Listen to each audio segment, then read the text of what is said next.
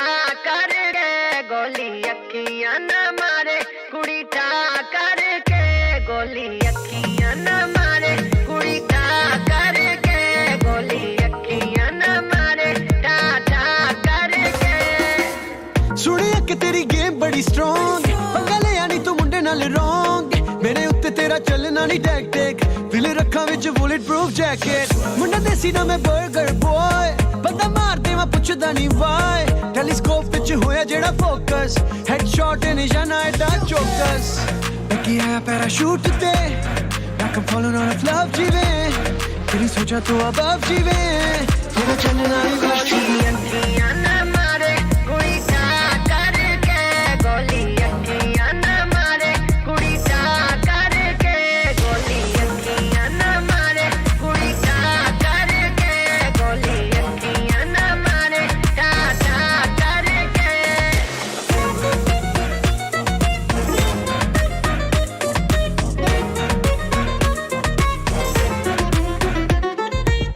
Oh boy, don't cry. तेरी बातों से तू लगता है हाय कर ले तू चाहे जितनी भी ट्राई तेरे जैसे कई आए I'm a queen, मेरा सीन करे बात मेरी I'm16 नॉकआउट करूं दिल I'm so mean तू भी बचेगा नहीं कर ले यकीन तेरी गेम को मैं रूल करूं ऐसी बातें ना फजूल करूं बिना चिकन डिनर कभी हार ना कबूल करूं कभी हार ना कबूल करूं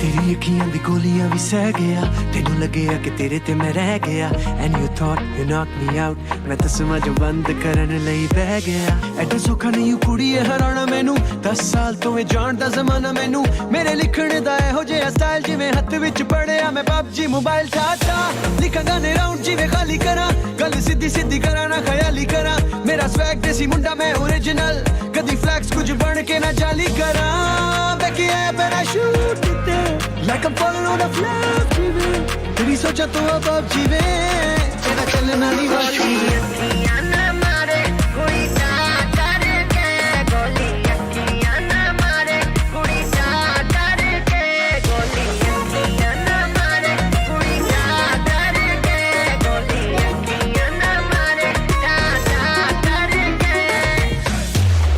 Game over.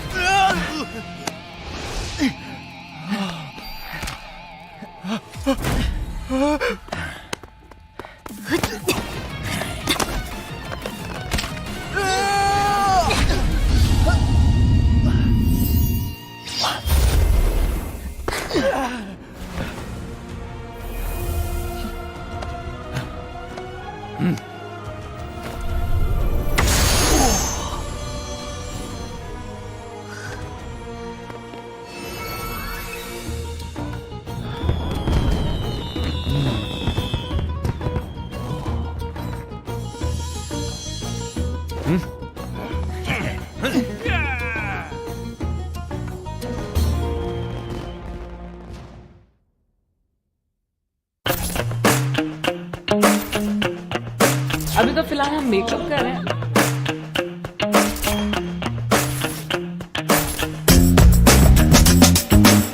Bandit doesn't know. का मतलब ये कि don't shoot. Game master, mag full team क्या खले? माँ का बेटा. बहुत अच्छा लग रहा है PUBG मोबाइल के साथ कोलैबोरेट करके और अब मुझे एक और तरीका मिल गया अपने फैंस से कनेक्ट होने का. पख्तून फैंस से अपनी आवाज़ में PUBG मोबाइल खेलने का मौका मिलेगा. अपना अच्छा लगेगा. आप खुद सोचें. तो कोई एक चीज़ वियर्ड नहीं है. वो तो बहुत कुछ ऐसा कई दफ़ा हुआ है कि थैंक यू वेरी मच कह के या बिल्कुल खामोशी से मैं निकल गई. PUBG तो मैं सोच रही हूँ जो इस वक्त मेरी टीम यहाँ पे मैं इनके साथ खेलूँ. मज़े का कीप रॉकिंग. यूथ में मेरी बहुत फैन फॉलोइंग है और फैंस वाकई मुझसे बहुत ज़्यादा प्यार करते हैं. बहुत हार्डकोर हैं. तो लेट्स गो. तो अभी हम रास्ते में हैं और हम जा रहे हैं अपने स्टूडियो की तरफ वॉइस ओवर्स के लिए. वॉइस पैक आने वाला है PUBG मोबाइल में पश्तो में. सो यस मैं बहुत एक्साइटेड. माँ कवर का अल्लाह का माँ सरा मदद का. और मुझे प्राउड इस बात पे कि मैं पठान हूँ, मुसलमान हूँ. मैं आज जो हूँ जहाँ हूँ यकीनन मेरे कल्चर की कदर ही है जो मुझे यहाँ तक लेके आई. आप लाइव स्ट्रीमिंग कब शुरू करें? बहुत जल्द मुझे लगता है. इसके बाद तो एक बनता है सेशन तो वो तो आप जल्दी देखेंगे मुझे.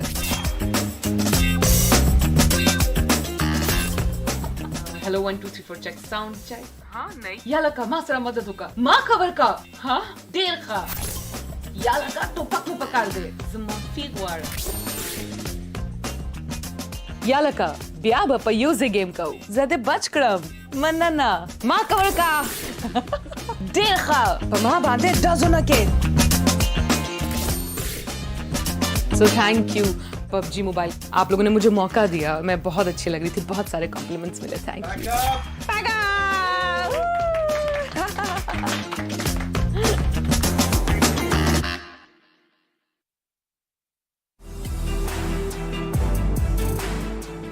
FMxR3D Esports. If you guys think you've heard this name before, you might have, because R3D Esports, they have been in the PUBG Mobile Pro League season since the beginning of it all, and this time it's a revamped lineup that's going to be here. Season 3, Season 4, top-notch performance. This time, again, it comes down to how they adapt to the change in the roster, because every time this team comes in, we see a lot of changes. Now, this time when Pika comes in, how does he bring in the addition to this team? It all comes down to that. Exactly. As you mentioned, the roster changes have been quite critical for this team in the past, but this time, if they have figured out the synergy, because they have some big names in the lineup now, they can make it work for them and move forward towards the finals, and then who knows, maybe to the next big stage in the leagues. But for now, we just wish FMxR3D Esports good luck for their matches, and hopefully we see them on the other side.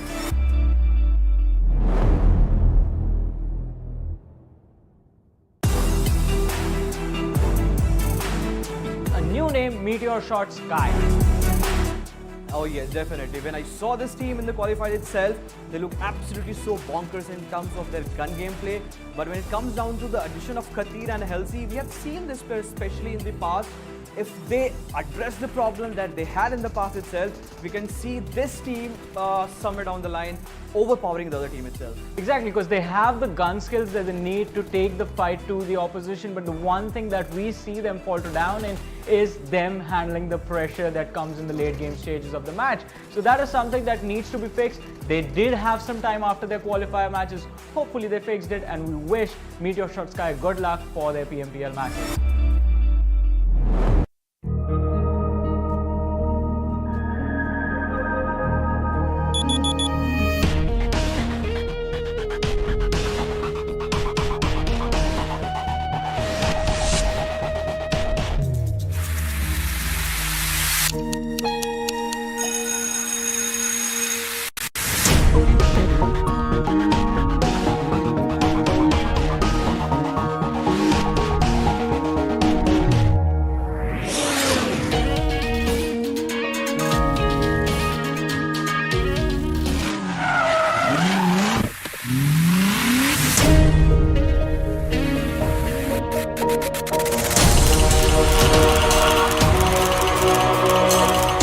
PMPL exclusively for Pakistan.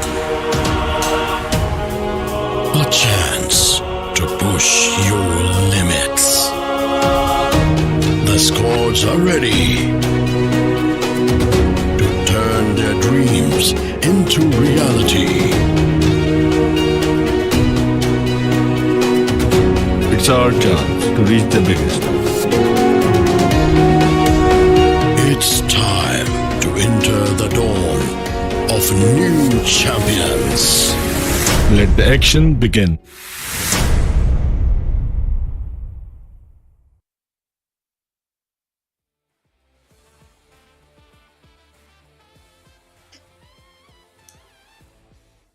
Oh yes, welcome to the Super Weekend, the final Super Weekend right here at, of course, Pakistan PMPL region, where indeed it is all the brilliance thanks, of course, to Oppo F21 Pro, and that thing is going to get released on the 11th. So yeah, right around the corner. It is just 2 days away, but along with that, when it comes to the games as well, we've got 2 days of games remaining. Yeah. And well, when it comes to the first day of the Super Weekend itself, this final Super Weekend right here at Pakistan region, it was an interesting one. It was a lot of ups and downs from the other teams, but again, the teams that were leading the ChatSi8, they were nowhere to be seen. I mean, they were on the bottom of the leaderboard basically by the end of the day, and hopefully, I mean, what do you think? I mean, today are they going to be playing just like that, or do you expect a different playstyle from like SALTxi8, FS? So many of them, they're all sitting on that bottom position. I think teams will stagnate a little bit. Like the teams who are guaranteed to make it to the grand finals will likely stagnate a little bit before we get into the grand finals. And that's where the real action we're going to see, I think, is going to lie in that bottom half with teams like TmwEsports, XGeneration. You've got North and Regicide just on the very brink of that top 16 at risk, really, you know. So I think that's where the action might just be. And we'll have to see how these teams have maybe even planned for each other. Absolutely, that's going to be so very critical, because again, this is something that you mentioned as the day came to an end yesterday when it came down to the teams. All the teams, I mean, we know for a fact that they are going to be able to progress on along from this Super Weekend into the finals itself. I mean, we've got two of those teams that are not even playing that will be part of the top 16 to play into the finals, right? But in all of that, the conversation leads us down towards TmW and what to anticipate from their play style and their gameplay in these 2 days. Of course, today 5 games and tomorrow 5 games combined is the only opportunity that is left for TmW to be able to capitalize. And again, I mean, do you think it's possible? Because again, I mean, they did kind of showcase a little bit of a sliver of hope, but it is do you think it's enough for them to be able to sustain themselves in these 10 matches? I think it's definitely possible, but it's definitely a very, very hard ask because they haven't found the form necessarily. You know, it's not like they've shown us glimpses before and now we're suddenly wondering, can they do it, can they not? It's more of the case, where has it been? And that's where you can see in the format explanation. Currently we're in the 3rd week, guys. We finished 2 Super Weekends. This is our 3rd Super Weekend, and that's why I talk about that top 16, because the top 16 teams that accumulate the points over the 3 Super Weekends head into the PMPL finals. And it's going to be an interesting one, that's for sure, Blotter, because the simple fact that I think what we're getting to see is that teams are extremely motivated, they've evolved a lot, and a key indication of that motivation on our screen. Definitely, that is going to be so very true indeed, because again, you talk about that prize pool, 1,76 lakh is what you're looking at. But along with that, when it comes to the Super Weekend itself, every single chicken dinner, these teams walk away with $500 in the bank. That is the 88,000 that we see per match right there for the Super Weekend chicken dinners. That is again, for certain teams like, for example, Quantum Rage, they have been able to walk away with almost $2,000 if not more. On the other front, we've got the likes of QWERTY, who are very much dominating, who are so very consistent in the overall ranking in the storyboard, but they have not gotten a single chicken dinner when it comes to their play. Look at that. I mean, SALTxi8 sitting with 6. Just bonkers number being showcased right here between SALTxi8 getting the chicken dinners, Team TUF. Look at Metershot as well as Quantum Rage. I mean, they have been able to definitely get a lot of money in the bank based on these Super Weekends that they were part of. Oh, most definitely. The chicken dinners are aplenty in that top half, with the sole exception of Team QWERTY, who is currently feeling like the pauper amongst the upper teams right here. They haven't picked up a chicken dinner yet, but that is of course a testament to their consistency and their ability to make it to that top 3 even without that chicken dinner. But this is what I was talking about, Blotter. That 15th to 19th mark, you got Grounders, Regicide, North Esports, XGeneration and TmwEsports, all in threat within each other. But really, Regicide primarily today we're gonna have to see, because in terms of points, you can see at least FMxR3D North, they have a bit of a gap, but Regicide at 120, only 12 points away from XGeneration. This is where, as XGeneration, I just make the call like, hey, screw it, let's just go for Regicide directly and hurt them and gain our strengths. Well, then again, I mean, if you look upwards from the Regicide position, they're 26 points shy of that Grounders position as well. So again, when it comes to the position, not the position, sorry, when it comes to the playstyle of the Grounders as well, we did see yesterday a little bit of resurgence from their side. But again, there is still a lot more that is to be expected from the side of the Grounders. On the other front, FMxR3D, yeah, as you say right now, as the day starts off with the 5 games still pending to start off between these teams, yeah, FMxR3 does have the lead, but we shall definitely have to keep an open eye and mind as to is it going to be possible for FMxR3D to be able to, you know, as we mentioned yesterday as well, to be able to just slowly but surely every single game bring in the consistent play that is going to be required, because above them is FS and they add, I think, about 30-35 points difference between those two as well. So yeah, it is going to be critical for the side of these teams sitting at FMX position as well as below them. What is going to be the story for them, and what sort of a play will the lobby be allowing them to make? Yeah, most definitely. But really, I think the teams that have to get off to an immediate start are those 3 teams, because I think FMxR3D, Freestyle, even North to a certain extent have the advantage for them that they get a single chicken dinner. They're more or less guaranteed, right, to make it into the grand finals. But for teams like XGeneration, Regicide and TMW, it's not just that one chicken dinner, it's a long road. You've got to be extremely consistent to maintain or get the top 16 spot depending on which team you are. And that's where they've got to start from our very first match in Erangel. You can't have any laybacks really, I think, these teams, because I understand there's one more day to go, but I feel like more times than less we see fates being decided in day 2 itself. Because if you're not able to come back in day 2, then day 3 is kind of doomed. That is so true, of course, because again, that lead that has been lost from you, and as you try and capitalize upon it, also the other thing that's going on in your mind is the fact that, all right, 5 games are remaining, then 4, then 3, so you just start counting down, and the pressure just keeps on mounting up and up. So right now, again, with 10 games on the hand for the side of TMW as well as the other teams, this is going to be the moment for them to be able to just slowly but surely try and work towards those placement points, or they can go completely guns blazing like 52X Rage we saw yesterday, bringing in some amazing skilled plays. TUF, I mean, they have been phenomenal in terms of the way that they have been playing throughout the entirety of the league. But again, those are the teams that are looking comfortable. This day is going to be based on what are the teams on the second page going to be bringing, what are the teams going to be allowed that are sitting on the second page, because that is going to be the most important this day is going to be the most important for those teams. But again, let's see what exactly will be in store. One thing is for sure and certain, we do have SALTxi8 right here in the lobby. We have the likes of course, Clarity, we've got Quantum, we've got MetershotxSKY, we've got TUF. All of these teams, they're looking really ferocious and they're ready to pounce on whatever opponent that they're able to find. Exactly, they're certainly looking like teams to watch out for, and it certainly seems the case where most teams out here have that capability to get that killer threat going on. But talking about that killer threat, Rise, ever since their miss on the Super Weekend in week 1 has been North Esports.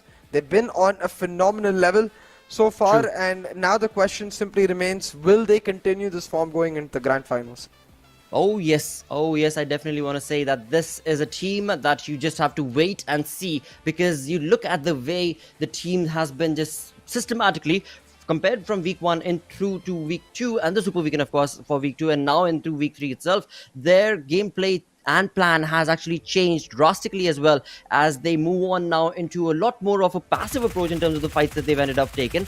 And many a times we do see them take on some aggressive stances, but then they quickly get those elimination points and then fall back as well. So again, a very systematic approach that is being applied from the side of North Esports, and that is the reason why the team is able to sustain themselves in the positions that they have been able to do so yesterday. And yeah, I mean, I'm just keeping an eye out for the team, as I've mentioned again and again like a broken record, and I would definitely expect the exact same and even better performance in the grand finals. 100%. But to make it to the grand finals, they've got to start displaying that aggression, that consistency in these days itself. Get a chicken dinner today. I think that more or less satiates your concerns about not making it to that top 16 and allows you to play with a lot more freedom, the way we've been seeing teams like SALTxi8, for example, playing more against each other for that MVP prize rather than anything else, because of course they're in a very, very comfortable spot.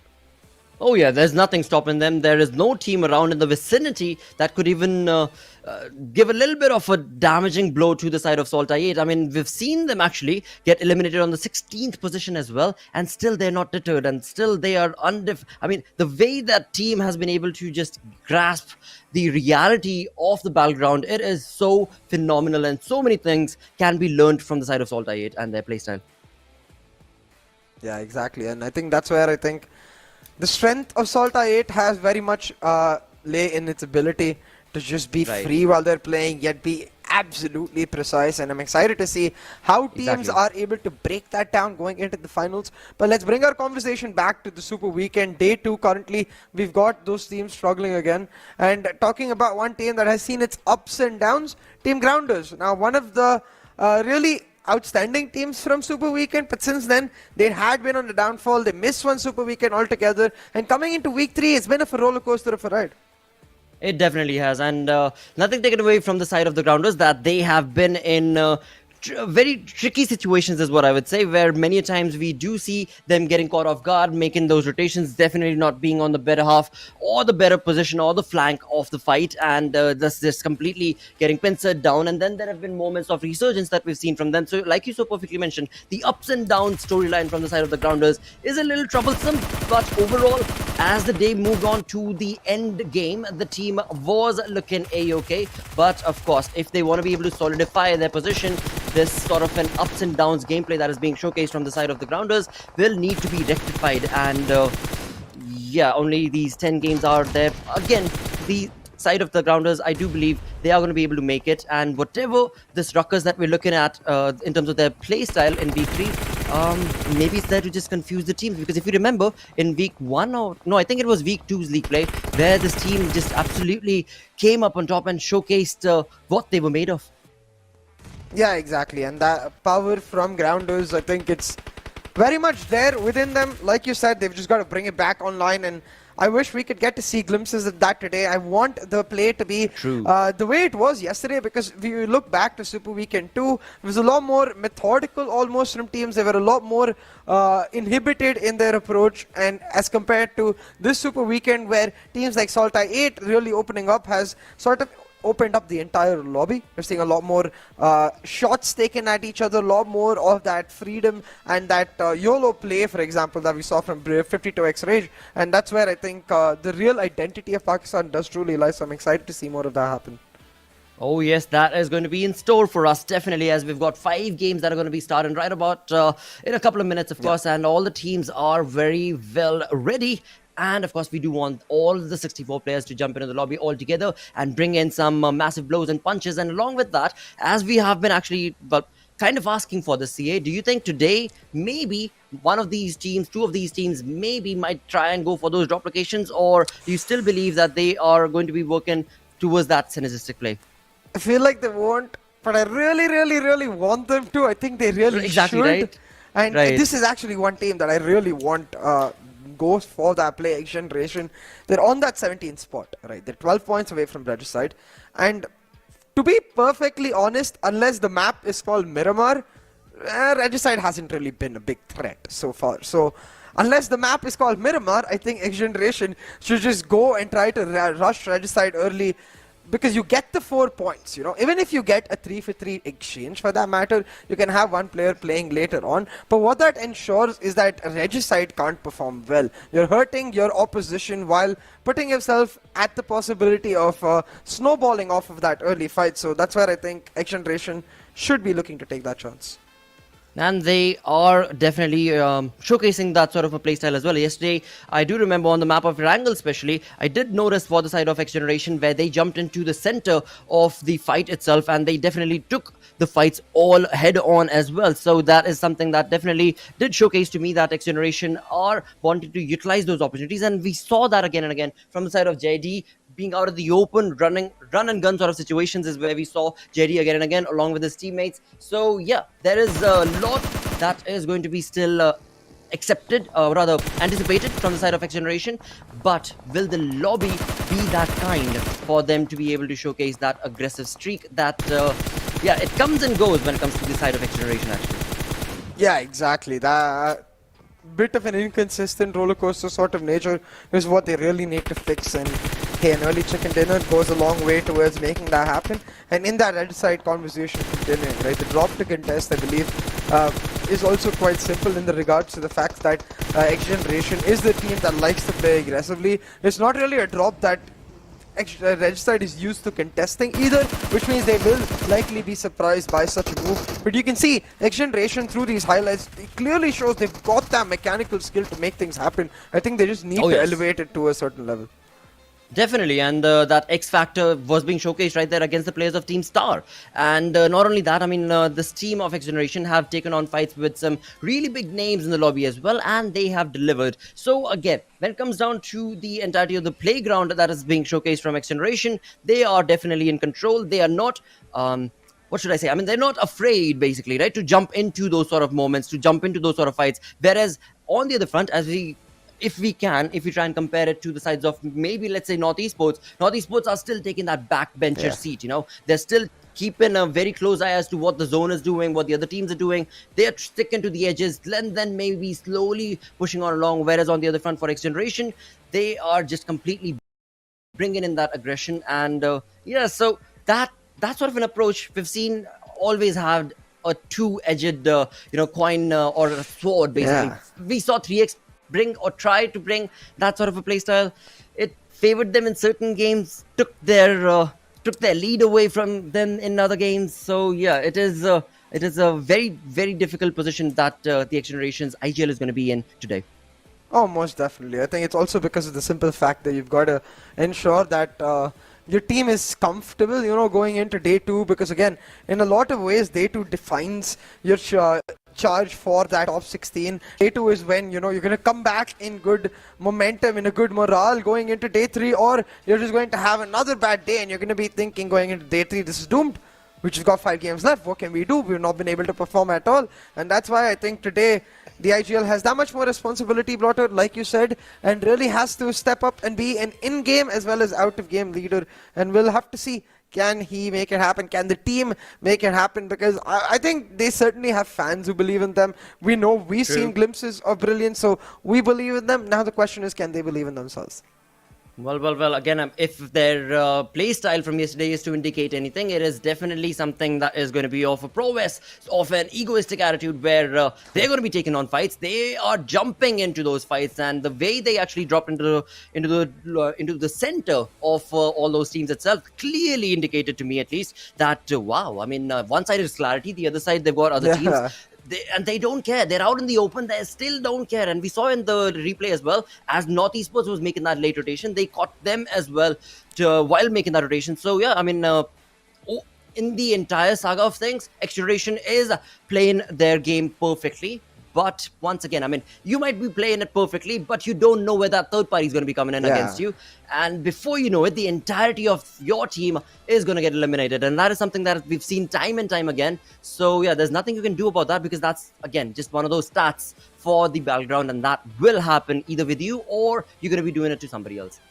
The thing is though, like the way XGeneration play, we've seen teams almost inhabit a better version of it through teams like TUF, for example, the way they've risen. Extremely aggressive, love taking those fights, every single player for that matter. But the way they do it, they're always in this tactical tether almost, where they're close to each other.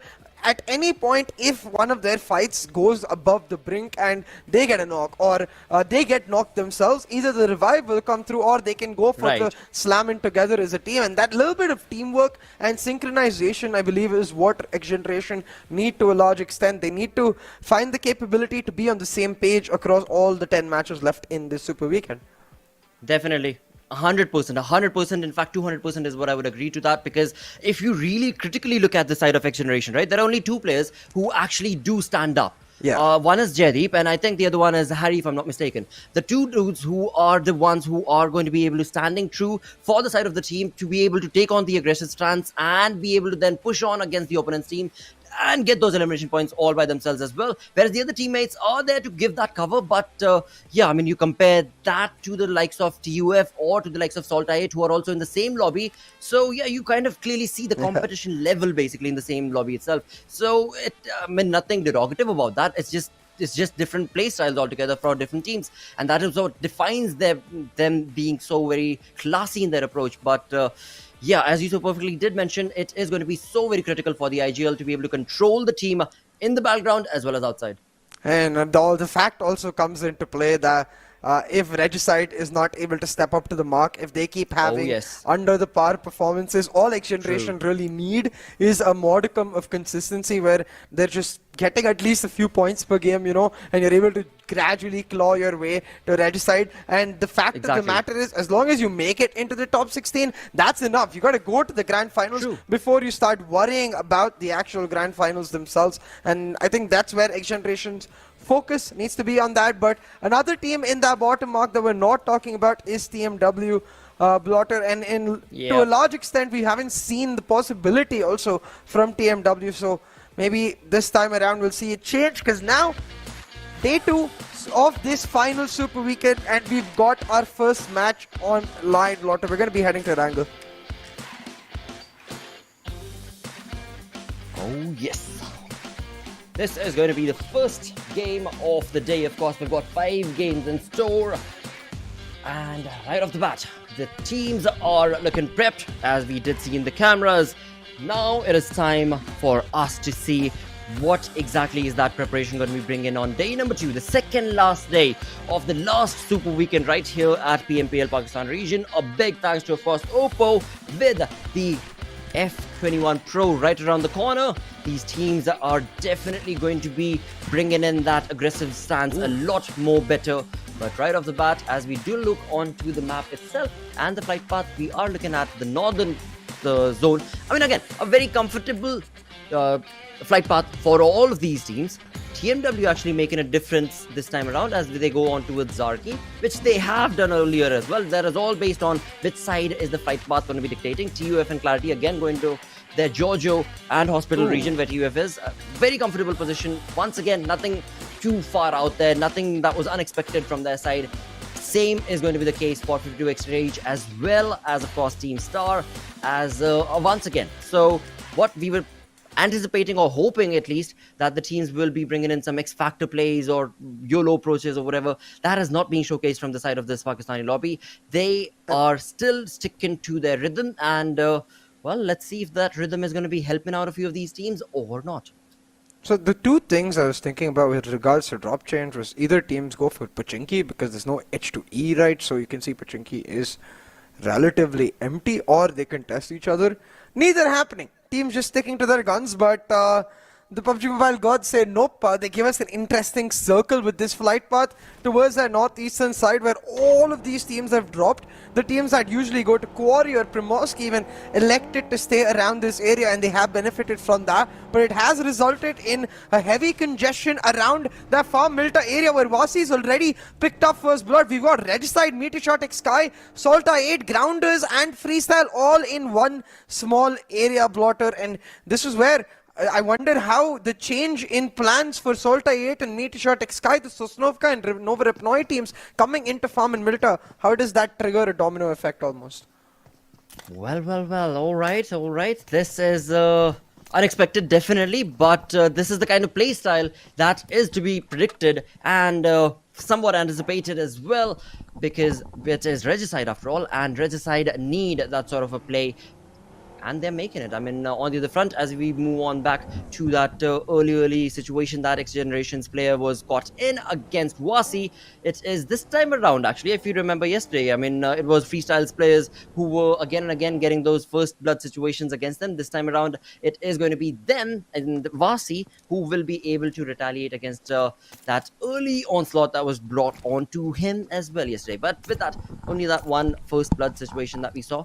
and that run over from the side of Wasi. But apart from that, everything else, all the other teams, in fact, are going to be looking pretty comfortable for now. Nothing to worry about, and nothing to sweat about. But again, which side is the zone going to be dictating these teams?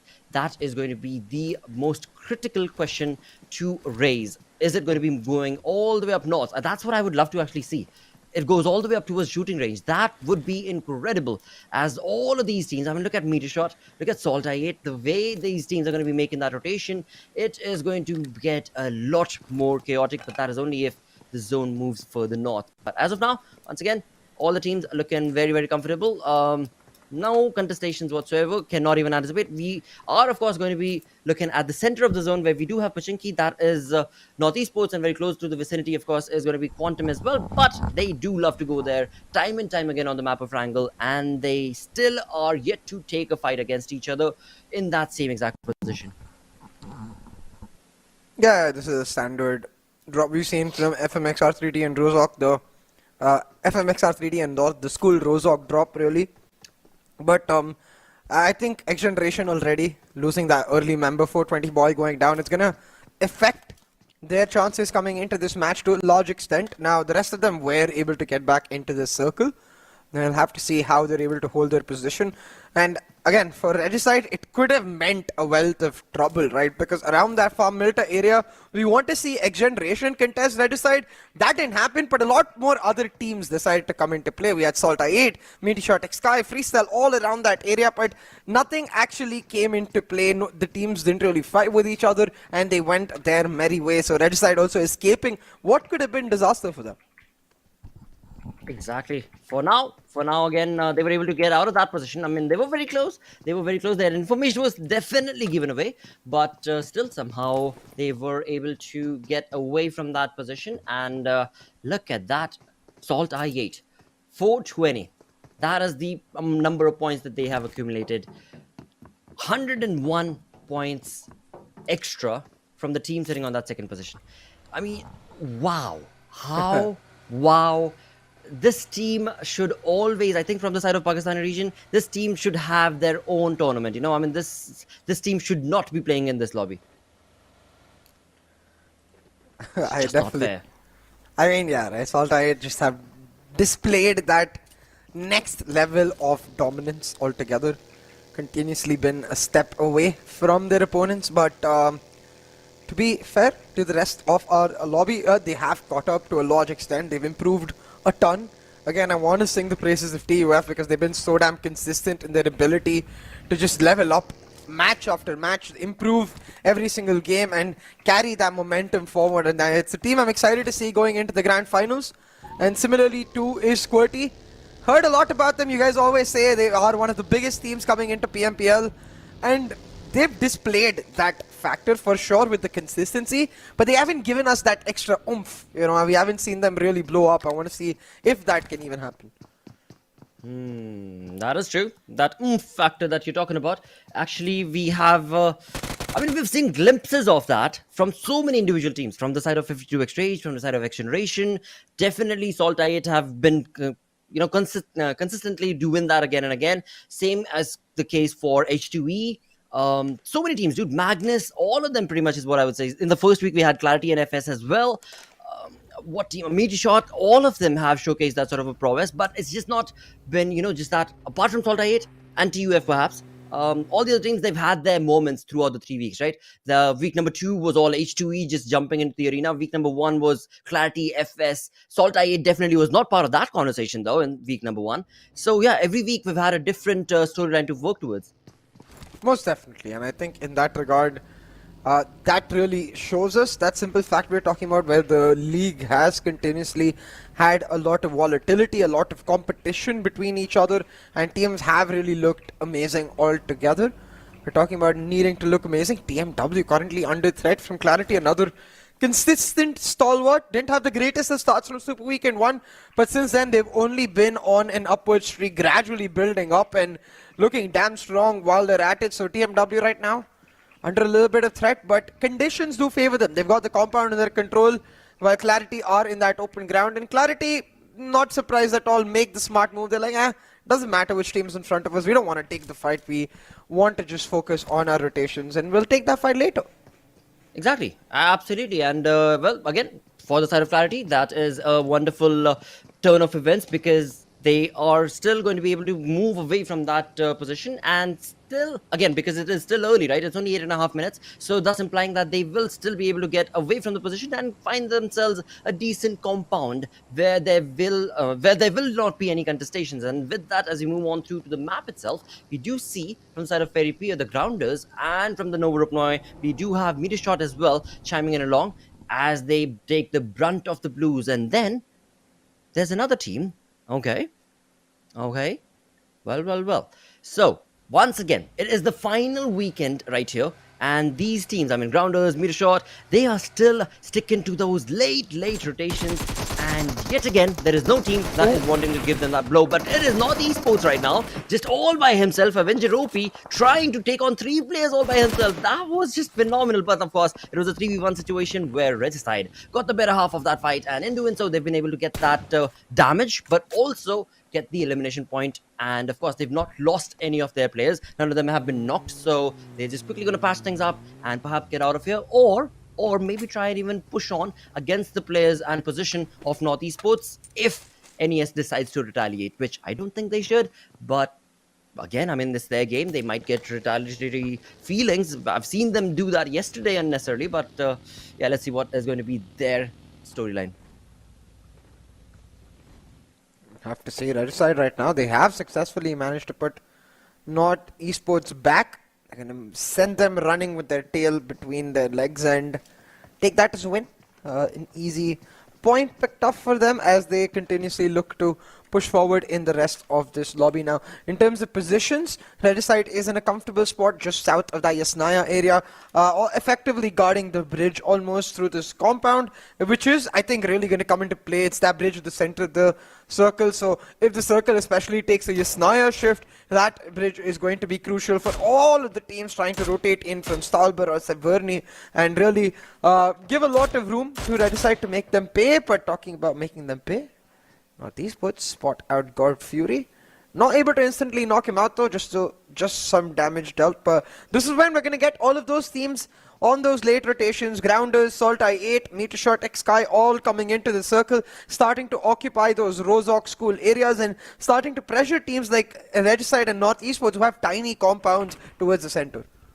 Well, this time around we have the side of SALTxi8 also jumping in a very late rotation from their side. And now, when it comes to the zone itself, we do have Team TUF taking on the fight against the players of Magnus. But Mom2, once again, the dude from the side of Magnus, Mom2, he has been so on point and respect. Yeesh, that was close, but of course he's going to be able to get away from that position. The tree trunk definitely helping him out, but his teammate not so lucky. Cairo will easily be able to just run him along. And Joker is down. Of course, we did see Mom2 was down. TUF not looking good because 2 of their players were knocked. And now it is Cairo confirming that elimination point for his side. So now, for the side of TUF, this is not the kind of play that they, of course, anticipated right here out in the open. But what can they do? I mean, Magnus, the way they pushed in along, that was such a synergistic play and so very on point in terms of the way that they had those different angles set up for themselves against Team TUF. TUF had no chance to retaliate, and yep, this is a really good decision from their side. Get away and cover up your losses and yeah, move on along for a better fight in a different part of the zone. Currently TUF though, they know that the pressure is there from Magnus from one side, but I feel like they've almost anticipated that TMW is somewhere nearby, or at least some other team is somewhere nearby. Right now though, it does seem to be the case where, in general, I think for all of these teams, this has become the case. Super Weekend 1 was a little different, but 2 and 3, you saw a lot more of this, a simpler approach to the map where every single one of them almost had a gentleman's agreement, focusing on those rotations and not overcommitting to fights necessarily. And now with this centralized shift coming through for the circle, we're seeing all of these teams towards Yasnaya, towards that bridge, trying to move their way up, and that's where FMxR3D, 52x Rage already on that high ground. They can make them pay. Oh, they will. Oh, they definitely will. I mean, this game, in fact, the teams, all the teams that are part of this lobby, they are definitely playing it very, very gracefully is what I would say. I mean, that's the only word I can think of right now, because they are being so calculative in terms of the approach, in terms of the rotations that they're making. We've got 16 teams still surviving. We're in the third zone, and in just another 10 seconds, it's going to be constricting down to fourth. And now it is TMW taking on the shots, and look at that, it is Harry. And of course, he is the man leading the charge, but of course, being out in the front is definitely going to be putting you into the crosshairs of your opponents, and it is going to be TmwEsports perfectly set up nade against Harry, which will dominate. And in doing so, Harry has bit his own toe right now, because he pushed out a bit too much. And of course, if he wants that revival for his teammate, it is going to be a tricky fight, because his teammate is also going to have to jump into the crosshairs of the opponent team, and the opponent team is 420 boys, and of course QWERTY will not like to let that go. But it seems like Bashir from XGeneration will be bringing in a different flow to SALTxi8 as they are getting their numbers down. But in the end, SALTxi8 will be the better half in that fight. And one fight to the next. Now fourth zone, it is looking a lot of chaos from these teams. Yeah, exactly. All of these teams right now really starting to turn up the heat as they contest each other. XGeneration getting eliminated quite early. Certainly not looking good for their chances. Not looking good with respect to that strong start we talked about. And one of their competition might follow soon enough, because TMW right now in the open contesting against one of our top rising teams in TUF. But TMW, they've got that slight van advantage. They're in a 3v2. And TUF, they're contesting fights on multiple fronts, not just against TMW, but also against the likes of Team Grounders and TMW. They look to take it as a chance to move in aggressively. They know two players are knocked. Khan going in for the killing blow, but he's not able to find the final member just yet. But Edgar comes in on the flank. He's able to down one, but El Fatiha with the prone coming in huge, gets the trade, and just like that, Blotter TMW with a huge elimination, taking out TUF. Absolutely, and again with that we move on to another fight where it is going to be the side of Magnus who have jumped on to the position of the Grounders, where indeed in trying to take on the compound, it is going to be the Grounders who are at the receiving end, because Magnus that is on the receiving end, because the Grounders, they were very well equipped and prepped for that open push and rush that was showcased from Magnus, and that is not going to be allowed. I mean, you do that once, alright, you do that twice on another team altogether, you are bound to get a little bit of a damage, and that's exactly what happened. But it wasn't a small little damage, because the entirety of Magnus has been eliminated thanks to the Grounders approach. And in doing so, the Grounders, I mean, they still have 3 of their players surviving, if I'm not mistaken. So a GG approach being showcased, but sad luck for Magnus. Indeed, not the greatest of looks right there for Magnus, but thankfully for them, they are more or less qualified. I think they'll just be like, eh. I think it will affect their morale and momentum though, and I think that's where similarly MetershotxSKY will want to have a strong performance coming into this particular matchup. Now Freestyle and QWERTY engaged in a fight, and they've got Quantum Rage around them as well. QWERTY need to make the smart decision to either move in now or back right off, because that might turn into a massacre real quick if Quantum Rage notice the opportunity to third party, and it seems like they have. They're quick on the rotations, trying to come through before QWERTY get a chance to wipe out Freestyle. Well, this is not the kind of approach we wanted to see from the side of Freestyle. In doing so, they just left the one man. Okay, never mind that one man, because that dude is also going to get eliminated. And in that conversation, it is going to be the side of QR jumping in and taking on some blows as well. And of course, with that, we're left with 12 teams, 17 minutes into this game. Things are getting crazier and crazier, because now we have 52x Rage, as we see in the kill feed, taking on shots against the side of FMX. And that's not only it, because SALTxi8 are still part of the fight. So is the case for the side of QWERTY, as they also take on some blows to the Grounders face. A lot of third-party situations, a lot of fights that are being created right here.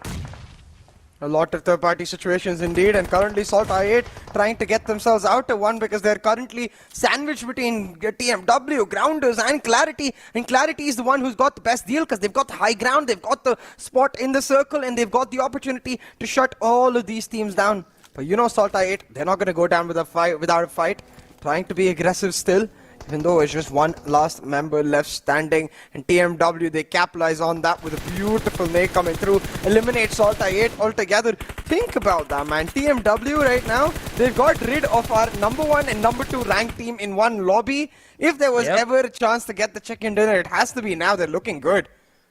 They definitely are. I mean, this is a definitely synergistic bunch of players right here from the side of TMW. A three-man squad is what they're left with, but they are still not yet deterred. Of course, we did see Clarity's Teen Wolf take on their star player, I would say, Harry from the side of course, TMW, but it has still not deterred them as the three-man are still pushing on along. 11 teams are remaining right here with 36 players alive. Clarity are also in control of the fights and contestations that they've been taken and been a part of, where they have been able to accumulate 5 elimination points for their side. But Team QWERTY, will this be their opportunity to maybe make a chicken dinner conversation, or it is going to be a different team altogether? Again, it's too early to predict because we still do have 10 teams surviving, and in all of that, Clarity is drawn in, pushing on to the warehouse, to the small little shack, or the warehouse of the players of Star, and this is going to be the end. Oh, wow! Okay. Osama coming in along, and what a perfect turn of retaliatory push that was from Osama, and in doing so, he is still going to be able to maintain and sustain his life. Okay, not for long though. He did it. The end. He did it for long enough for another team to come into play. North Esports, Yep. Maxi Wow. downing Zibyan will finish him off, and suddenly Clarity left stranded in their push.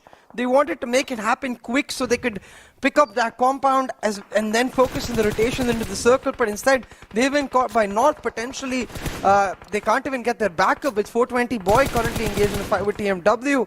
But amidst all this, when we shift our focus to the other side of the map, on the eastern side, you got QWERTY making a quick dash to the circle, escaping the clutches of Quantum Rage and leaving them to contest with MetershotxSKY for a chance to even try to get into the circle. Dude, look at North Esports. Once again, they're trying the exact same strategy that I saw them do yesterday, and that worked out brilliantly for them.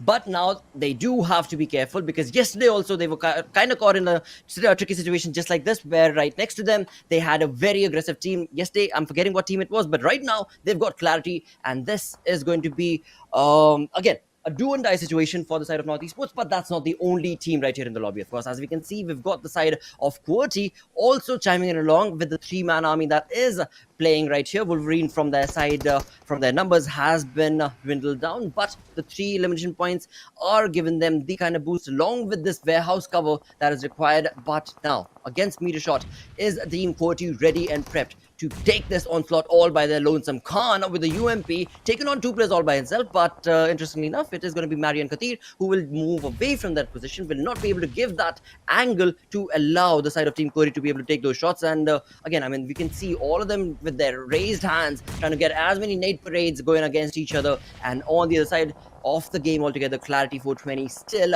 bringing in some damage. But as soon as he does, 52 XGeneration get the better half of that as well. Third parties through and through. It's a hot situation here as Yep. Katir, he's caught in the middle of nowhere. Gravity tries to lob a util to try and take him out, but he instead just reveals himself for enough time for Healthxi to come on out, find the knock, and with that knock, Healthxi gonna try to move forward, help his teammate out, while Katir gets the revive through on Mary. Nakhan should be able to get Gravity back on his feet, so QWERTY all online, but really again, in the action is Quantum Rage trying to take down North Esports, and they've done so successfully. Got themselves a spot in the circle, and now in pressure, in a situation to try and pressure QWERTY, who are again trying to make that quick dash in, but they take a ton of damage, Blotter. Well, again, I mean, in all of this, when it comes to the numbers advantage, we do have 52 X-Rage looking really dominating and convincing in terms of the way that they're pushing on along. Alongside, of course, is the synergistic play being showcased from the side of Team Quantum Rage as well. But look at TMW's one final player who's going to be finding himself in the comfort of that zone. And again, like I said, just to repeat, he is all by his lonesome. He's the one final player surviving for the side of TMW. So all he can do is just stay as quiet as he possibly can, get into cover on the other front, let these teams take on these fights, because as you look onto the mini-map, you can clearly see that these teams are still out in the open. They are not in the comfort of the zone. And as I bring that conversation in favor of TMW, it is going to be Marlega OP who will be eliminated and will not be allowed to sustain or remain in that zone thanks to FMxR3D. I think, right? FMX got the kill. Yeah, FMxR3D trying to deny the entrance for, at this point, not just QWERTY, but also Quantum Rage, potentially even MetershotxSKY into the circle, but they've got to be careful. They've only got 2 players with them.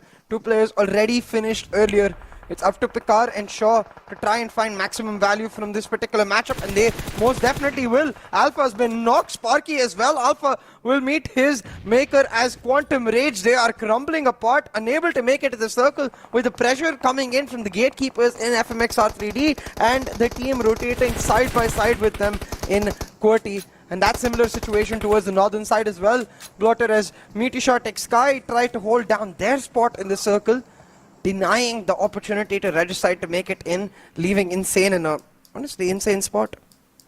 Well, that is true. That is so very true, of course. But again, kudos to both of these teams, in fact, right? For the side of FMxR3D as well as Regicide, as both of them, even though numbers advantage is not favoring them, they have been able to take on the fights. They have been able to sustain themselves. 6 teams remaining right here. We've got one final player remaining from the side of Regicide, of course. On the front, numbers advantage still going to be favoring 52xRage, and it is going to be Regicide's final player getting eliminated. 5 teams remain. Team QWERTY also very much in the part of this fight, very much trying to get the information, and as they do, they take on FMxR3D, where one of their players, Shaw, has been eliminated, has been brought down, and Pika will not be able to survive for long. And what an entry made from the side of Destroyer, as he gets both of those kills, but gets third-partied by himself, by his opponent. That's going to be 52xRage. So a really chaotic circle is what this has turned out to.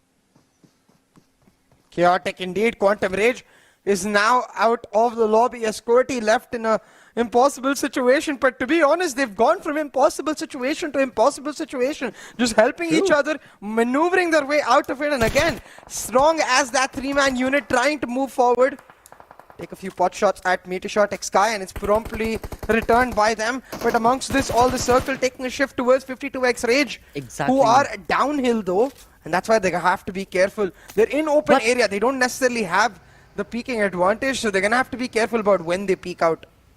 But you know, the best thing about 52xRage in all of this, I have been mentioning it since the past, I think, more than 2 minutes. They still have all 4 players surviving. They have the cover of those vehicles. Okay, well, again, they are up against QWERTY, and Gravity is the dude who's just completely spraying Dark, who will not be allowing him to get out of that position. What an incredible lad, this guy. Gravity from the side of course, Team QWERTY. This is the man who FMxR has spoken about again and again and again from the side of QWERTY. A dude to look out for, and this is the reason why. But yeah, the advantage that I was just about to bring up for the side of 52xRage seems to be dwindling a little bit, because the 3-man army from the side of QWERTY is yet not done in this game. QWERTY currently playing it extremely smart.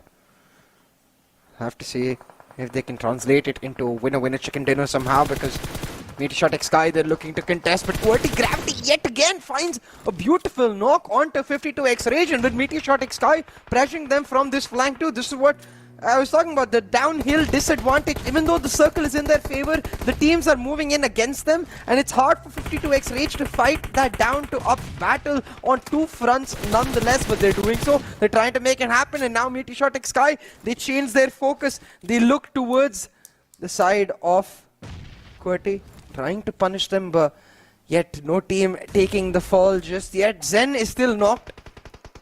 They'll try to get revived right here, but look at Khan's position, man. He's got an immense flank. Well, this is turning into a bloodbath, basically, where people get shot, they get down, and then their teammates get that revival confirmed. But it seems like this time around, Gravity not looking at a... yeah, he's definitely not going to be able to sustain that sort of damage, and in doing so, 52xRage definitely standing up to the occasion with the numbers working for their side. But Zen once again is down with the 2 players, Pain and Pharaoh. 52xRage jumping in along to take this opportunity and steal it away from the side of MetershotxSKY, where SALTxi8 is the dude who's trying his level best to maintain that cover, but again, his health is not going to be favoring. Alright, he does get that wonderful first aid setup for himself, but he's just all by his lonesome against this 3-man squad of 52xRage. So this is what 52xRage were waiting for, and again, I mean, taking that backseat approach, that backbencher approach, actually helped them out quite a lot, where Team QWERTY actually decided to take a lot of these fights, and had they not done so, yeah, 52xRage, they were, as you so perfectly mentioned, were down below that mountain, right? They had, and the entire crosshairs could have been set up against them. But right now, it is SALTxi8 who seems to be blowing up the case for 52xRage. In this 1v2 now, SALTxi8, despite all of that multi-pronged attack from 52x on 52x rage. They managed to hold on.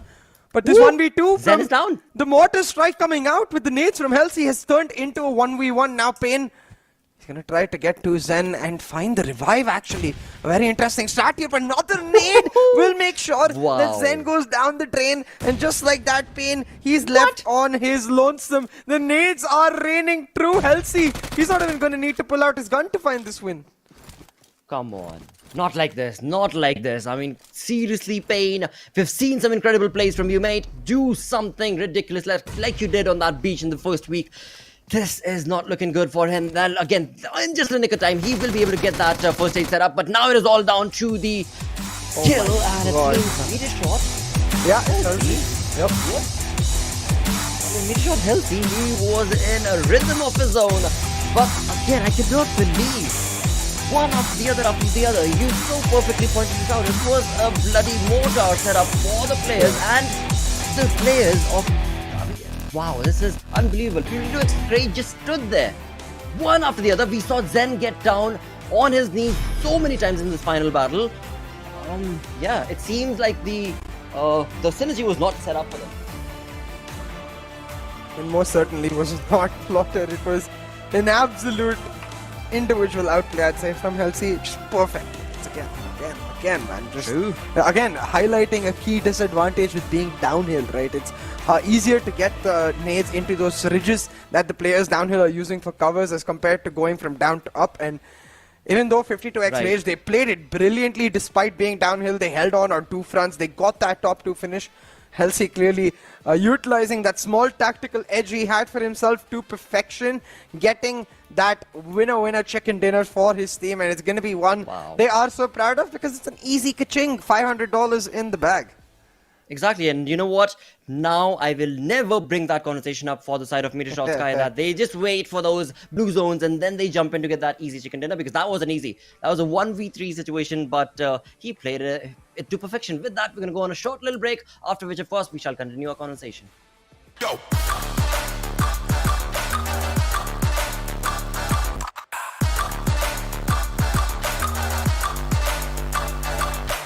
It's your chance to reach the biggest. Let the action begin.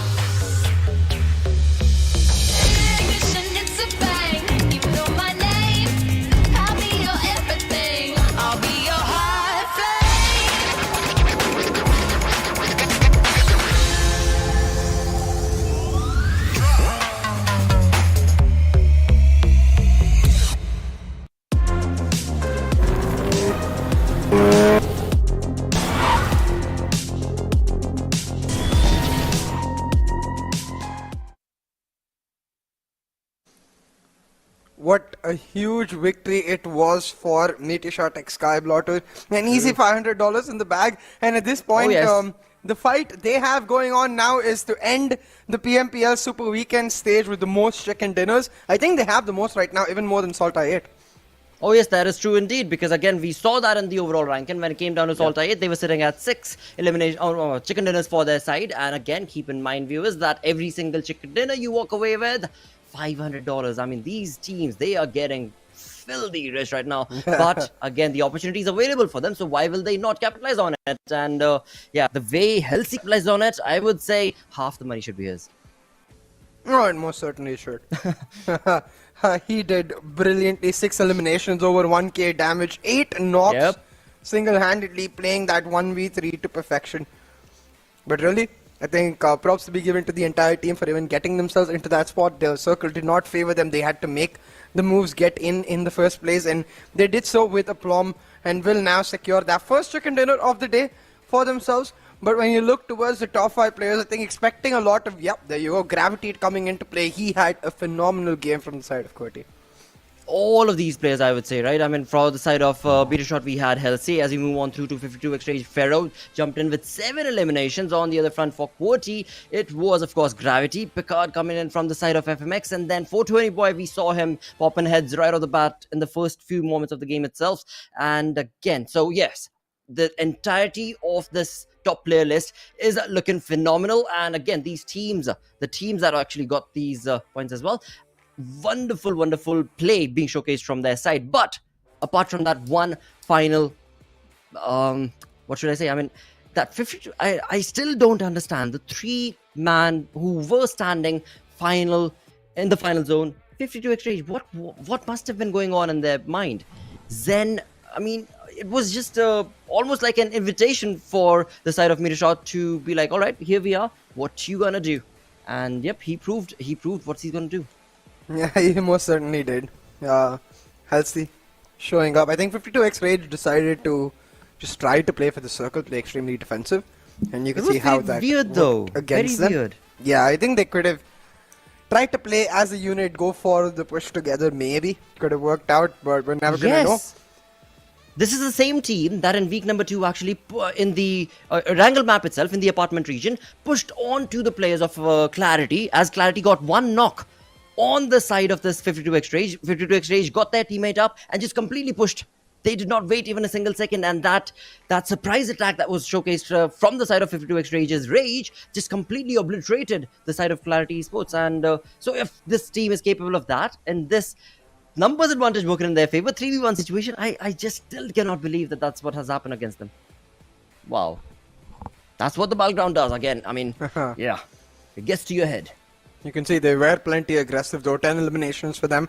Puts them on equal points with the chicken dinner winners in MetershotxSKY. Again, though, QWERTY getting that top 3 finish for themselves. Consistency is key. No chicken dinners yet, but good enough for them, most certainly. Now, what I do see besides that for that bottom of the table fight we're talking about, Regicide and R3D with good performances. TmW not so bad, but XGeneration with just 1 point. North Esports with just 2, putting themselves at risk. So I'm sure TmW will be feeling slightly optimistic. They had a great start. They eliminated Team TUF again. So clearly the mechanical capability is there. Now they just got to build on this. They definitely do, and they are playing it safe as well. We saw that in the initial few moments of the game as well. Yeah. As the teams were making those rotations, TMW decided to not take on the fights, not give away the information as well, which was a very critical moment right there in that first game for them. And with that, let's of course recap through the open moments right now. As we started things off, it was of course Wasi getting that first blood situation against the player of XGeneration, where 420 Boy was not allowed to even stand on his 2 feet as soon as he jumped into the battleground. Yeah, it did become the case where I really did feel like a lot of the teams felt a lot more unlocked today. They were playing with a lot more freedom, and I like that because it shows us the best of the players. But right here, Team Grounders dealt some early damage to TUF, and then eventually TMW came to capitalize. But this is what I mean, like, of course, we're not going to get to see the action in Circle 1 or Circle 2, but when it comes to Circle 3, Circle 4, when the rotations are happening, teams don't hesitate to try and punish teams who are caught out in that open area. Exactly, and this is where we did see the side of FS try to take on the position from the side of QWERTY, but were not allowed on the other front for the side of Team Wolf. QWERTY's player was absolutely penciling down whatever that he could find. In the end, though, he was only able to walk away with 2 elimination points, but overall the damage that he was able to dish out was quite a lot. And then we move on into those final moments of the game where we did have all of these teams taking on some crazy fights. I mean, FMxR3D as well as Regicide, both of these teams played it to perfection, trying to utilize the advantage of the zone, their position and their numbers, and the fights that they decided to be a part of. All of that was so perfectly laid down for them. But this, I mean, this is where we moved on down to those final moments. And the final moments, I am still scratching my head over because, I mean, come on, MetershotxSKY, he was so easily able to pencil down all of these players of 52x Rage. Just GG approach from him. Most certainly. Played beautifully by him in that regard, and Halsey just pulling off that 1v3 phenomenally, getting that win for his team, and a crucial one at that, because again, every $500 it makes you feel that much more stronger going into the grand finals. Well, again, I mean, when it comes down to the $500 itself, right, they are just setting, or rather these teams, they have already made that pact, right? Whichever team is getting those chicken dinners is actually getting not only 1 or 2, they're getting quite a lot many, because they want to be able to get that wonderful F21 Pro for their team, and they are just rooting. And well, again, I mean, they're definitely working towards it. pretty neatly. Regicide actually have been able to get one chicken dinner, the only one chicken dinner that they've been able to attain. But hopefully, with the remaining matches and the kind of play style that they are showcasing right here, I do look forward to what FMX and R3D are going to be bringing in the 4 games that remain today. Yeah, it's going to be an interesting affair to see how teams respond to either a strong start the way we saw from TMW Regicide, or a weak start the way we saw from the likes of XGeneration. Really, how they are able to respond to this will decide basically our teams for the grand finals. But in that regard, TUF getting eliminated first out, get a witness of exactly how cutthroat that top battle is. QWERTY and MetershotxSKY each are taking one spot over them as TUF drop from 2nd all the way to 4th. But honestly, is that chicken dinner prize number I've got my eye on. MetershotxSKY now the highest number of chicken dinners across PMPL. Oh yes, that is true. And again, the journey continues on.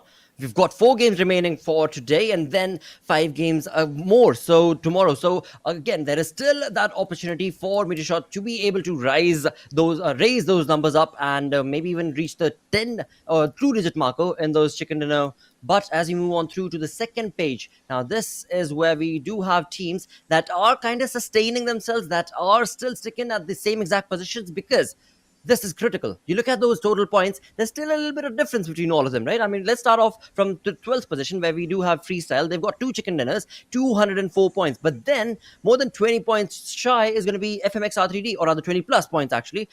Difference between them and the 13th position. And then from there, move on down 11 points more is going to be North Esports. So there's a stark difference between all of these teams. So they all are actually playing really well. So all of them are boosting up slowly and still maintaining the difference between them. But TMW 65 points, yes, 65 points is definitely cause for concern, but we will keep our fingers crossed and hope that they will be able to get those opportunities, make those opportunities, and retaliate and just get that synergistic play. Slowly but surely they might just be able to make it. I mean, you never know, right? I mean, we've seen the side of, I believe it was North Esports that stole the chicken dinner away from SALTxi8, if I'm not mistaken, right? So there are still those possibilities and opportunities, and let's just hope that TMW are able to play those sort of cards for their game. Yeah, exactly. I think, again, though, getting an early squad wipe in your first match is not the greatest of starts with 6 points only, but it's still much better than what we get to usually see from them, which is that 16th elimination or 15th elimination. And that's why I'm hoping that they can display that fight in our second match in Miramar coming through. They do seem like a team that is a lot more comfortable in the later game when they just get to hold on to their spot. And I think maybe if a circle goes their way or two, we could see them picking up a chicken dinner, because right now they're 69 points away from the 16th spot. A chicken dinner, even if it's just like a 22 point chicken dinner, it would go a long way in terms of helping them bridge that gap. Absolutely. But you know, again, just to kind of reiterate what CA was just mentioning, right? I mean, yes, they have to cover up 69, 70 points, but the other teams that we were just talking about, you know, I mean, you've got FS and all of them lined up. They're actually playing it really synergistically as well. We saw the side of Regicide, FMxR3D.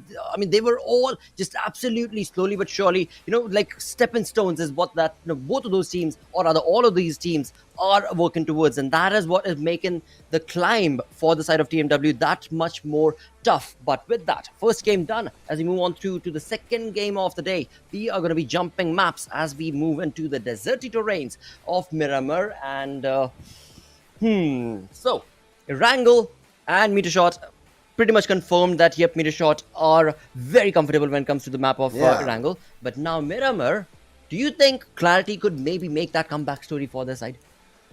Most certainly could be possible. But if you say comeback story in Miramar, I'm instantly thinking of Regicide, man. Currently in that 16th spot, under potential threat from teams like XGeneration and TMW.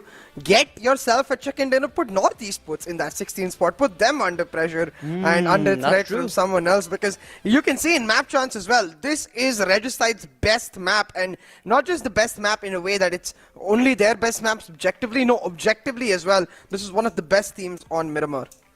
Nah, you know what? The only reason that stat is over there is because they got a really high frag and chicken dinner, dude. That's the only one, and that was also a recent game. Right. So, I mean, yeah, that's true. That is definitely true. But again, you get that one-time pony is definitely not a cause for concern, because that consistency is what will deliver the result that you want. And yeah, getting that chicken dinner definitely got them the boost that they needed, gave them the, that zeal to be able to just fight for it and stick around and just try and dominate as much as they possibly can to the last breath. So yeah, all of that working for the team. But yeah, I do not believe that this Miramar is going to be theirs. But again, I mean, they are looking pretty comfortable based on the first game, the way that they played. Let's see. Let's see if you're correct or not. Let's see if it'll go down to a different storyline, a different team altogether. Let's find out, because you're the man who is always pretty much in control of those zones and the sort of predicting as to where exactly is that going to be going. So yeah, it's all going to be, the ball is going to be in your court, simply put. The ball is going to be in the team's courts. They're going to have to decide how they do enact this matchup. I mean, what I'm trying to say is really stats-wise, I think Rajaside have been phenomenal. The 1 week they didn't make it to Super Weekend was the 1 week where we didn't have Miramar in the league stage. Not really surprising. Right. And 2 weeks we did have Miramar in the league stage. Rajaside just very, very comfortable, and you could see that in their approach as well. They're very much, again, I feel like the average team in PMPL Pakistan, the issue with them is their adaptability in the early game. When it comes to much more logic-dependent plays in the late game, just simple yeses or nos, these teams are quite good. And really the trouble they find is when they get thrown off their rotation early, or when they have to take a fight early, they're unable to adapt in the situation and make it happen. And that's where Miramar, I think, gives a layer of security to teams like Rajaside. Much, much slower because of the fact that it's a huge map altogether, and it allows teams to just play a lot more comfortable, not under as much pressure as you would say feel in Sanhok. True. That is very, very true. I would 100% agree with all of those points. But along with that, when it comes down to the teams trying to take on those early contestations against their opponent teams, we have seen that has happened as well on the map of Miramar, where we would see in the first 5 minutes to the 8 minutes itself, a lot of players falling down to the cause. 54 players, 55 players remaining off a 64 lobby. And then it would just completely calm down. Yeah. And for the next 4 minutes, 5 minutes, we'll have to wait till 15 minutes into the game on the map of Miramar to finally then get back into the fights itself. So yeah, as so perfectly mentioned by you and summarized by you, those initial moments where these teams are caught out in the open or making the rotations is the most troublesome time that these teams find. On the other front, once that synergistic play kind of sets in, they've got that loot segregated, they know exactly where they're going to be rotating through and everything. That's when we do end up looking at some really wonderful fights that are taken between these teams. And again, it is all going to be based on speculation, but right now, even the stats and the speculation itself, it's all up in the air. We shall see what team will this zone will be favoring, and which team will it be that will be able to get that chicken dinner from this game. As of now, once again, the most important team to always keep an eye out is going to be the side of TMW. The other teams, they are playing their synergistic play, but TMW, that is the team that needs to, well, either showcase that there is some resilience in them, which they are trying slowly. But yeah, like you just said, I mean, you get that one good game from from the side of TMW, then maybe that boost of morale will get them in a better half of the second part of the lobby. Yeah, because to be frank, 6-point games, they're a good start, but they're not enough. Whatsoever. Exactly, right? They need a good game, 100%, to help boost them and help compensate for the lack of decent games they've had. If you are average in every single game, then you're going to be middle of the pack by nature in the rankings. They're at the bottom because there's been a lot of inconsistencies, and that's where we'll have to see if TMW is able to fix it up. But I believe we are going to be ready with the match real soon, so we won't have to ponder any longer. We will get to straight up witness how it goes down. And again, excited to see how it goes down with respect to drop contestations. Even if it's standard all throughout, Hacienda del Patron has been a hotspot for many teams. We usually see 4 or 5 teams right in and around the small compounds on Hacienda del Patron. And it does end up resulting in a cap fight almost if the circle doesn't end up towards there. But hey, let's find out. Absolutely, let's move on along with the flight path that is going to be taken on our screens in just a matter of minutes. With that, as we have a look at this lobby again, I mean, compared to yesterday, CA, correct me if I'm wrong, but I notice that the teams are actually playing a bit more. What's the correct word? I mean, strategically. I mean, they are making their rotations, but that too is very slow and steady paced. We did see some outplays tried from the side of FS where they jumped out in the open, and of course that was through in the 4th, 5th zone. So of course till then all the teams had started getting a little chaotic, but overall we did see a slow start and a very again a very thoughtful start from the entirety of this lobby. All the 16 teams taking their pace, taking it slow, taking it steady, and then as they get the information they start moving. Yeah, really a methodical approach from most of the teams, and that's where Absolutely. we're expecting to move in. With this particular Miramar as well, we've got that standard flight path coming in from the south. A little angled, of course, towards Los Higos. Does put potential for Los Leones circle maybe, and shows some of that urban finish that we've all been really desperate to see at this point, but it just never happens. And so far we've mostly just seen the mountains coming into play, the terrain being an important part about how and which team gets the win. Similar to our first match where that downhill disadvantage for 52x Rage eventually ended up in the win for MetershotxSKY. Now with all of the teams going to their standard drops, Blotter, I wonder where the circle will end up on out, because the teams are similarly separated. They've gone towards opposite sides, so half of them will have to make some big rotations.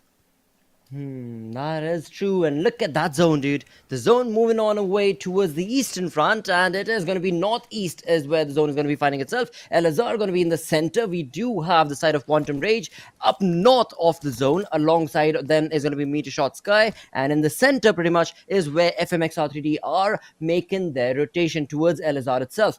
Again, I mean, there are quite a lot many teams who are looking comfortable in the zone, but on towards the southern western front of the map, we do have the known team that is going to be Clarity, along with 52x Rage and TUF making those rotations. Again, this is just the early few minutes of the game itself, and once again on the Los Leones city, we have SALTxi8 as well as NES. That's going to be North Esports, who have been dropping onto this area for the longest time. They do know that, I believe both the teams of course know that they are very much in close proximity, but we haven't really seen them take those sort of fights against each other. They are just live and let live sort of a scenario and situation with peace up in the hand and fingers as they try and get the loot segregated. You know, over the past 3 weeks we've seen this is the exact same place that these two teams meet. But there we go, this is the zone for this map of Miramar. So once again, when you talk about that center,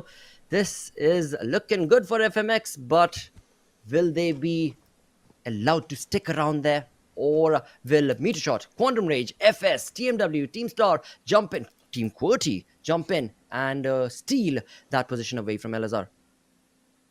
Really, again, the Hacienda del Patron hotspot that is with several teams in that area is, I feel like it's going to be a huge part to play with the way the circle goes, because any rotation coming in from the west like XGeneration or Grounders has to go through that. Teams coming in from the north like Quantum Rage and Star have the opportunity, the third party, especially if they take water treatment control, and similarly teams coming in from the south have the threat under them that they themselves might get turned around if the circle again takes that western or centralized shift, including Hacienda del Patron. But a lot of ifs and buts, and such is the case when it comes to our first circles.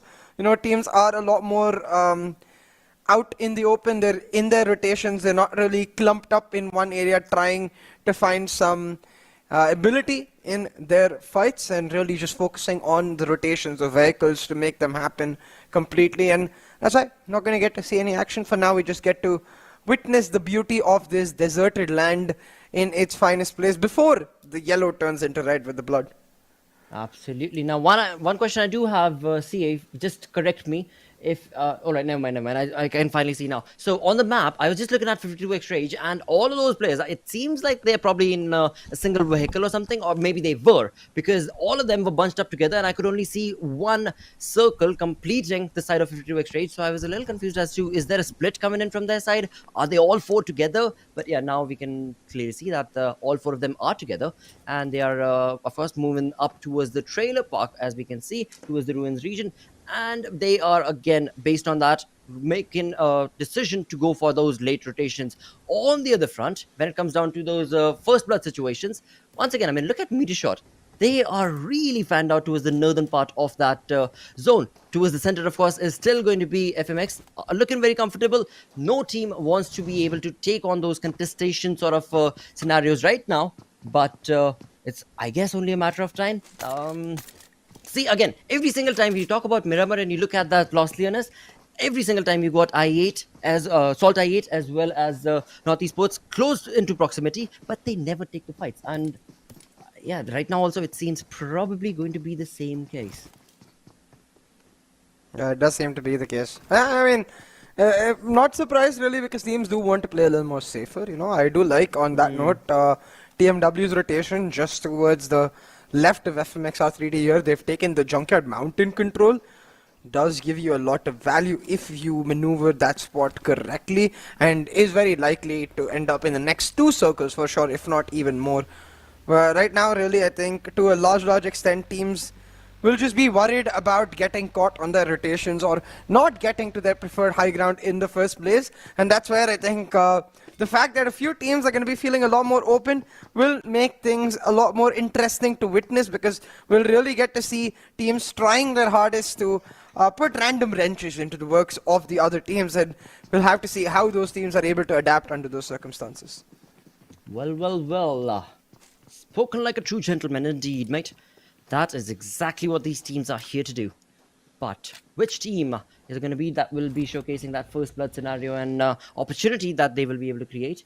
Right now, again, we can see that teams have started to make some rotations. We are, of course, following Magnus right now, and Magnus also do have a fanned out approach when it comes to the rotation that they're making right here. On the minimap, you'll be able to see that when it comes to these 2 players, of course, there's a third one also that's going to be following them, very close, but Respect is going to be far away from their position, and that is a split approach coming in from the side of Magnus, so not entirely sure what the plan right there was, but XGeneration catching on Regicide right off the bat as the team was trying to make the rotation. XGeneration being very cheeky, actually.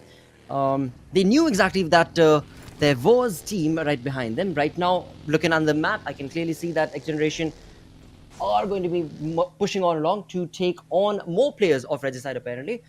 But for now, it is still gone back into a little bit of a stalemate situation, as we do once again are greeted with Magnus Esports' players, Mom2 and Cairo. For now, looking at a 2-man split coming in from the side of that team. And this is the replay once again from the side of Thug from XGeneration, completely stopping the side of Regicide. Actually, hold on, Regicide got Insane down, right? So Insane has been eliminated. We've got this team has got 3 players still surviving, but now with the numbers advantage dwindling and the side of XGeneration still following them, what are the opportunities left for the side of Regicide? Let's see. We'll have to see indeed, Blotter, because at this point, Regicide, we have to remember, this is one of their strongest maps. Unfortunately for them, Miramar comes once a day. Once a day, you get the chance to play your strongest map, so you're going to have to make sure you play it damn good, because otherwise, you're not going to get as much value out of your other maps necessarily, and you're going to be put into a bit of a kerfuffle. Sorry, so sorry. Just wanted to add on that, but dude, I mean, XGeneration, look at them. The XGeneration, they're almost like, following them across. They went all the way from that first blood situation, and they're like pushing on to try and take on more fights and not allowing the side of Regicide to be able to breathe. Again, we have JD over-aggressing along with Thug, and it seems like finally the Blue Zone is going to be able to catch up to them. And on the other side of the map altogether itself, it's going to be Quantum Rage Serious taking on shots against Metershot. XGeneration, they've got 2 knocks already. They will eliminate Regicide altogether. A massive win for XGeneration. They get those 4 early points. They've removed the pressure on the rotation. They can just focus on getting into the circle. Come on.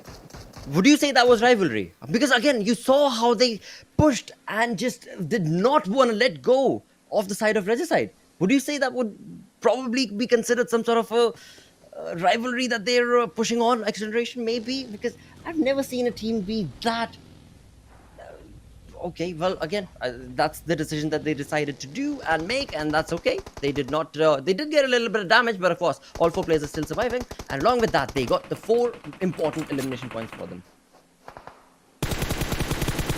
Crucial really for XGeneration.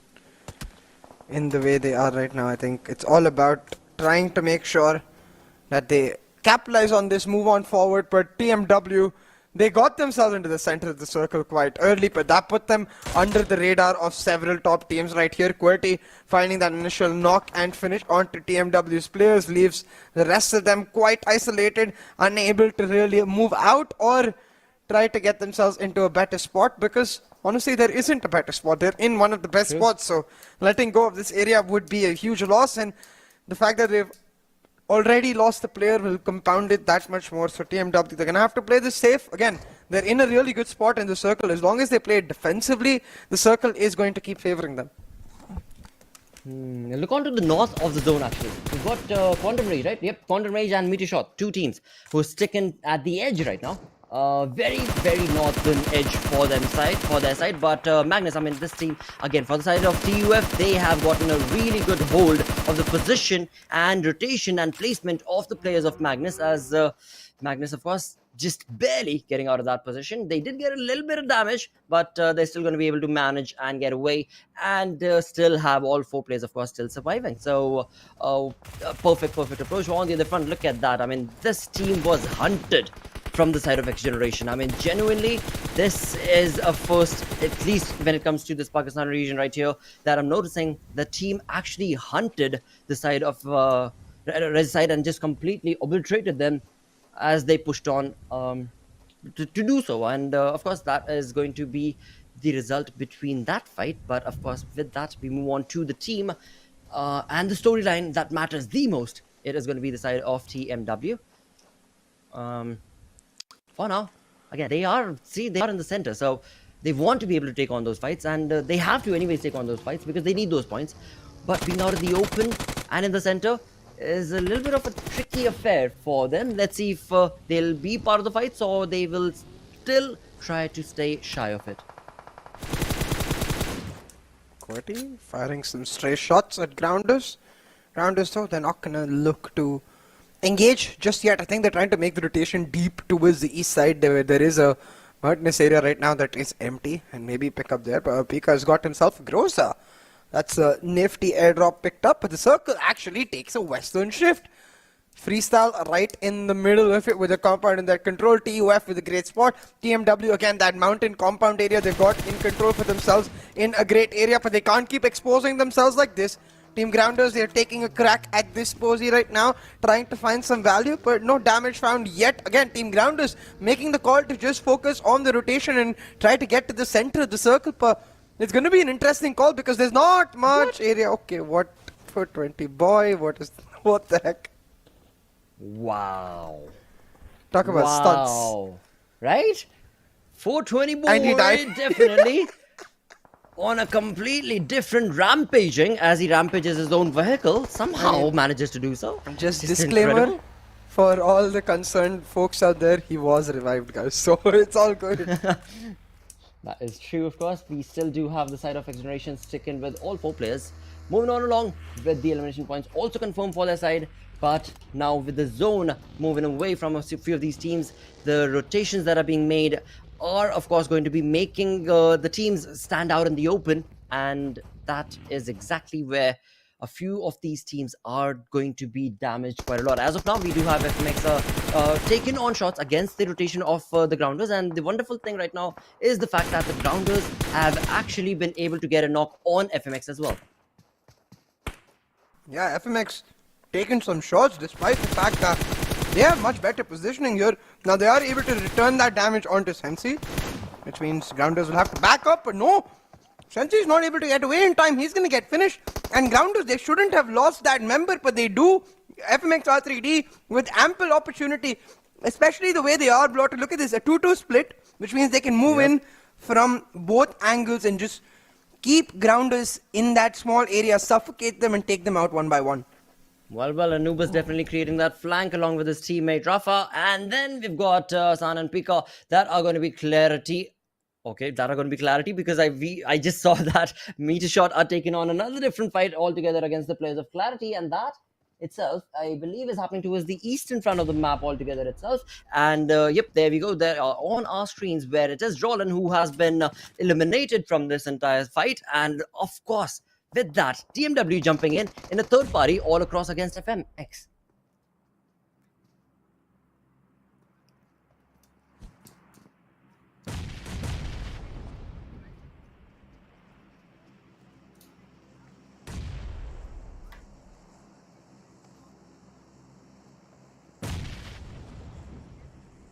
They put a bit of damage. Oh my god. Well. Again, I mean, you talk about Teen Wolf, you talk about the way he's controlling his team from the outside. You know, he got his teammate. He's like, all right, dude, you just jump out. You know, the compound is ours. We've got Zibian on the other front. We've got Teen Wolf, that is I, on the front lines itself. This team is going nowhere. And again, 420 boy definitely listening and definitely delivering that sort of synergistic play. And this is all based on communication, right? But now, that communication needs to convert into a knock, needs to convert into an elimination point. Both the teams know exactly what's happening, but which team will be able to get that opening? As of now, of course, it is going to be Ash, the dude from the side of MeterShot, who we've seen again and again get into those flank angles. Right now, it is Teen Wolf against the nade showcase from Ash, but Ash was just a bit too slow, and same of course was the case for 420 as well. So not a lot of damage being showcased amongst these two, but as soon as MeterShot jump out, they are going to be damaged thanks to Zibian having that flank on the back. Oh, and Kathir under a lot of trouble. He's left to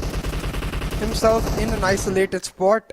Trying to support him though. Ash coming through on the contact of Kathir, but he's not able to find anyone. Clarity push through as the unit. They find the eliminations, but meanwhile that northwestern fight we were saying is still going on, as you've got TMW Star and Grounders, FMxR3D all engaged, and then right below them for the high ground control you've got Freestyle contesting with Quantum Rage, with QWERTY and XGeneration. But Freestyle, man, this position they've got is absolutely astounding. Look at the amount of control they've got in terms of sight lines. They can almost see 60% of the circle because of that one single area.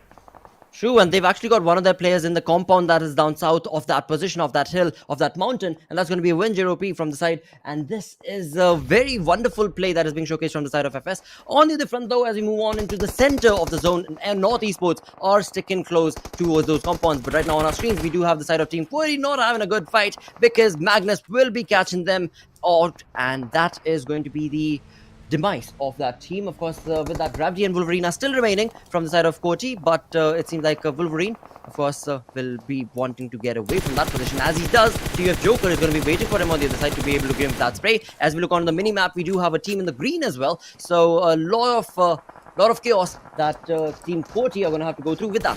Wolverine, the one final player surviving for that team. Oh, and now look, it really does mean that because of this radical shift we had from the circle towards the south area, several teams left front still trying to make the late rotations. I thought TMW would get caught out, but instead they catch Freestyle spread out a bit too much. Wasi caught all alone. TMW pick up an easy elimination and will now try to turn the screws on Freestyle instead, try to capture their positions for themselves. Really, nobody else, the third party too, because of the high ground nature of this fight right here. TMW is in a great spot to really push into Freestyle, but they're electing to leave instead. Plotter, they're going down all the way east. Come on, not like that, out in the open. Why, TMW, why? They were looking A-okay. I mean, yes, that information was given away, their position was given away, but they could have held on just a little bit longer. But you know what? In all of this, it is the side of SALTxi8 who are being so very quiet. They're just letting the entirety of the lobby fight, as they have a complete control of that certain edge of the zone. And now, of course, they're going to be jumping in from that certain edge as the zone moves away from them. Yeah, SALTxi8 are going to have to expose themselves, and it's going to be an interesting conversation because there's no one rotating in front of them either.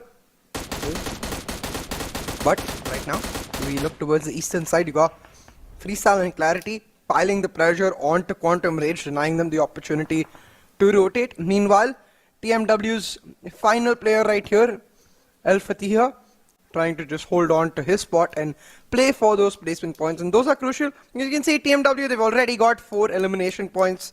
If somehow El Fatiha is able to get a top 5 finish, that would be huge. But talking about huge, a lovely nade and make that 2 from Magnus will not just knock 420 boy, but finish him off as well. Well, this is definitely a very wonderful Miramar game that we're witnessing right here, actually. The teams are actually being given, from their opponents, they're being given the time to slow down the fight and then try and create those angles and then just completely pincer their opponents down. And that is something that now finally it seems like SALTxi8 will be given the opportunity to as they jump in to the zone from the south. With that, it is going to be the final player of TMW getting eliminated.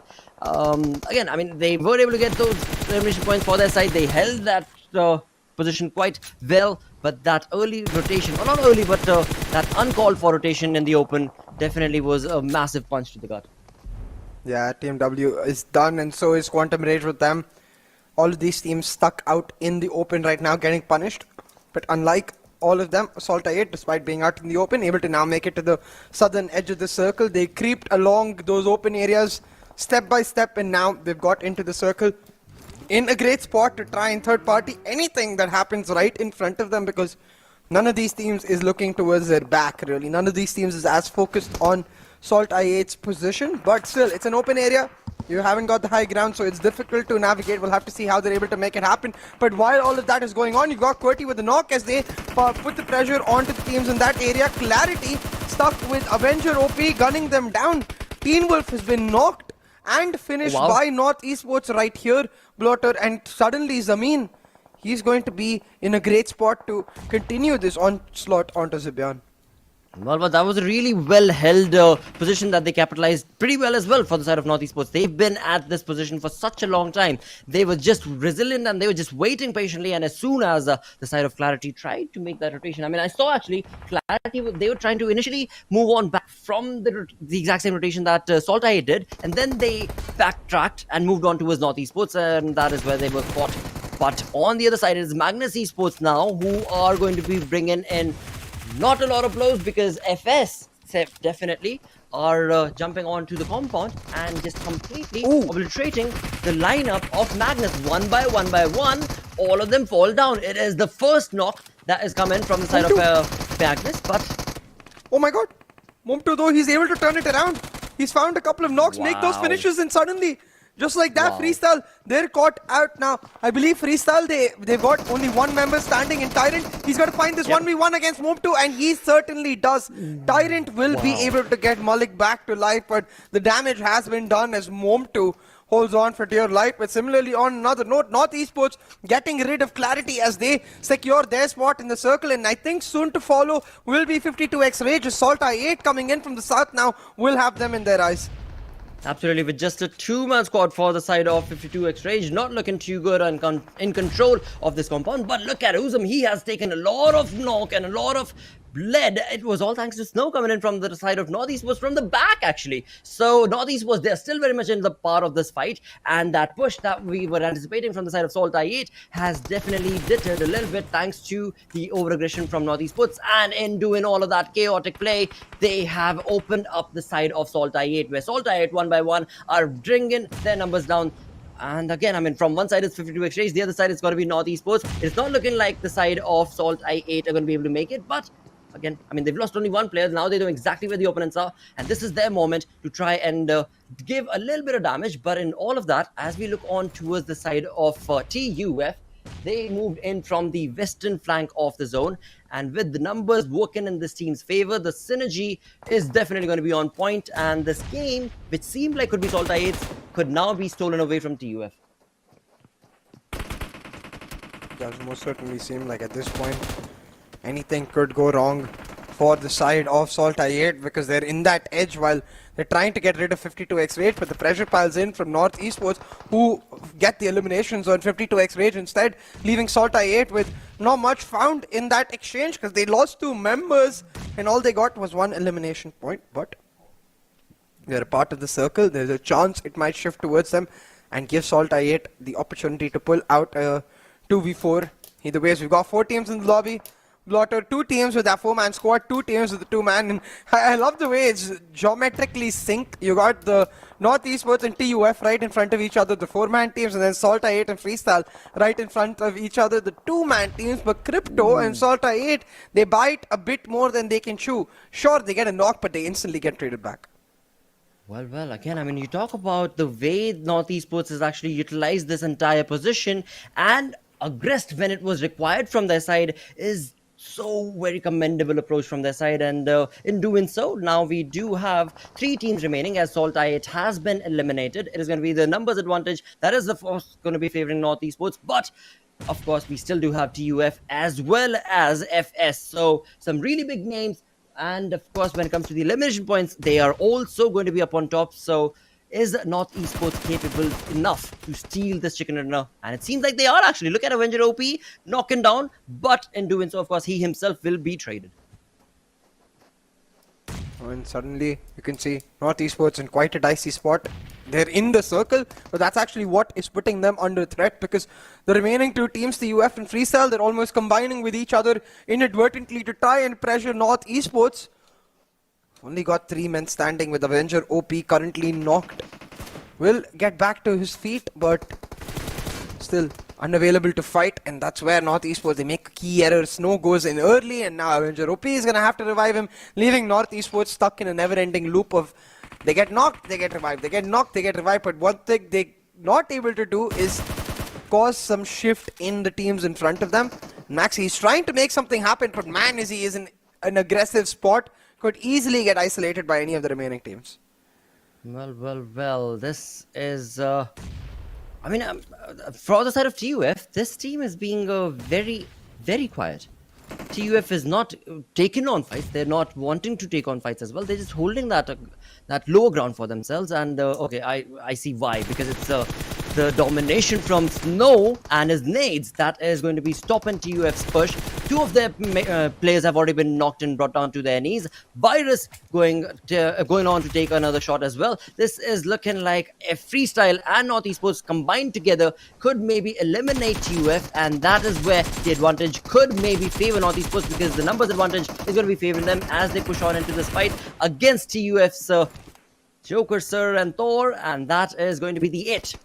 That is going to be the it. Well, that is the sentence that came out of my mouth, and with that, we've got 2 players remaining from FS, and they are trying to take and steal this chicken, but will this side of North Esports allow? Alright, one of their players goes down, but in the return, Banikopi goes down as well. So now it is down to the numbers advantage that is going to be favoring North Esports, and they better be able to come on, get this chicken. Tyrant is still holding on strong. Avenger OP and Snow, the 2 players.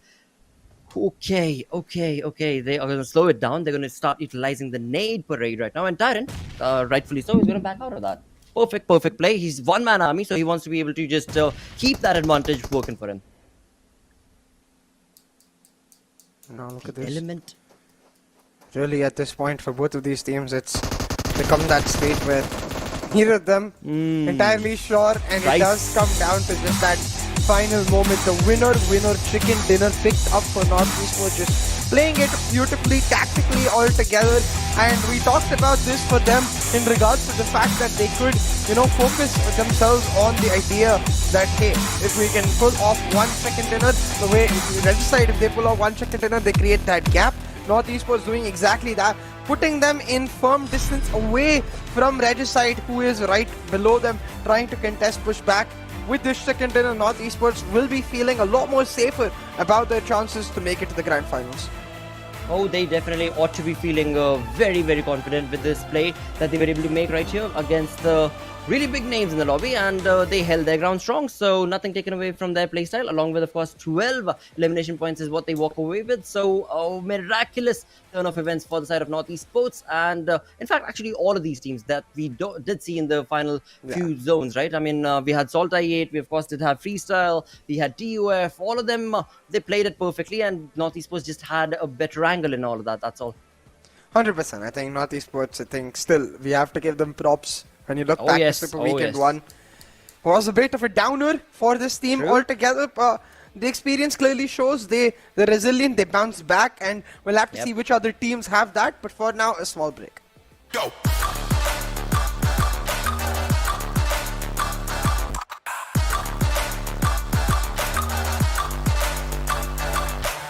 It's your chance to reach the biggest. Let the action begin.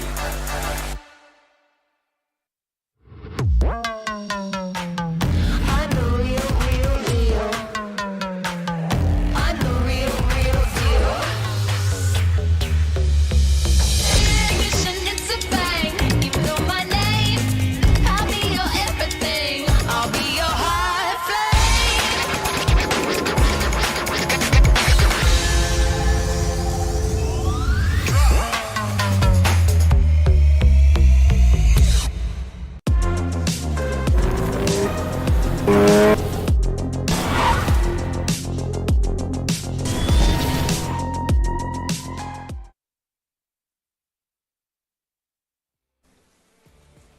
Well, a huge chicken dinner coming out there for the side of North Esports, especially with Red side eliminated in that 16th spot. That battle for the top 16 suddenly becoming a lot more one-dimensional, like one narrative almost, as certain teams are much more in focus now with North Esports getting that chicken dinner. But really, I think the one thing we can guarantee ourselves with all of these amazing teams that you can see in this lovely gladiator arena is that they're going to give it their all, they're going to give it their hearts as they look to shed blood and tears to grab that winner chicken dinner. $500 for North Esports right now. But let's take a look at who the MVP is and how that battle is going on for that prize itself.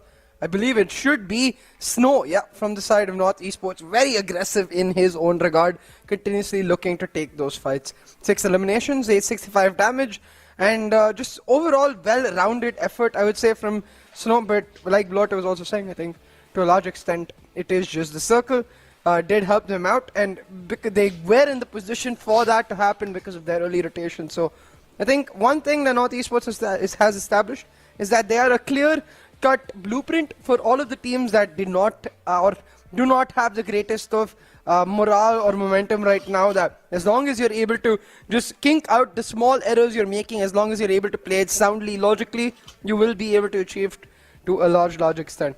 And we'll have to see how those teams are able to make it up.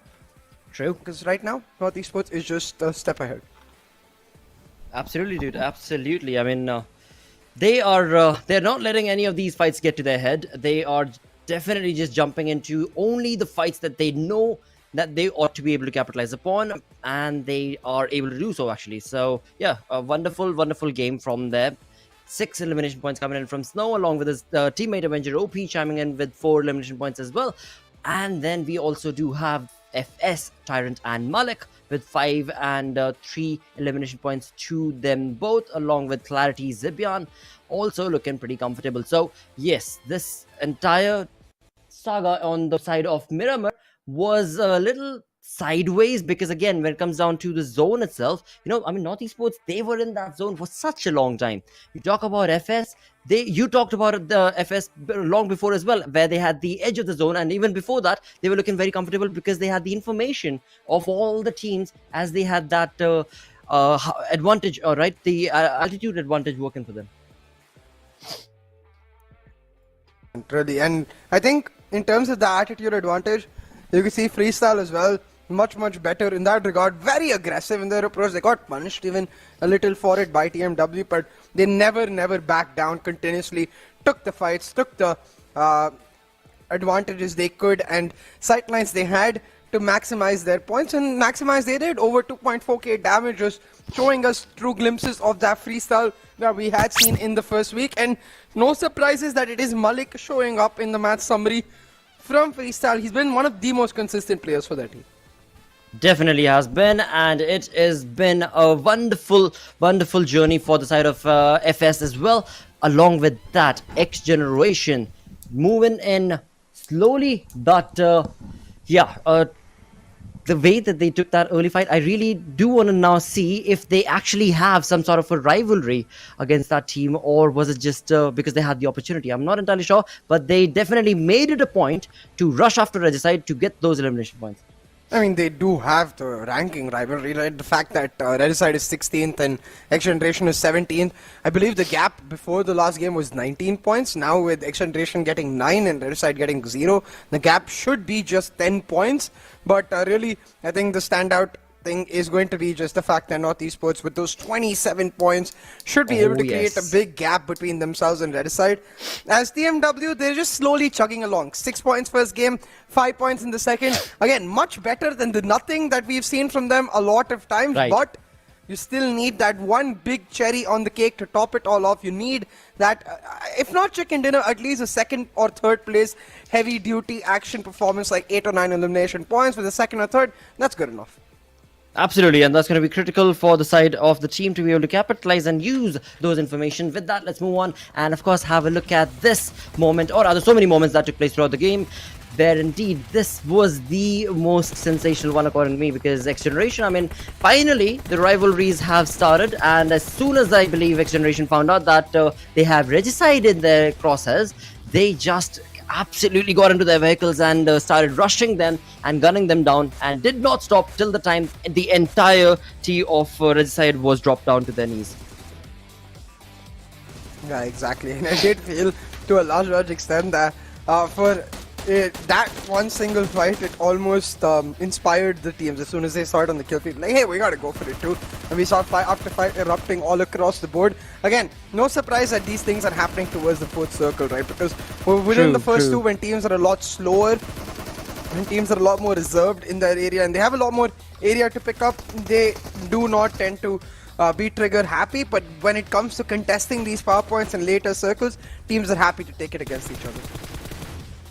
Well, right now, as we move on through into these final moments, 23 minutes into the game, the sixth zone actually is what we're looking at, of course, where we did see the side of North Esports slowly but surely over-aggress a little bit, and then this is where Snow was caught all by himself, thanks to, of course, his opponent reading the better of that position. But of course, again, we know what the final result of the entire saga was, where we did see the side of this team walk away with the 6 more elimination points for their side. Right now they're sitting on 8, and so in the end they walk away with 12 elimination points. So a wonderful game from the side of North Esports. But while all of that was going on, I was actually going through my notes, and I just noticed that the side of Magnus has kind of slowed down a little.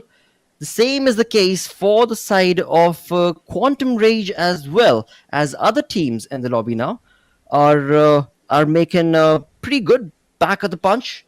And especially, I mean, these are the teams that actually do require to make those sort of plays. But again, this is how this entire Pakistani region has been progressing on. 1 week, you've got one team performing and outperforming the other. The next week, it's a completely different yin and yang situation. But overall, for now, it is once again going to be the case for FMxR3D. Well, 503 damage, but sadly only 1 elimination point for their side. Regicide, well, again, we saw what happened to them. MetershotxSKY had a really good start to the day, but this time around, it's getting eliminated on that 15th position. So a lot of ups and downs being showcased as we move from one map to the other from these teams. Most definitely. TUF reclaiming their second spot though. Jumping back up over QWERTY and MetershotxSKY is going to be a tiny rivalry we get to witness. Freestyle, with their great performance breaking into the top 10, they're going to be glad they're in much more familiar territory, while H2E comfortably just maintain their spot. It's unlikely. I would be surprised. I mean, it might be possible, but I would be surprised if they even make it out of the top 10 because of the strong performance they put into the 2 super weekends. But they're sure to be looking here right now being like, that's another $500 we missed. That's another $500 we missed. That's another $500 we missed. Well, again, nothing taken away from that fact, because once again, when it comes down to their own chicken dinners, they did walk away with a comfortable $2,000 in the bank. So yeah, that itself is definitely going to be a big boost. And based on the way that they played and the position that they're at, yeah, we can definitely say that this team has already made it. They're going to be jumping into the finals itself, the grand finals itself, where you've got the massive prize pool waiting for these teams to participate in. So yeah, a wonderful saga for the side of H2E. As we move on towards the second page, now look at North Esports. They have moved up. FMxR3D are down a bunch as North Esports make their way to the 13th spot. And again, I mean, 20 points shy, right? That is the math right there between them and 4VTFD. Yeah, North Esports right at this point just in a very comfortable spot. Should be able to guarantee their move into the top 16. It really is just Regicide that is under focus right now. You can see that gap between themselves and XGeneration reduced to just 10 points on board at this moment. And while those two teams are duking out against each other, you've got TMW making slow strides, gradually up and above. They're at that 70-point mark now, still over 60 points away from that top 16 spot. So to double their tally in the matter of 1.5 days, it's going to be a tough ask. That's why they've got to get that one game. But hey, maybe that one game will only come much later into this weekend. Maybe we get to see the true rise of TMW only in day 3. So for today, I just want to see them continue that decent performance. Like, continue to be confident in their ability. Absolutely. Again, I mean, when we start casting these top tier teams, one thing that we end up not really paying much attention to is the fact that there are these teams who are not necessarily on to that sort of a caliber as well. I mean, yes, they got really good, for the qualifying games, and they are here wherein, again, I mean, not to again talk bad about any team, but let's just hypothetically bring up the conversation. All right, right now we've got a lot of hope set up for the side of TMW. But then again, let's look on to the 20 teams that were part of the league play days, and we had this team called 3X in there as well, right? So had 3X been here, I mean, it would have been that much more of a Herculean task for the side of that team to stand up to the lobby, which is looking so dominating from one game to the next. It's TUF, SALTxi8, MetershotxSKY, Esports. They're all just capitalizing on those opportunities. And then you've got the sides of TMW, 3X, and the others who are slowly still motivated, still wanting to grind, still wanting to stand true to, of course, their fans. It's not easy, dude. It's definitely not easy. So yeah, even if they're getting those 5-6 points, I'm definitely happy for the side of TMW. And maybe tomorrow, as you said, this X Factor approach, maybe just give them that 1 chicken dinner, 2 chicken dinner, just a final game, maybe gets them in this top 16. Let's see. Hopefully that will be the case. But right now, I am very well convinced with the way that the team of TMW is approaching these fights. Most definitely. And we'll be heading immediately towards our third match, back to Erangel, as we head on to the midpoint of our final Super Weekend. At the end of this match, of course, will be exactly more than 1.5 days in, so feels like that's where the pressure will start turning for the teams after that 50% mark, where they know every single match coming in is that much more crucial. And we've got that standard flight part coming through for our third match now, coming through from shooting range all the way south to Sosnovka. So the earlier shift we saw from the side of MetershotxSKY and SALTxi8, who landed towards Farm and Milta and increased the temperature there for a second, will not happen again. I expect them to go back to their standard Sosnovka and Novorepnoy drops. Absolutely, and that is what we're witnessing right here. When it comes down to the map of Erangel, we do see some standard drops coming in from these teams, where TMW loves to go towards Zarki. We've got the 52X Rage players going up to Starberg, and of course the players of Star looking very comfortable as well. So nothing changing over here. The only thing I want to keep an eye out towards is what is going, or rather where exactly is going to be the first contestation. What team is it going to be that might just get down on the ground and take on some shots to the teams that are still floating across? As we can see, the side of Metershot as well as SALTxi8, they are the last ones. And of course, when it comes down to the side of TMW, QWERTY, TUF, they've already gotten those loots started off, and they are going to be able to, well, if they want, they are going to be able to make those iterations, as the zone is going to be favoring them for now. Whereas on the other side, the teams finding themselves on the southern part of this map, we do have Freestyle, we have the Grounders, we've got, of course, SALTxi8 along with Metershot on that military base.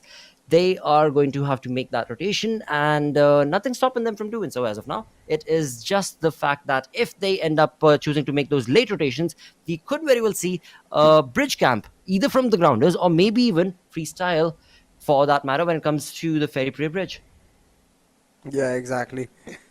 Lot of possibilities with this circle going towards that northwestern area. Also the possibility that I finally get the Georgiable finish that I want. This beautiful area where you can see right now PUF around these containers. Maybe we get that containers finish to come out towards the end. But one thing that we can most certainly expect is the late rotations from MetershotxSKY, which means not going to have any early action around those bridges just yet. I think it is mostly going to be focused towards that third and fourth circle when teams do get into the area. Rather than the fourth, I think this time it is going to be the third because there's much lesser area for these teams to occupy with a significant portion of the circle in the water. So the third circle is where things should start to heat up. Well, viewers, do you hear that? Did you just hear what exactly happened? You know, that is CA being so very smooth in terms of his predictions, and of course also getting that conversation moving on to the PUBG gods. That all right, this is what I'm predicting, this is what I'm anticipating, and you better give me that, simply put. All right, and so yeah, that was really smooth, mate. I like that, I love that, in fact. And I do want to say that I completely trust you. Yes, I do think the circle will, the way it is looking like it is probably, the probability are high, basically the chances are high for it to make a shift towards that container base and go towards Giorgio. But again, that is going to be after a few more minutes. For now, the teams once again on the map of Erangel, the only teams that are in close contestation as of now are going to be the teams that find themselves towards that Pochinki Rozhok. That is FMxR3D and MetershotxSKY for now. Again, when we go back to the side of Giorgio, we do have clarity. Right next to him, of course, is going to be TUF, but TUF are a little further out. I think they're towards the hospital region, and so that fight is not going to be breaking out anytime soon. And again, I mean, when it comes to the fights itself, the only team that are actually in close proximity are either FS and Magnus, or we've got the side of MetershotxSKY and FMX. Currently, though, all of these teams just focused on getting the loot online. You can see QWERTY towards that Pochinki area. Quite interesting that they ended up settling on towards here again. An empty spot because of the fact that H2E isn't in the lobby. It's usually their drop location. And it does, Pochinki being empty does leave a lot more room for teams to rotate, really. You haven't got to be worried about the most central city over here in our map of Erangel, which gives you a lot more freedom to enact your early rotations quite simply. And that's why QWERTY finding a lot of ease in that. But right now, Blotter, I'd also like to take a second to talk about that elimination stage. The MVP battle is one of its own two. We've got Crypto in that 102 mark. The King, as such, cannot be touched. But talking about touching distance, Joker and Edgar, they've been on a meteoric rise for TUF. Just within a couple kills now of 420 Boy and Blade in that second and third spot. But again, I mean, when it comes to Crypto and the amount of eliminations that he's been able to accumulate, again, I don't have the exact number, so I don't know. But yeah, it is. Is it possible for him to be not be able to stay on that pole position? I mean, it's certainly possible, but not within one game. Like, what's the difference? Currently, he's at 102. The second spot is 91, and then 88, 86, and 80. Okay. Well. All right. We'll get back to that. There's still matches remaining. There is still hope. There is still possibility. But looking at this zone, teams are making those rotations. We do have MetershotxSKY sticking themselves towards the school. We've got SALTxi8, which seems like they're going to be making, or rather planning to make a late rotation from that ferry pier. They're just holding that ground as of now. The TMW, nothing stopping them in their tracks. I mean, the zone is definitely favoring them. The position is definitely favoring them. But Clarity Esports, right now, TmwEsports with his Carl is getting some information against the players of FMxR3D.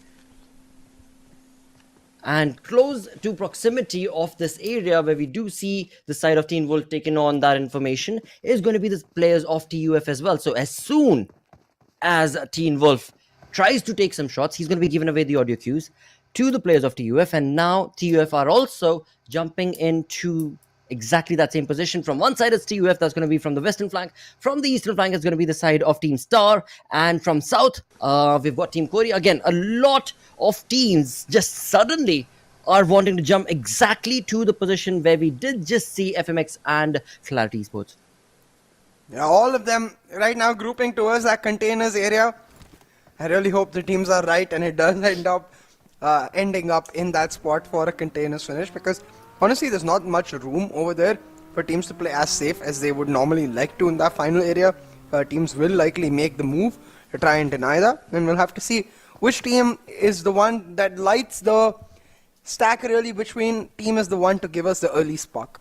For now, Absolutely. most teams just focus on the rotation. The only teams left behind are 52X Rage, who are making the move now, so not really late. And then you've got MetershotxSKY, who are just starting to get into their vehicles. They're like, oh, okay, we have to rotate, guys. Let's go. Nah, it's too early right now. It's too early. It's just 8 minutes. They gotta wait for 2 minutes more, and that's when we shall see that rotation coming in from the side of Metershot. As SALTxi8 actually this time around, they have jumped out of that military base right at the edge of the blues itself, as they will be able to get into the comfort of the zone. And talking about the zone itself, this is looking like something that, of course, CA did put in a word to the gods of PUBG, and it is definitely looking like a chaotic fight that will be not only one fight again. We are going to be looking at a lot of fights that are going to be taking place in just a matter of minutes, because so many teams so close to each other is always going to be brewing a lot of damage to a lot of them teams if they're not in the compounds, if they're not safe. And there we go, the zone shifting all to the north, and shooting range is where this thing will be taken this center. Yeah, very interesting that the shooting range mountains are completely empty. 52X Rage should be able to get themselves in there comfortably. And now we've got an airdrop towards the ruins area with the MK14, most likely to fall into the hands of MetershotxSKY. So definitely a huge blessing for them. We'll have to see if they're able to appropriately get value out of it. But right now, again, the shooting range area is where 52X Rage as well as Regicide actually are going to be heading. I think it is going to be a crucial part, even if it is the next circle shift towards more of containers and less of the northern area. Though that high ground to have over the potential containers fight, the mountain, for example, we're seeing right in front of us in our screen right now, that can be extremely valuable for a team to hold for themselves. So we'll have to see which team decides to go for that shooting range mountain. Well, look at SALTxi8 as they jump into the zone, or rather try to jump into the zone. They have an opportunity to take it away from Magnus. But again, I mean, we'll have to see in just a matter of minutes if SALTxi8 decide to do that or not. As we wait right now on our screens, we do have the grounders who have moved and made a rotation to get into the South Georgia region. But of course, right across is going to be the side of TUF. Now look at Shaptar. He's on a completely different flank approach, and of course he's probably trying to get some information as to where the opponent teams are. But the opponents, I mean, they are just scattered. They are not in one compound, they are in 3 individual compounds, and they are taking on shots all by their lonesome. And it's going to be QWERTY who are at the receiving end. But thankfully it seems like Khan along with his teammates are going to be able to nope, what a spray, dude. With that, the vehicle blows and 2 of the players have been knocked, and I believe the elimination point was actually stolen from QWERTY. Yeah, QWERTY be like, thank you for the leash. All the work done by Joker sir, taken advantage by QWERTY, and now Star as well coming into the picture as another member of QWERTY goes down into the dirt, leaving Gravity all on his lonesome. Now you got SALTxi8 making that long rotation through the Western Highway, trying to get in, while TUF continue their engagements in this Georgiapol area around the containers, around these small compounds really, trying to deny teams those small spots by peeking out in the window, using the compound safety to their advantage pretty well. But the circle once again starting to get very congested in that regard. We'll have the next shift, the third circle, be really interesting in the way teams approach it, because you can see now with 52X Rage and Regicide having taken that high ground control, the nature, especially we know 52X Rage can be hella aggressive. I wonder how Regicide decides to play this, if they're playing it a little bit more smarter, maybe wait for 52X Rage to try and engage in a third party situation and then just bounce on them from their back. Well, let's see what is going to be brought from the side of the PUBG gods, actually, because the other thing that I'm actually thinking about CA is based on the zone itself, the teams are actually getting divided.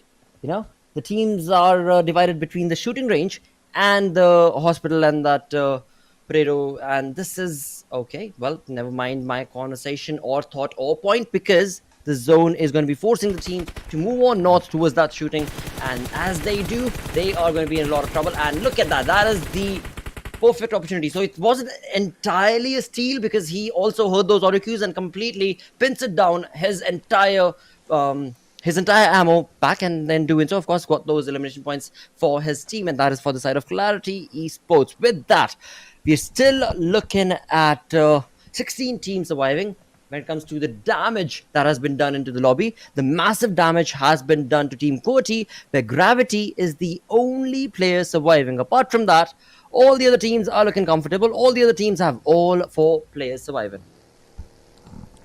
With the circle shift especially going northwestern, teams making quick rotations trying to get in. Edgar just falls to his death as Freestyle will now engage in a fight with FMxR3D. Team Grounders trying to gatekeep Magnus, able to find several knocks. That again, this is what I was talking about, that third circle. It's lit that spark because teams in that congested spot trying to make the move happen, but they just don't have enough space.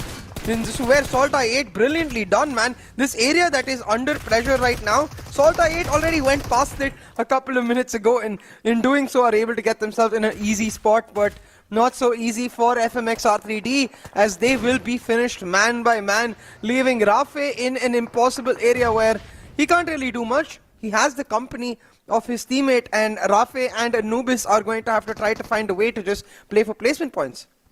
They definitely are. On the other side, for the side of Regicide, this is not looking good because it is going to be 52x Rage, get in the better half of that fight, and it is not looking good for Nocto and Insane. As Insane goes down, Nocto is going to be the one-man army, or 52x Rage is not able to actually hold on to that spray that Nocto is delivering with that UMP control that he's bringing to the table. His teammates are still alive. They do need the revive, but that is not going to stay on for long. It seems like Nocto, he's definitely trying to take on these shots, but like I said, not going to be allowed to stay on for long, and in doing so, 52x Rage will be eliminating Regicide on the 16th position. 15 teams remaining, and with that, we have a look at that chaotic rush to get into the zone, and this is where 52x Rage just dominated Regicide, but now they themselves are going to get dominated thanks to Quantum Rage and their play and their approach in this fight, where it seems like the nade parade is all it's going to take to stop this team in the tracks, or not really, or rather the other way around, where Quantum Rage's open aggression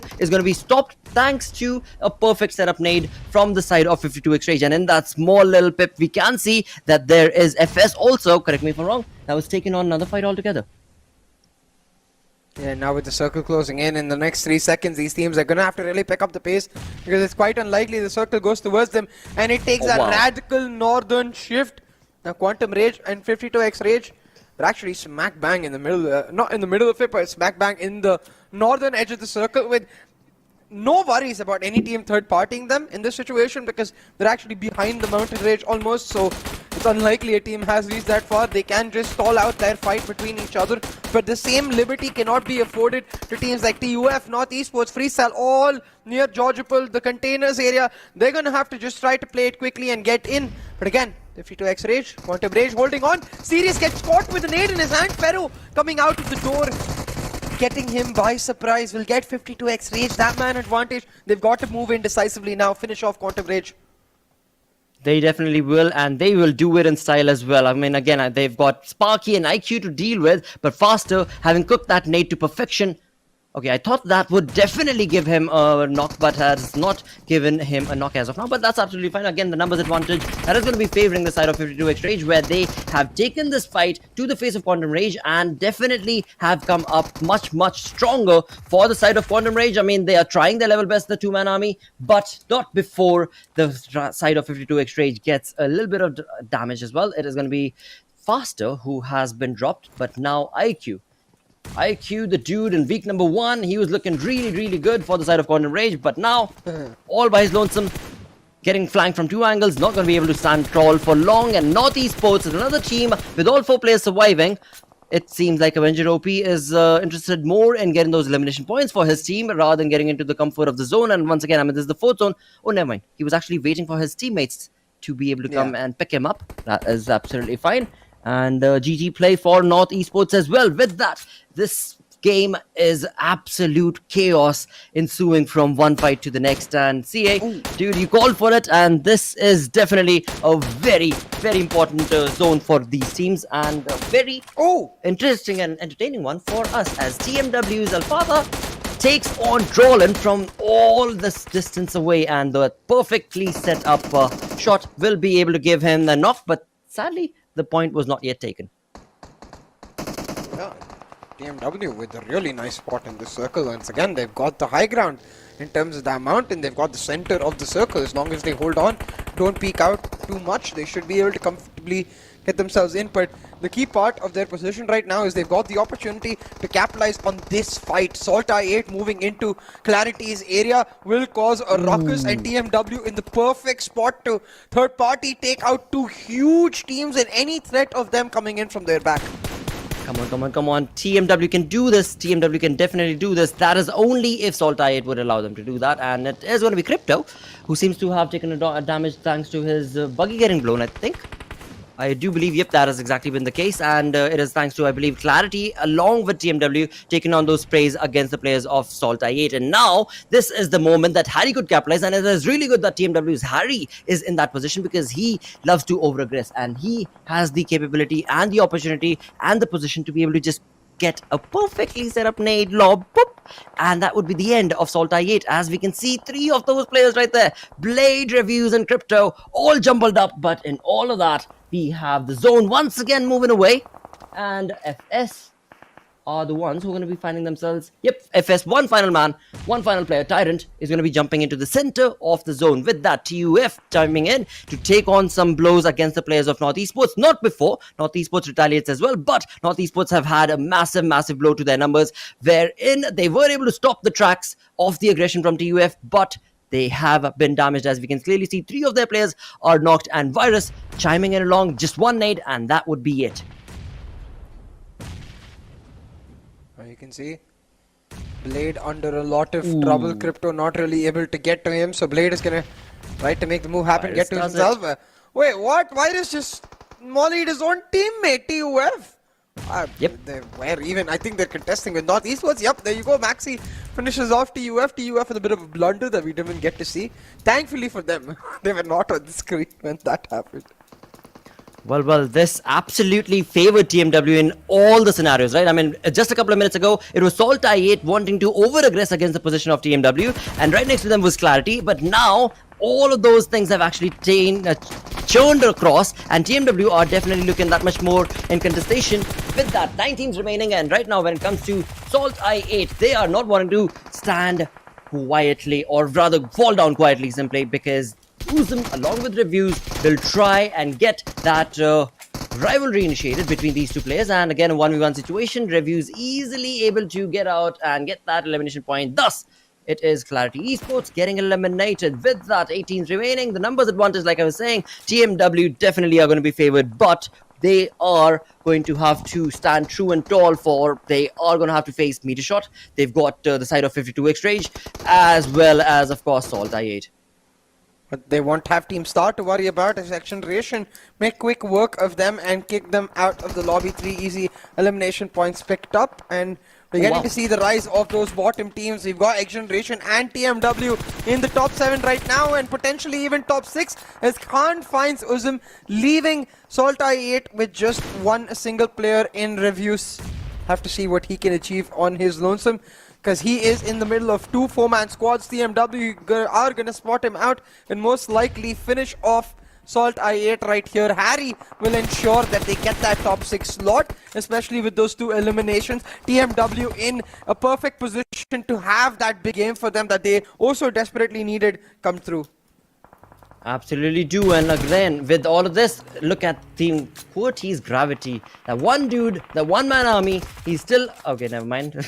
He gets eliminated, and we're left with 5 teams remaining right now, as TmW try and make their presence known and felt in this lobby. They are very much looking in control of so many of these fights. But like I said earlier as well, this team is going to have to be careful. Look onto the minimap. Keep an eye on the minimap, because this team is going to be out of the zone, and that comfort of the zone is so very crucial. For now, that is being favored by XGeneration, and XGeneration could maybe maybe just stop, or rather, if not stop, but definitely blow a little bit of damage to these teams as they try and get into the zone altogether itself. Because right now, TMW, they're on top of that hill, so they've got that ridge advantage working for them. But as soon as they try and drop down to get into the zone, all of that advantage is going to be shying away from them.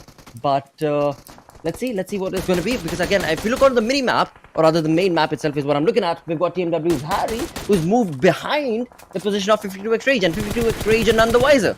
So a very interesting flank that Harry could very well utilize for his team. Definitely good blotter. Right now though, pressure on TMW right here as Khan is under the radar of North Esports, and Zen have found two of their players. TMW caught in two fights at the same time as Marlega MVP as well has been down. Now, he will not be able to get out of there, but the annoying point about that is that even though he got knocked by someone else, Thug steals the elimination point, and it's so crucial because Thug is one of their key opposition. Able to deny that elimination point from them will mean that now Thug puts TMW under that much more pressure, but he's gonna have to worry about his own team right now. MetershotxSKY moving in for the kill. Bashir in this 1v1, he still finds the win. Bashir holding on for his team, but he's been traded out. But he's done the job. I think XGeneration should be able to come through and finish off these two players. Amazing turn of events for the side of XGeneration, and it's all thanks to, of course, Bashir indeed, and his teammate right on the back is of course going to be Thug, as well as 420 Boy jumping in to try and get that revival, but that's not going to be allowed because that one player who's always waiting on that flank angle from the side of Metershot, Ash, he is the one who will deliver the massive punch to, of course, XGeneration, and in doing so, now XGeneration find themselves in a very tricky position because Thug is the only man who has an opportunity to be able to give that revival and survival position for his team.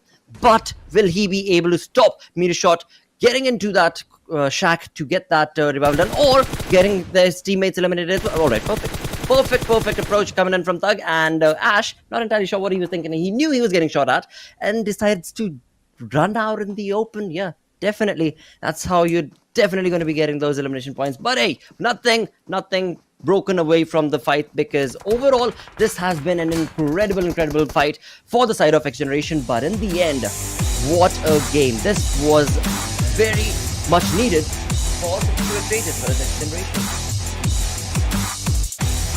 52x Rays, they pick up that winner chicken dinner, and really a great matchup overall, I'd say, for all of the teams in our second page. A lot of the teams, if not all of the teams in that second page, having a great performance altogether, increasing the volatility that we've got in our table as it is, and making things that much more spicy. But it's 52x Rays who walk away with the 500 USD, so I think they're the ones who are going to be feeling most proud. Absolutely. I mean, we did see them bring in a very wonderful finish in the first game as well of Erangel, right? I mean, they came in second, if I'm not wrong, and they did have decent amount of elimination points as well, but were not able to get the chicken dinner. This time around, they definitely are going to be able to capitalize on that perfect play from their side. 14 elimination points. That is definitely going to be a big boost to their day. On the other front for XGeneration as well, I mean, previous game on Miramar, we saw them take on those fights, and now as well, they jump into the second position. Definitely a really good game for the side of this team as well. So this lobby is it is almost like they know they're rivals, but they understand each other's pain, and they understand that, all right, you know what, you deserve this win, let's go ahead with it. And it's always fun to notice this sort of play. 100%, and we're gonna have a lot more of it, but after this small break. Go!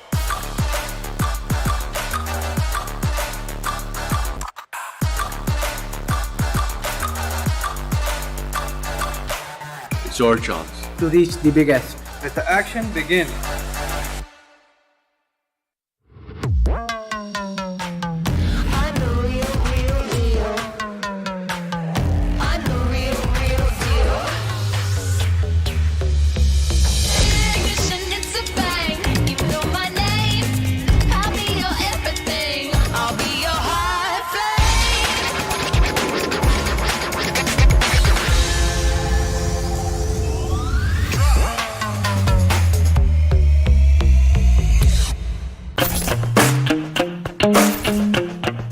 अभी तो फिलहाल हम makeup कर रहे हैं.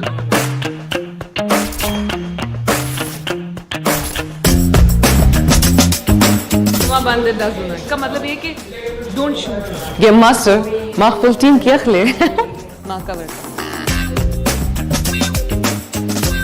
हाय बहुत अच्छा लग रहा है PUBG मोबाइल के साथ कोलैबोरेट करके और अब मुझे एक और तरीका मिल गया अपने फैंस से कनेक्ट होने का पख्तून फैंस से अपनी आवाज में PUBG मोबाइल खेलने का मौका मिलेगा अपना अच्छा लगेगा आप खुद सोचे तो कोई एक चीज वियर्ड नहीं है वो तो बहुत कुछ ऐसा कई दफा हुआ है कि थैंक यू वेरी मच कह के या बिल्कुल खामोशी से मैं निकल गई PUBG तो मैं सोच रही हूँ जो इस वक्त मेरी टीम यहाँ पे मैं इनके साथ खेलूँ मजे का कीप रॉकिंग यूथ में मेरी बहुत फैन फॉलोइंग है और फैंस वाकई मुझसे बहुत ज़्यादा प्यार करते हैं बहुत हार्डकोर हैं तो लेट्स गो तो अभी हम रास्ते में हैं और हम जा रहे हैं अपने स्टूडियो की तरफ वॉइस ओवर्स के लिए वॉइस पैक आने वाला है PUBG मोबाइल में पश्तो में सो यस मैं बहुत एक्साइटेड माँ कवर का अलग का माँ सरा मदद का और मुझे प्राउड इस बात पे कि मैं पठान हूँ मुसलमान हूँ मैं आज जो हूँ जहाँ हूँ यकीनन मेरे कल्चर की कदर ही है जो मुझे यहाँ तक लेके आई आप लाइव स्ट्रीमिंग कब शुरू करें बहुत जल्द मुझे लगता है इसके बाद तो एक बनता है सेशन तो वो तो आप जल्दी देखेंगे मुझे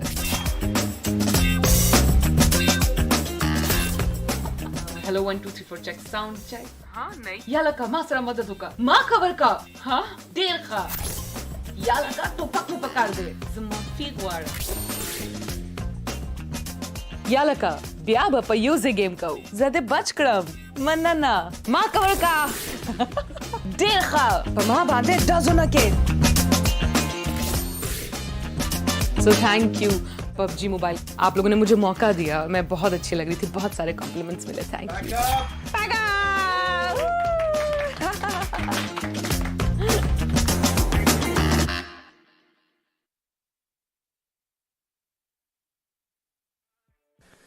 A beautiful match 3 right there, Blotters. 52x Rage pick up yet another $500 USD for their winner chicken dinner. But really, I'd say great performances from XGeneration and TMW in their hunt for that 16th spot. That's so true, mate. I mean, that, 52x Rage taken that chicken dinner is all right, but more so is going to be applaudable for XGeneration as well as, of course, TMW. The way that they approached and played that circle, the zone, the fight. I mean, all of it just perfectly synchronized, And as you so perfectly mentioned, I mean, these teams needed these sort of points, and that is exactly what the lobby is delivering them as well. So, and again, I mean, you called in for the zone. And that zone just moved us all the way towards the northern front, which was very intriguing, of course, to see because so many teams trying to move away from the Giorgio and then getting into, that was a chaotic situation that so many of these teams were caught in. But amazing game on map of Erangel. Yeah, it was great fun, really. And you can see one player who certainly had a great time was Zen. Ooh. 6 knocks, 6 eliminations, over 1200 damage. A brilliant game altogether for this player and for 52x Rage as a whole. Absolutely. 6 eliminations, 6 knocks, wow. 1284 damage along with 3 assists as well. That is just all over the place. He was definitely zen in his moment and momentum when it came down to the map of Erangel. With that, we are going to move on to the next set of players who are going to be underneath him. And we do have his teammates actually chiming along. 52x Rage is faster, along with his teammate Pharaoh on that 5th spot. 3 and 4 eliminations respectively for Faster and Pharaoh. And then we do have SALTxi8's Uzun, all by his lonesome, getting 5 eliminations. And then Virus from Team TUF sitting at a comfortable 4 eliminations with the damage of 501. So again, when it comes to these teams, again and again, we're looking at them.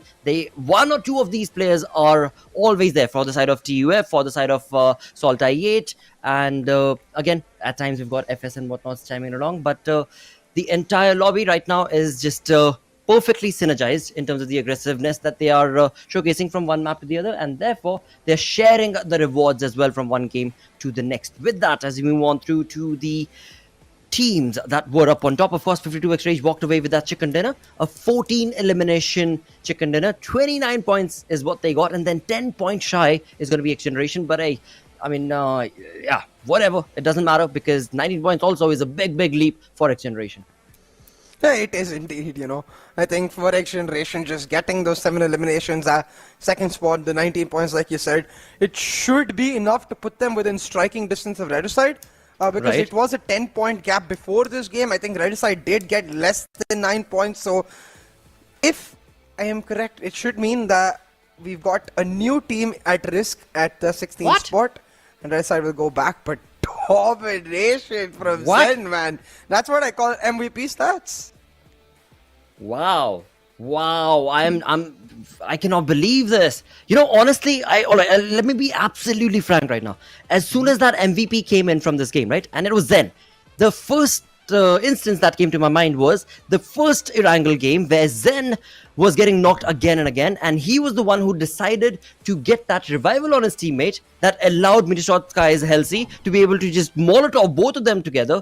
And then in the second game of Erangel of the day, Zen just completely changes his track and play, and wow, absolutely fierce dominating play being showcased from his side. And look at MetershotxSKY, they're still around.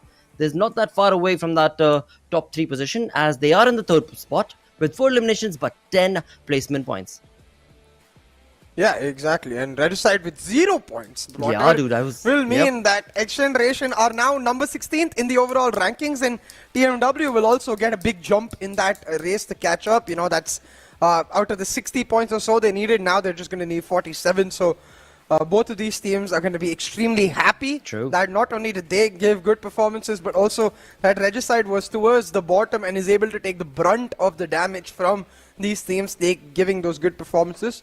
But now we head into Sanhok, Blotter. It's going to be a very interesting affair, because usually Sanhok is the case of teams coming back, but actually back to this particular Erangel, we zone rotation wise, you're saying the standard drop from 52x rage, right? They do that 1-to-1 split, I believe, where one player is near Severny, 2 players are near Stolper, and then 1 player is near Kamishki. Absolutely, and that is how they love to drop. Alongside that, of course, we do have Team Star that loves to go towards Severny as well, but that somehow 52x Rage have been able to stay away from, at least in these initial moments of the game itself. But when it came down to the entirety of the zone, this was just set up for them. You know, they did not have to move too far away. They were absolutely at the perfect location to be able to capitalize on the situation. And in fact, if we go through the actual game itself, we will notice that the side of 52x Rage actually held that point for quite some time, because there were no team. There was absolutely no team on towards that northern side, and they were just like chilling. They waited for all the teams, because those moments where they were just chilling over there in that 4th zone and 3rd zone, that is the moment where we did see a lot of teams, you know, coming in from the main island towards the northern side. And yeah, I mean, they were just perfectly set up in that zone, and it was made for them to be able to get that game. And yeah, GG approach from their side, but once again, a GG wonderful approach for TmW as well as XGeneration. And as so perfectly mentioned by you, Regicide, it is going to be now a very close battle if Regicide brings themselves closer in this upcoming game. Lost in match 2 Miramar, lost in match 3 Erangel. Sanhok has got to be the dream for Regicide here to try and make the comeback, but man, it's certainly not going to be an easy one, is what we can say, because at this point, really, I think the one thing we know for certain is that as long as Regicide is able to guarantee themselves the opportunity, you know, get themselves a good play in the next few games, then they'll have their destiny in their hands. Otherwise, slowly but surely, that destiny will start slipping away. Having said that, what I am quite curious about is how we're going to see teams really start evolving now as we get towards the brunt end. I mean, the top more teams, like you can see Freestyle, they're playing a lot more aggressive. I feel like they think they've guaranteed their spot in the grand finals already. So they're happy to just play a lot more loose in their approach and take a lot more fights. And it kind of suits them. They are that aggressive, chaotic team. It definitely does suit them. That is for sure going to be the case. But another thing to actually bring up is going to be that, you know, today is not the final day. Tomorrow is the final day. Today we've still got these 2 games remaining, Sanhok and of course the final game all together. And of course, these are the opportunities that we do want to be able to see the side of Regicide to be able to capitalize upon. Maybe in Sanhok, maybe in the final game, but whatever it takes, do not let the team to dominate over you, because if that lead is created massively in today, by the end of the day, then tomorrow catching up is going to be a lot more difficult. But again, let's just hope that that is not going to be the case. On the other front, as we moved on towards these fights, TmW chiming in, XGeneration chiming in, stopping SALTxi8 in the tracks. This was a really good fight. I mean, MetershotxSKY were also looking pretty decent. Most certainly were. And you can see in these Oppo F21 Pro moments that the teams, you know, like I'm talking about, I was saying that third circle, fourth circle is where they got a lot more, I would say, touchy with each other, and then it really just ended up in a spiraling effect, where teams were again and again getting caught out of position, like you could see right there, Ferro catching out TMW. But overall, I think clearly a case of the standard play we've seen, much more cautious in the early game, much more aggressive in the late, and has become the identity of Pakistan for a while. And in that regard, of course, a reminder to all of you guys, the F21 Pro is coming on the 11th of April, so make sure you are ready to grab it ASAP. I don't think it's something you're going to want to miss. It's tomorrow, dude. It's tomorrow. It's already 1 o'clock. It's 10th. It's just one more day. Just 24 more hours. That is all. That is all you're going to have to wait. But hold on. Is that stat right? After North Esports, we've got QWERTY sitting at 0-0.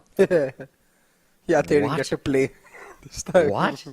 Okay, how did I miss? What? Okay, this is no bueno at all coming in from the side of Team QWERTY. On the other front, when it comes down to another team to actually bring up, is going to be SALTxi8 again. I mean, perfect play for their side. 6 elimination points, 965 damage done in overall. But this is not what we have seen from SALTxi8. So we can definitely say that SALTxi8 are also taking a chill pill in this third Super Weekend. I mean, yeah, we could say that. And I think really SALTxi8, in regards to at least finishing the match, have been taking that kind of chill pill. They have been a lot more calm and composed with the way they take these matches. They're not taking a chill pill though when it comes to eliminations. They're still fighting each other. Yes. But that second, third, fourth recycling we've got going on basically. TUF was second first, then it was QWERTY, then it was, now it's MetershotxSKY.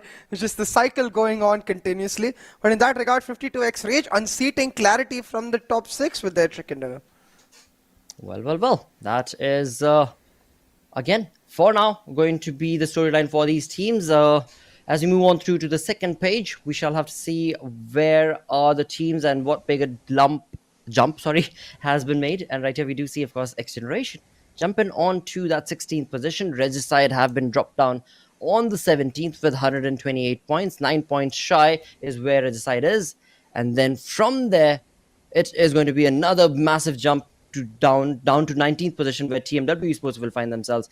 So yeah, the side of Regicide, they are going to have to try and get a little bit more done in the remaining 2 games to not allow, like I said earlier, that lead to intensify between them and the 16th position holders. Yeah, exactly. And that gap is now 9 points for XGeneration to try and maintain. They're going to be feeling a breath of fresh air now that they're into the top 16. But boy, oh boy, the job is not done, XGeneration. You've got to keep the pedal to the metal and create that gap between yourself and Regicide, or they will catch up quick, or maybe Regicide won't be the ones catching up quick, because TMW is slowly ramping up. 6 points, 5 points, now 13 points in their third game. They're consistent. That's what matters. Consistency always plays off, Blotter. But you know what? One thing that I do want to bring up is going to be Sanhok, right? So now, for the 4th game, we're moving into Sanhok. Now, talking about Sanhok, you know for a fact that there are going to be those moments where these teams are going to be taking a very slow, passive approach in the fights. And as soon as the zone starts constricting, there will be moments where, again, it will be absolute chaos and pandemonium that will be showcased across the lobby. And as that brings itself to the face, you don't know which team is going to be caught out, right? I mean, you could have Regicide, you could very well have XGeneration, or a completely different team altogether. So the X factor sort of an approach that XGeneration could maybe capitalize upon is this game, or that could very well be said in favor of Regicide as well. So let's see. Let's see what exactly will ensue on the map of Sanhok, because this is a conversation that we've had earlier as well. I mean, me and Fixes have had as well, that when it comes to Sanhok, you might plan a different thing. The strategy might be based on how the zone is, but as you approach, as you make that rotation, you don't know how many teams are over there, how many teams actually have a third party, fourth party angle over your team. And before you are able to take on fights, you yourself up and sit down from a completely different angle that you would have never anticipated. Yeah, exactly. And I think really that idea, the chaotic nature that Sanhok brings, is what makes it also special. And I'm excited to see what kind of new circles the PMPL gods can provide us to increase the hype in that regard, you know. But hey, we're not going to have to wonder anymore. Let's head on straight into the match. We've got the path going from the south towards the north. So maybe we get to see a Pinon circle come out. That would be pretty interesting. Well, all I was going to say to add on to when you were talking about the zone itself was that we've only seen 1 or 2 games throughout the entirety of the league itself where the teams have had to make a water rotation. And earlier, right? Yeah, the rotation is cursed by fixes. So if you make the rotation, you lose. All right, so let's not touch upon that fact. On the other front, look at FS. What sort of an aggressive stance is FS approaching this game with? What exactly he's gotten into TUF as well as XGeneration? What? This is Do we this need is to called rehost the lobby? strategy. Is this okay? It's Wow. called the EGK strategy. You know What? what the EGK strategy is, Blotter? I have no idea. Everyone go kill. Very simple. Look at Regicide, look at XGeneration. What is happening in this game? All right, I guess these teams genuinely are going to be bringing that YOLO approach as we reach closer and closer to the end of the day. But wow, this is a statement that these teams are making basically right now with the XGeneration, the kind of game that they had in the previous one. They're like, you know what, this is it. We've got 9-point lead. Now we're going to go all guns blazing. We're going to go all based on the skill. And Jaydeep is playing his own game. And of course, the 2 of the teammates have thankfully decided to find themselves together and on towards Kampong right now. Kampong. Oh, and we've got that southern circle coming through. Painan circle is what I wanted, and Painan is smack bang in the middle of this zone the way we see it right now. But in terms of contestations, we've got Star, TMW, FMxR3D, and MetershotxSKY quite close to each other near that Paradise Resort northern area. I think for TMW, the priority has to be to just try to wriggle out of this situation ASAP. They don't want to get caught in this kerfuffle between several teams. Well, once again, I mean, when it comes to TMW's approach as well, they have themselves fanned out. I mean, I can look at the map, the viewers cannot. But Harry, the main dude who is the one who leads the charge from the side of TMW, is actually really far away from the position of his teammates. And of course, his teammates are in crosshair of Team Star's God Fury right now. With the M4 in his hand, it is going to be one critical hit, and that is all it's going to take. But then again, I mean, the distance is so far away. Even if Team Star's God Fury is able to get that hit from this far away distance, Marliga OP is right next to him and will be able to get that revival done. But Team Star, God Fury, where are his teammates? I don't see anybody in the minimap. I'm trying to look on to the actual map feed itself, and they're kind of in the same area, so not entirely sure where they are or if they even have their crosshairs set up. Because if they do, then God Fury can definitely go right ahead and try and take on some shots against those players. But as I was just saying, Harry is a little further off north from the position that his teammates are in. Again, when it comes down to the flanked out approach that was taken from the side of FS, they have recuperated. Same is the case for TUF. XGeneration are still playing that flank 2-man split approach, and the grounders, I mean, they have Camp Alpha all by themselves. Dude, Yeah, the now look at this. QBZ. Khan has been spotted in down TMW. They needed to get themselves out of this situation, but unfortunately for them, they're just not able to do so. A teammate has been down. They're going to have to try to recover Pistar. They are closing in immediately. Sultana will finish off Khan. And the call has to be for TMW, cut your losses, get yourself in, because that's exactly what the other 2 teams that were in the area have done. MetershotxSKY and FMxR3D have left the surrounding area focused on the circle rotations. Absolutely, and in the center of the zone, we do have QWERTY Esports also taking on shots against the players of Freestyle, where Freestyle's Wasi was knocked. But one thing that both these teams need to be careful of is there is another team right around the vicinity, and we can see in the minimap that is going to be the side of Magnus that is right behind Freestyle's position. So this, once again, is getting a lot of third-party probabilities as of now. It has not yet taken place, but another change in this entire factor is that Quantum Rage is right next door along with Regicide. They're not that far away from the position, so they definitely are going to be able to get those audio cues, and now it will be based on what sort of play style will Quantum Rage want to be playing this. Will they want to jump into this party as a third party approach, or will they just completely not do that and allow QWERTY Esports and Freestyle to have a fight of their own? There's going to be an interesting discussion for sure as these teams try to ensure they hold on to their important spots in the circle. XGeneration right now under a lot of trouble. As you can see, SALTxi8 are moving in on them while Magnus, they move on freestyle. One by one, the players get down, leaving Avenger OP all by himself. And honestly, maybe not for long, because you see Magnus, they're coming down the mountain in the hunt for that player. And they will most likely find him quite so easily. Oh yes, and as this fight's going on and again progressing on, we do have the players of SALTxi8 who are in pursuit of the two players who jumped on to Kampong from the side of XGeneration, and it seems like Magnus will be able to confirm that elimination point for their side, and in doing so, 2 elimination points confirmed for the side of Magnus Esports as of now. And once again, I take the conversation back to the side of SALTxi8 on the eastern front of the map, where they are very close to the Kampong region. XGeneration's 2 players who were so far out have also jumped into the area, but they're a little too late as 420 boy will be lost.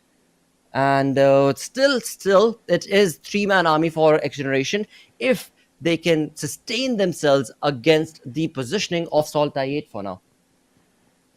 The if is the biggest question. True. Otherwise, they're going to be in a lot of trouble the way they are. Right now, you can see the replay coming through showing us exactly how QWERTY added to Freestyle's troubles where Magnus was pushing in on them. QWERTY just holding that compound very, very well. Now, we've got that circle starting to close in and pressuring the teams to get off of their locations, try to come through on the rotations. And right now, I think that a circle is where all of these teams are going to try and get to their predicted spots, and most of the teams right now are in the Camp Charlie Island, very few actually in the mainland, and I think SALTxi8 will most likely take a similar route once they've got rid of the team we're seeing on our screen right now, which is XGeneration, who are playing honestly with fire. Thug is by his lonesome, a couple of teammates far away. Are XGeneration coming back to engage SALTxi8? Because I'm not so sure if that's a good idea. Well, I mean, we did see the way they dropped onto the map of Sanhok, right? I mean, they had a really fanned-out approach. They had a very aggressive stance because of the momentum that they got in the previous game.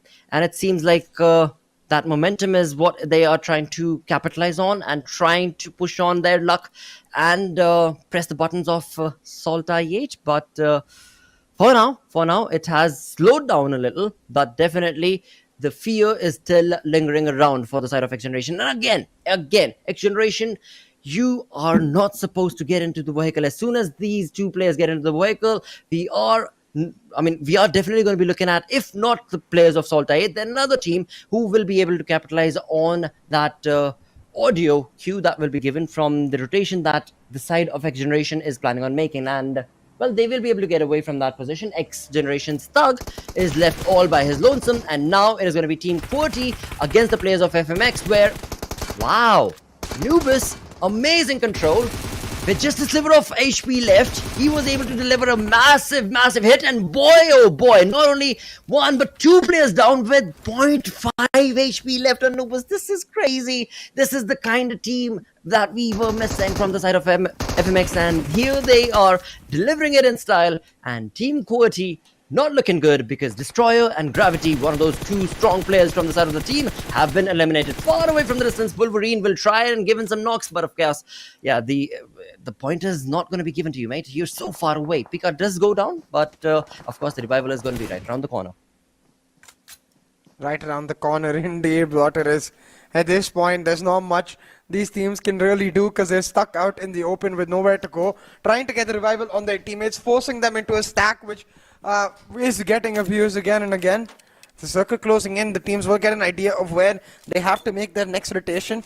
Anticipating that slightly southern centralized shift are several teams, and I think that's where it's going to go through more focus around Sami, Painan, kind of the Camp Charlie Island basically, and forcing teams that are in the mainland or in Camp Alpha Island right now to focus on that southern move coming through. We will find out exactly where it is, and it is that centralized shift and more of that Camp Charlie area really coming into play. And that's why I want to see how good teams are with the bridge control. It's going to be a very important factor going into the rest of this game, as many teams will try to move in from one island to another.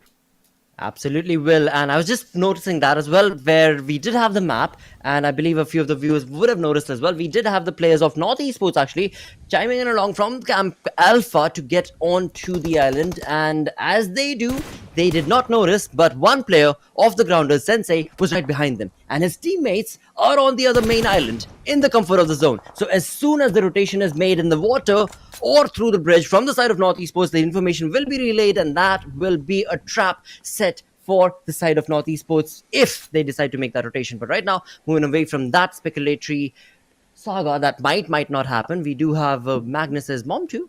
And of course, we can see in the mini-map, his teammates are also around in the vicinity, very close to actually the players of Freestyle for now, are going to be slowing the game down, definitely slowing the game down, where FS have only one player surviving. So all they can do is all he can do rather is hold his position. And here we go.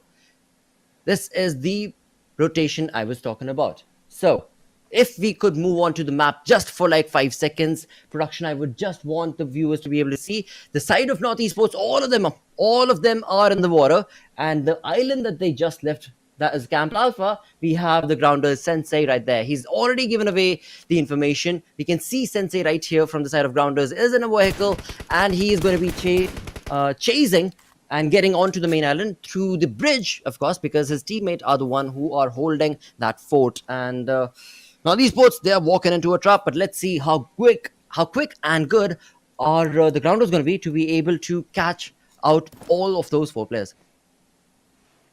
They're certainly going to have to be they're going to have to show a lot of conviction to pull it off, and in that position you're talking about is going to come in place soon. Sensei is going to be swatting out Zameen. Back to QWERTY and Clarity right now around that Painan area, trying to just hold on. They know Painan compounds, at least for the next 2 circles, are going to be a crucial part of the area, and that's why Clarity, they've left 2 members in the western side of Painan, but keeping 2 members near the bridge, trying to prioritize multiple power points at once and give themselves the best of advantages going through into this game.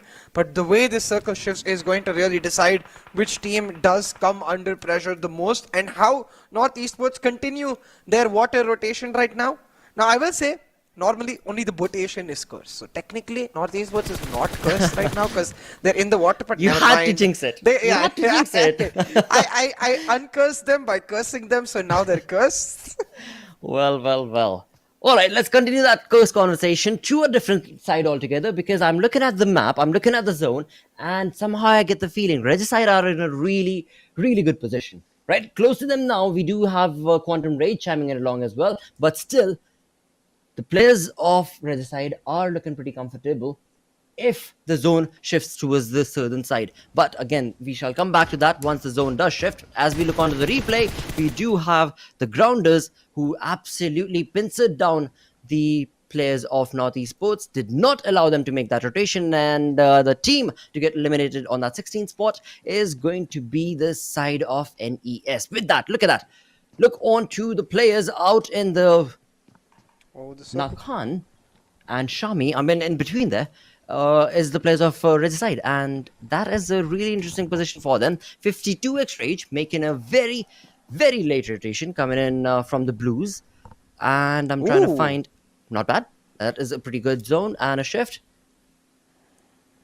Yeah, it's going to make things really interesting, especially XGeneration. They should pick up Sami, and that's where I'm assuming Quantum Rage will also have their attention and potentially get Quantum Rage stuck in the middle, because right now you can see Clarity, they're also abandoning their Painan location, trying to get into these small compounds that are spread across this island, because they know it's going to be one of those compounds where the circle is going to eventually end up at. But really, in that regard, I think one thing that we can be certain of with these teams is the simple fact that overall, I think for these teams, Sanhok has become a lot of those impactful fights that decide the entire game, those key moments. So as long as they're able to stay in an area they're feeling comfortable with, every team will have the capability to pull it off.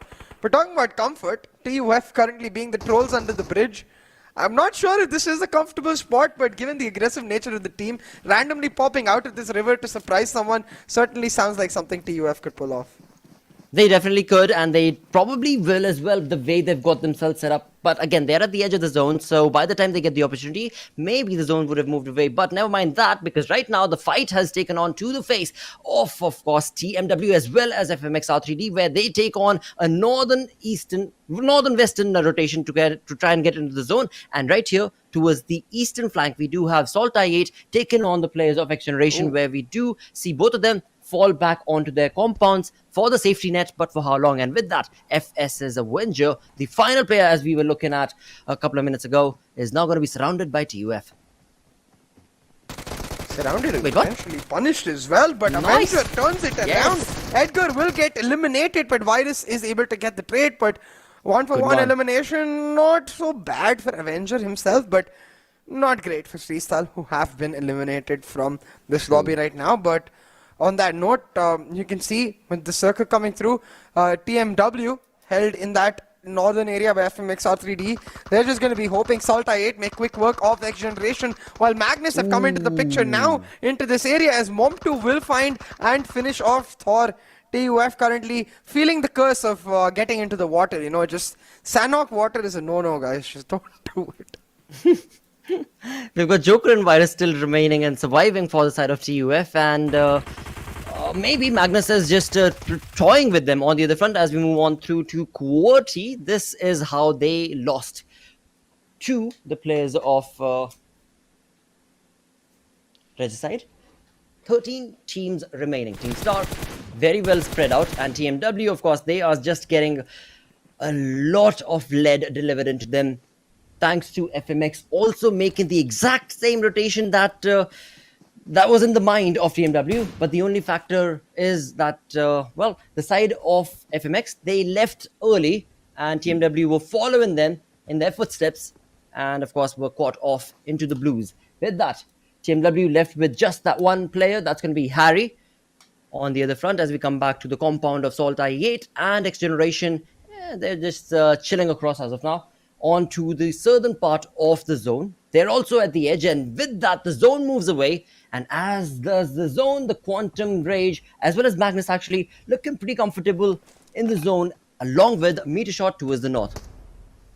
Star trying to just stick to a tiny area, maybe even play the heal battle at this point, because they are not going to have much room to enter the circle with TUF, Magnus, and potentially even 52x Rage in the same area, and SALTxi8 once they get done with XGeneration, or vice versa. XGeneration once they get done with SALTxi8, but oh no! 52x Rage went into the water, now there goes. Yeah, RIP 52x Rage, man. Look, see! Yep. Oh my As God. soon as you pointed it out, What I is looked at the curse? map, and it turned into a plus, and that is, of course, faster right there, going down. Of course, he wants to get that revive. Pain going to be stuck. Does not really have an opening right here. And of course, TUF Virus. Yeah, he's not going to run around and not get that elimination point. He knows it's a free kill. Oh, but Stars Osama is very, very close actually. So Team Star could very well be pushing against the two players right here off the side of Team TUF, where we do see Virus holding on that angle and being very confident that, yep, I'm going to be able to get this elimination. Let's just hope that he's able to do so before Team Star pushes, because the side of Team Star is a 4-man squad, and as we clearly do see, Osama has already retained the information, but I don't think they know that the team that is in the compound is just a 2-man squad. Otherwise, they would have already pushed. Yeah, exactly. Currently, misinformation coming into play. Star, they're trying to gain an edge in that southeastern side, and like you said, they're gonna have to make the move sooner rather than later, which will mean TUF under a lot of trouble. But SALTxi8, across this entire time, they've been in that engagement against XGeneration, and they've simply not been able to answer back. XGeneration, despite all of the issues they had earlier, still able to hold on quite strong, just maintain their spot inside the circle and delay SALTxi8 for as long as possible. Now, XGeneration, they won't get much value out of this, but it will mean SALTxi8 will get third-partied by Regicide, and potentially all of these teams right here will get massacred in that small kerfuffle, which honestly works out for XGeneration. As long as Regicide doesn't get too much, they're happy. Well, I mean, there's one more team right there, dude. That's going to be the side of the Grounders, who have also made that southern western rotation, right? And that is something that I believe they are the ones who will finally come up on top. But before we talk about that, there is a fight taken care of right here, where TUF were able to hold on strong against the position and the placement coming in from Team Star, but it seems like Team Star were damaged a little bit. Nevertheless, Team TUF will still survive with one player, and in all of that, the zone moves away yet again, and look at Magnus Esports, the way they are setting themselves up. That is looking like a perfect spot for a chicken dinner. From the south, as you were just mentioning, we do have SALTxi8 in a little bit of trouble against the players of Regicide. But once again, the Grounders are going to be out in the blues, out in the open, the three-man army. They're just waiting for the side of Regicide to complete that fight. And as they will, the Grounders might jump in for a third party, or no, never mind. The Grounders are actually moving away, and they're going to a different flank altogether itself. But now they're going to be greeted with Quantum Rage. So, yep, fights all across the board taking place right here. And there we go. Sensei goes down, Grounders down to a 2-man squad. Oh, meanwhile, Regis are trying to capitalize on this pressure and shut down both Quantum Rage and Team Grounders at the same time, as Quantum Rage try to get a shack for themselves. Sensei has been knocked. Mr. Black trying to get back to full HP and help out Sensei, but really not in any spot to do so. IQ will get rid of him and secure that spot for Quantum Rage, as Alpha finds Kurama as well, leaving Mr. Black completely isolated with no support. Shapatar is in the blue zone. He's too far behind, and it should just be a matter of seconds before Team Grounders gets eliminated as a whole, giving Quantum Rage access to this tiny shack on the western side, which a part of which is in the circle. Well, for the side of the Grounders, this is not what they anticipated. But still, I mean, they still have Mr. Black and Shaptar kind of surviving. But for the side of SALTxi8, I mean, they extended that fight a bit too much. And Mr. Black, look at that, with 0.25 HP, will be able to deliver a big punch. But, of course, he himself will not be able to stand after that, because Quantum Rage is serious in IQ. I mean, these two dudes, they have some amazing synergy. They always stand true when it comes to fight that they both take together. And with that, it is also going to be the players of, well, again, SALTxi8, they're still not yet done. I almost thought that they were brought down to a 2-man squad, but it's not the case. I mean, they're still standing true. The revival is going to be around, and they will be able to get their player and their teammate, that's going to be Blade, revived. And in doing so, it is going to be a 4-man strong army of the side of SALTxi8, with 6 elimination points confirmed for their side. SALTxi8 will be benefited by this next circle shift. Magnus as well, who got the only compound area in the circle, while FMxR3D, Q Quantum Rage, Shapatar from Grounders, as well as Regicide are going to have to make moves across this open area. Regicide will come under pressure from SALTxi8, as the play zone will finish off Bashir, the last surviving member of XGeneration as well. And now XGeneration's hopes died with SALTxi8. They'll be hoping that they can shut down Regicide, while Magnus pile the pressure onto FMxR3D. These are the two teams most likely to pick up the wins, but they're trying to also pick up the eliminations in that regard. Some beautiful burst shots coming in from Adil to guarantee them that extra knock and most likely the wipe of FMxR3D. Oh yes, they definitely do. From far away, Adil jumping in. But look at SALTxi8. They have definitely gotten a lot of elimination points from this game, and they are still not yet done. Again, just a 1-man squad who's left will be able to get the revival to his teammates. Of course, Reviews, Uzum, Crypto, they're all down. But we do have teammate Blade, I believe, who's going to be able to get that revival done. Once that is all sorted around, we're going to move on along from this fight to the next, because the 4-man army of SALTxi8 are yet not done. Magnus also actually have all 4 of their players surviving as well. 1 nade, the 1 nade could end SALTxi8 instantly, but it doesn't come, and they're able to get almost all of the revives. Uzum is still left. Uzum will get revived, but 1 nade, Magnus, they don't lob it. Look at this, amongst all this, Shapatar is still surviving. Exactly. He'll battle OP. He just somehow, dude, there were so many fights taking place where he was at, but somehow he got away from that and got out of the blues as well. Actually, he's not in the zone as of now, but he's definitely got a little bit of cover from both the teams, and he's got the information. So all he gotta do is just not even stand actually, just lie down and just be patient. And what is he doing? Giving away that smoke to try and get into the zone is probably the worst decision. Shabatar, he's just going to try to play it on the edge of the circle, wait for a fight to erupt between Magnus and SALTxi8. And the way that these teams are positioned, it looks very, very likely. Blade taking a lot of damage. He's going to try to reposition himself. And okay, we're going to go towards a replay. While that happens, I'm actually not even looking at the replay. My eyes are towards that live feed screen because you can see Uzum's trying to move around and find some value. But I think the replay is just trying to show us how much of big trouble really SALTxi8 was in before you could see their team was able to get the final move in. And I think really this shows us the resilience of SALTxi8. Even when they're in that much of trouble situation, they can pull themselves out. Well, look at Blade. He's right on top of Bomb 2 right there. Look at Crypto. He's just running across. He's not even prone. He's running across with the cover, of course, of that rock to try and just damage the players of Magnus. And there we go. Blade with his UMP will be delivering Mom 2 down on the ground, and then comes in Cairo to try and get that cover, but will not be allowed. Okay, never mind my words. Adil will be able to bring in some perfectly set up spray, and that is going to be damaging the rotation, or not rotation, sorry, the push coming in from SALTxi8. A bit too over aggressive, but that's how SALTxi8 want to play this, and that's how they want to be able to complete this. They're both the teams. I mean, look at that. SALTxi8 sitting at 10 defeats, and when it comes to the side of Magnus, they're sitting at 9 defeats. So anybody's game is going to be fair and square. But right now, the fight between Reviews taken on against Mom 2, it was. Yep. Well, and Magnus. Well, Mom 2, definitely, and he will get that final elimination against Reviews, and in doing so, the chicken dinner, of course, is going to be theirs for the taking as well. But once again, like I said, nothing taken away from both of these teams because both of them had amazing elimination points. Only 1-2 point shy is where they were sitting at. Yeah, exactly. And I think I'd really like to give props in that regard to the side of Magnus finally getting a chicken dinner for themselves, a 13.12. Again, will just guarantee safety for them. 110% now they are going to make it to the top 16. Even if they get 0 points across every game, I think they make it to top 16. So in that regard, they'll be feeling very happy about that simple milestone that they're able to achieve. But with that, our fourth match of day 2 is done, Blotter.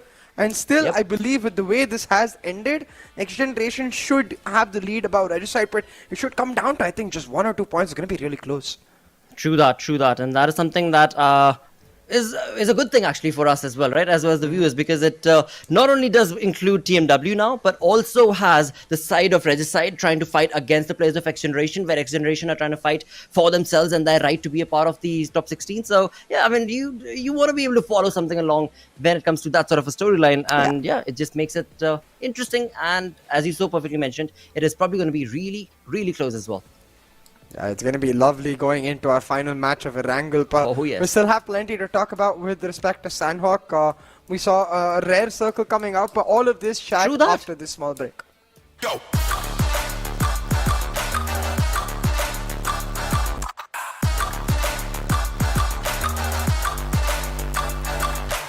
It's your chance to reach the biggest. Let the action begin.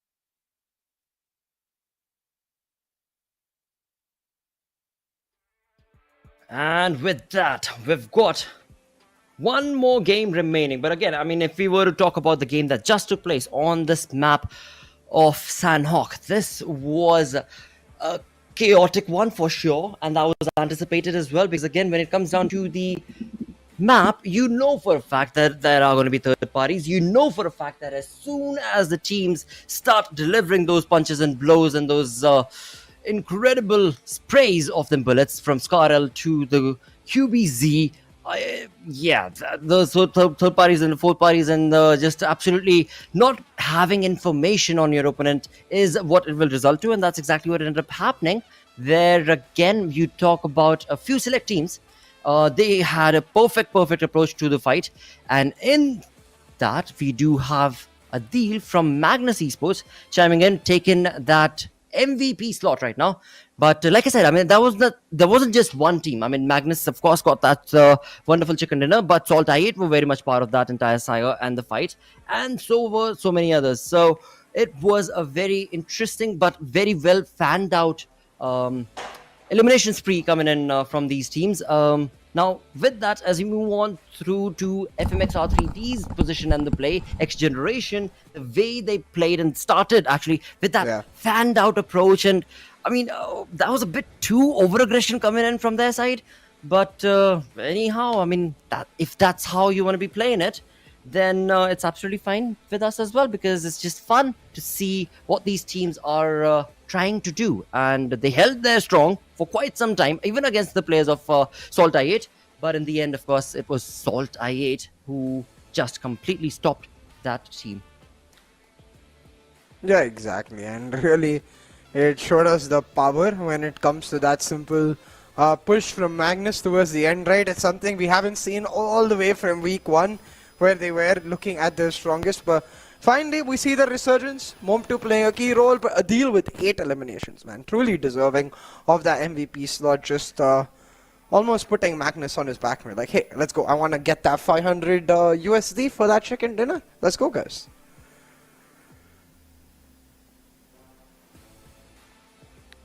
And in that regard, of course, top 2 teams, we get to see how they fared against each other. We had SALTxi8 and Magnus end up together, and the key difference is just the fact that I think for the side of SALTxi8, they were engaged in fight after fight after fight on the borders, and that's why you can see for them it's more so along the case where they had taken a lot more damage but dealt just as much as Magnus altogether. They have the same knocks, but Magnus, of course, with their better position in the circle, able to steal a few key eliminations away.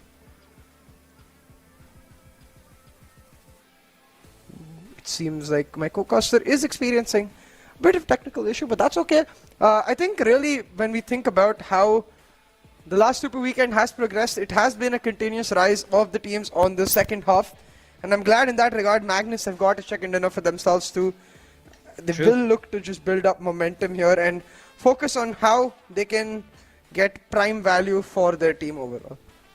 Absolutely, and this was critical, absolutely critical for the team to be able to get that chicken dinner, because they were just kind of missing out on that mark. And yeah, I mean, overall, when it comes to the Super Weekend, it is more so on to the teams that are, of course, on the latter half of the leaderboard.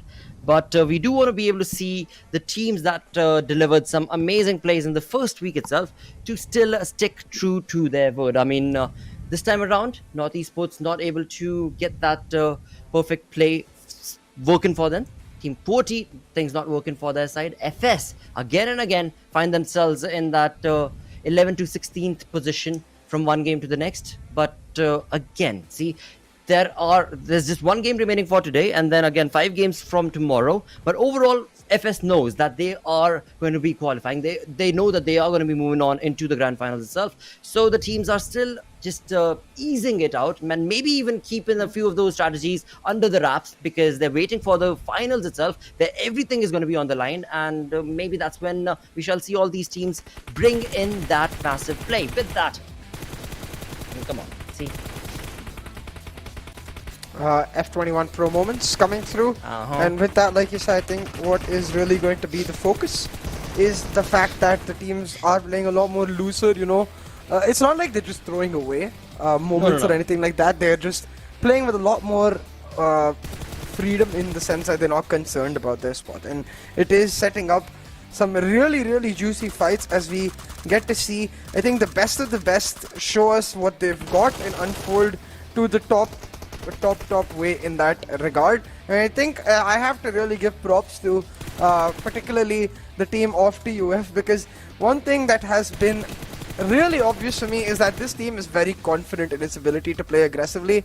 Now, the water cursed them, that's a completely different issue altogether. But that's okay, that's going to really happen in Sanhok, so they can just take that. Well, you called for it. You asked for it. The curse of the water. The curse of the water indeed. And as soon as he pointed it out, the dude has just jumped into the water. As soon as he pointed out, it was just a dead-end situation for the side. But again, on the other front, as we do have a look at the other fights that took place during this fight and the game, of course, Magnus Esports, they were slowly but surely racking up those numbers for their side. SALTxi8, they tried. Wonderful fight is what they ended up taking, but reviews again, I mean, right in the end, Adil it was, and not Mom2, my apologies. Adil was definitely lot better in terms of the health and the kit that he had on compared to first reviews, but overall a wonderful performance from both the teams. As we can see, nothing separating, or not too much separating them, apart from the 3 elimination points that are favoring Magnus.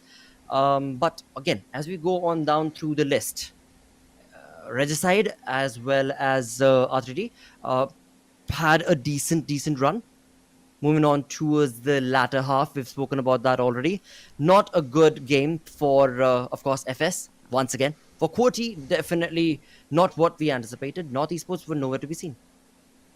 Yeah, North Esports just disappearing, and I think more than North Esports, my eyes go on TMW immediately. 0 eliminations, eliminated in that 13th spot as well. That was just unlucky, dude. Not good. I mean, yeah, it was a little unlucky, but they can't afford it anymore. You know, they really need consistent performance in every single game they play, especially when they've got teams like Regicide in their top 5. XGeneration didn't get any eliminations, but at least they get a couple of placement points here, and that is really going to keep slowly eroding at the gap that is there between TMW and these teams. But Magnus, their first Super Weekend chicken dinner, getting them into that first page. Well, $500 in the bank, looking very strong and comfortable right here on the first page. Magnus Esports. Along with that, we do have QWERTY Esports jump in a step as well, with 309 points to their name. The same exact is the case for 52 Extra Age. The only reason they're up on top is, of course, the chicken dinner number is going to be favoring QWERTY Esports as we move on through to the second page.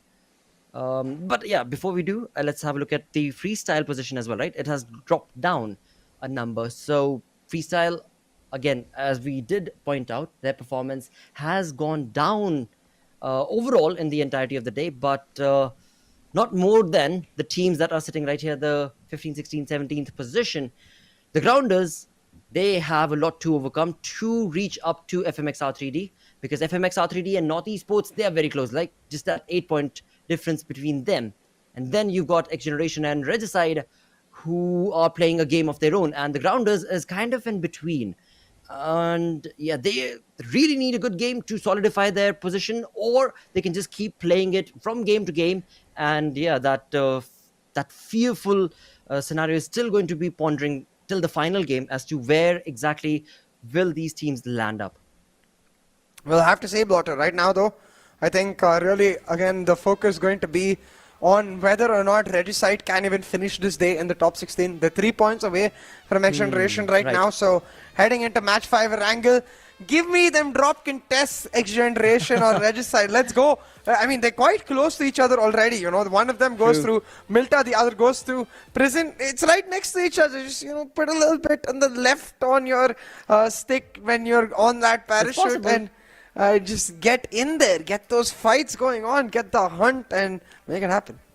Absolutely. As we move on through to the final game of the day, we bring up the schedule where the day started off with Erangel, of course, and it shall end on Erangel as well. But what team will get a chicken dinner? Which team will be the favorite one when it comes to the PUBG gods this time around? We shall have to wait and watch for that. As of now, when it comes to the statistics are going to be dictating that, well, Metershot have had a really good play on the map of Erangel.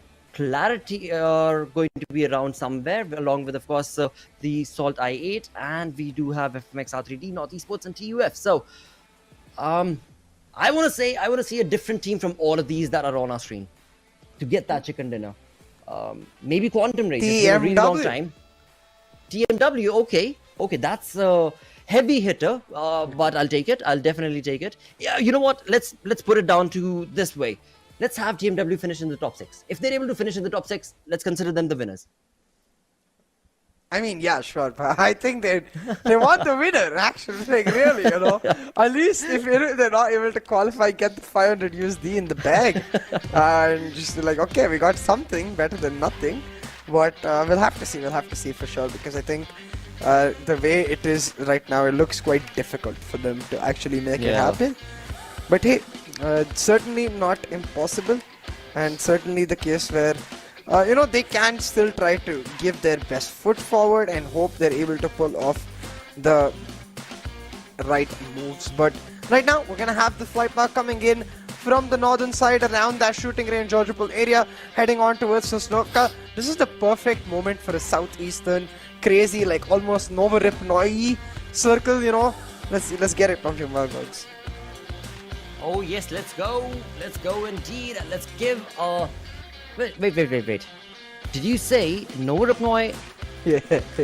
Nova Okay. Ripnoi circle. Okay.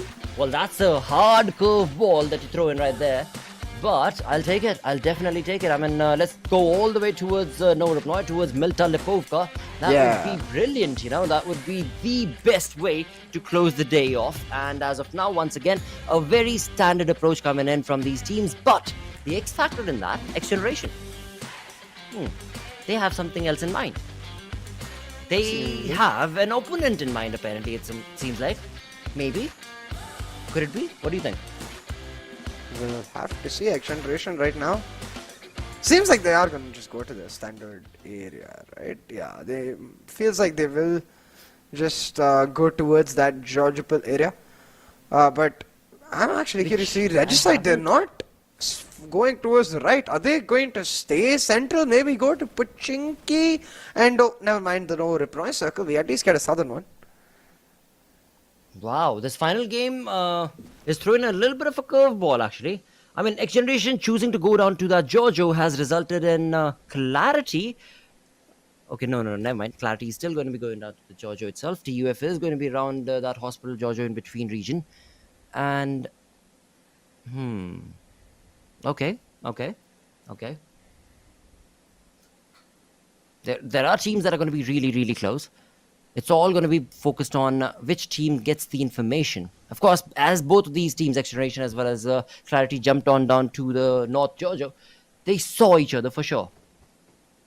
As they did, now it is going to be based on getting that loot quickly and then setting up some angles so as to be able to tell your teammates exactly where did you spot the opponent. And of course, at the school apartments, we do have the players of North Esports looking very comfortable, and right around the vicinity actually is going to be FMxR3D as well. Now this is interesting for Quantum Rage to go down towards Rozhok. No, they are going to be making that rotation and going down to their known location of Yasnaya, and that will of course open up the Rozhok for FMxR3D. And as of now, finally, it seems like SALTxi8 and MeterShot are also going to be able to find their drop itself, which is going to be, of course, the military base and Nova Ripnoi, respectively, for both of them. But talking about early contestations and first blood situations, FMxR3D's one player is very, very close to Magnus Esports' players, and he's actually getting engulfed right now. So that would mean they have the information, or maybe they don't. All right, never mind. For now, we're just 3 minutes into the game, and it is just those early jitters that are going to be ensuing for the first few minutes of the game, as these teams are going to be busy looting their perfect setup for now. And really, it's quite curious to see Farm, Shelter, Milta completely abandoned. QWERTY went to Pochinki, Regicide dropped around Gatka. All of these teams that we regularly see going over there, just abandoning it, meaning that for Quantum Rage from Yasnaya, it's just the perfect rotation. They can focus their efforts on getting to a key part of the circle, take the farm shoreline for themselves, where later circles could really end up and give them some quality. But they're gonna, for that, have to start making the moves early. You know, they can't really bank on going through late. They can't really bank on it being empty, because surely once the teams from the northern side like Clarity, TUF, XGeneration, TMW all try to make their moves into the circle, we're gonna see some massive fights erupt around Pochinki and Gadka. That is true. It's bound to happen. I mean, this final game, the teams have really thrown a curveball to each other as well. But again, I mean, that's fun. That's definitely the X factor that was missing from the action. And the double X factor right now is coming in from the decision being made from the side of TMW, as they are two-man split. And of course, when it came down to that North Georgia, we did see, along with Clarity, XGeneration's entire team is there as well. So TMW getting a bit too close to fire there, but I'm pretty sure they know what they're doing. Again, first blood situation a little too far-fetched right now, as all the teams, they've got themselves segregated, apart from, of course, the teams that find themselves at that North Georgia region, wherein somehow they're just surviving so close to each other as well. But it seems like TMW are not going to be stopping. They're actually looking at a rotation from that area to get into the zone. Yep, they don't seem to be stopping. Yeah, they're just gonna go along the Rozok Island highway and try to get into the main part of the circle. They are gonna fall in trouble though around the Rozok area, so I have to hope that they're able to be a little more careful around the area when they do approach it. For now though, just focusing on making sure that they're able to get the prime value. And look at this, SALTxi8 actually making the early move. Ferry Pier is completely empty. If they manage to get control of both Ferry Pier as well as the bridge, like maybe play a 2-2 split along Ferry Pier and bridge, they get the opportunity to gatekeep all of these teams coming in from the west, like Grounders, Freestyle, TUF. But if they don't get there soon enough, one of those teams will already set up camp over there. That is true. That is very true. So therefore, you want to be early to make that rotation, and then, of course, be able to capitalize on the rotation from the other teams. But let's see if that is going to be what the team is going to be working towards, or a different approach altogether, perhaps.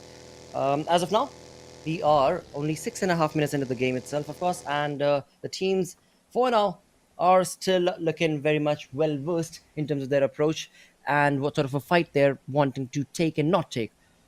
For now, again, when you talk about the comfort of the zone itself, apart from a few select teams, I mean, everybody's actually in the zone. The zone itself is pretty generic and centric, so nothing to worry about. But it is, of course, going to be the curveball that will be thrown in the second and the third zone shift, where we shall have to see which side is the zone going to be dictating the fights that will be taking place. As of now, it is going to be Clarity also jumping in. TMW have made that rotation from North Georgia to get into the zone, and all of these teams actually are wanting to go towards the center, and that is where we do have Pochinki that has been taken over or engulfed by so many teams. Look at the bridge though again. TUF, I believe, was able to get to the Ferry Pier area first, forcing Freestyle, Magnus, Registered, everyone trying to get to those shorelines to make sure they're able to. Basically, if you get to the shoreline, the only area you have to watch is behind you on the main line, because you know you're not going to face as much pressure from Sosnovka. And if the circle does take a radical southern shift, then you can use those shorelines to make the rotations yourself. So smart moves here from all of these teams, as SALTxi8 themselves have come across the bridge, knowing that besides them, it's only MetershotxSKY, right? So they don't need to worry about people coming in from the bridge and backstabbing them. They are more concerned with trying to shut down this presence across the shoreline that all of these teams have created. Absolutely, and that again becomes so very crucial to be able to understand the environment that you're in, and then be able to, you know, get that put together to the rotations that the teams have been making based on the drop locations that they've had. I mean, all of that combined together, you get a basic idea as to what to anticipate based on how the teams have been playing the entire 3 weeks. So that makes it very, very important that you do your homework. And of course, I mean, all these teams, you talk about QWERTY's Khan, you talk about, of course, 420 Boy, you talk about all of these lads from different teams, Wasi, I mean, Malek, they're all so very well experienced. They know what to anticipate, but then it goes down to what sort of a synergy are they working with on that particular day. Right now, when it comes to freestyle, their synergy is at a loss compared to SALTxi8, I would say. Yeah, exactly now. Look at this now, 52x Rage moving in. I mean, stuck in this blue zone right now. They've got to get the move in real quick. I think they're all the way around Stolberg too, so... Actually, no, never mind. They're near the western edge of the circle. Just outside Godkas. Should be able to make it in real soon, but will face contestation from XGeneration. Meanwhile, Freestyle just trying to find some good ground around this area, but they have to be careful because everywhere they go, they're going to find opponent in their face, so very carefully they need to approach this. But look at Sosnovka. SALTxi8 have got a military drop sent in from their teammates, but they're not going to be able to pick it up, and they're going to be quite sad about it. That's an MG3. It could be a very valuable pickup. It should now go into the hands of MetershotxSKY instead. Well. This is what the final game has in store for these teams as of now. We do have FMxR3D very close to the proximity of Team QWERTY. All of these teams have actually moved on down towards the water itself, down to the fjord that's available right here in the center of this zone. And I guess the teams know something that I don't. I'm not entirely sure why, but they all seem to prefer the center of the zone, and they're so very close to each other right now. Still, though, we're 11 minutes almost in, and we're still looking at 64 players. No eliminations or knocks confirmed as of now, as these teams do play the final game with well, peace, I guess. I don't know what to say. This is being so very silent right now. Okay. Not anymore.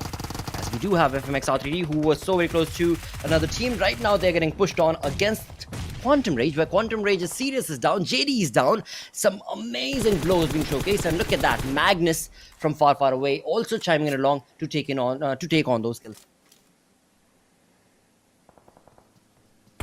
Quantum Rage trying to move in for the kill right here. FMxR3D left cornered. Pika is just going to try to create some space between himself and his teammates, try to cause a distraction while his other teammate tries to get his knocked teammate onto his feet. Now Rafe should be able to get Hassan on, and with the help of Pika they can push back, but immediately now the pressure coming in from a different angle as Magnus find the knock onto FMxR3D, just not letting them move whatsoever. It's just the second circle, but fights are already erupting because teams are focused around that Pochinki shoreline area. They're sure that's where the circle will shift, but I really want to see that radical shift south to just catch all of them off guard. But right now, the only team that is not going to be able to see that shift is FMxR3D, as Magnus moving from the kill, and they take it in convincing fashion. Now they're going to look for much more in the hands of Quantum Rage.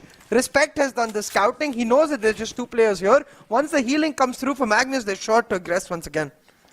Well, they definitely are, because that is what is in... well, again, I mean, that is the best way that they want to be able to approach this situation, because they've got information, they've got the entire team of Quantum, right, close into their vicinity. But, again,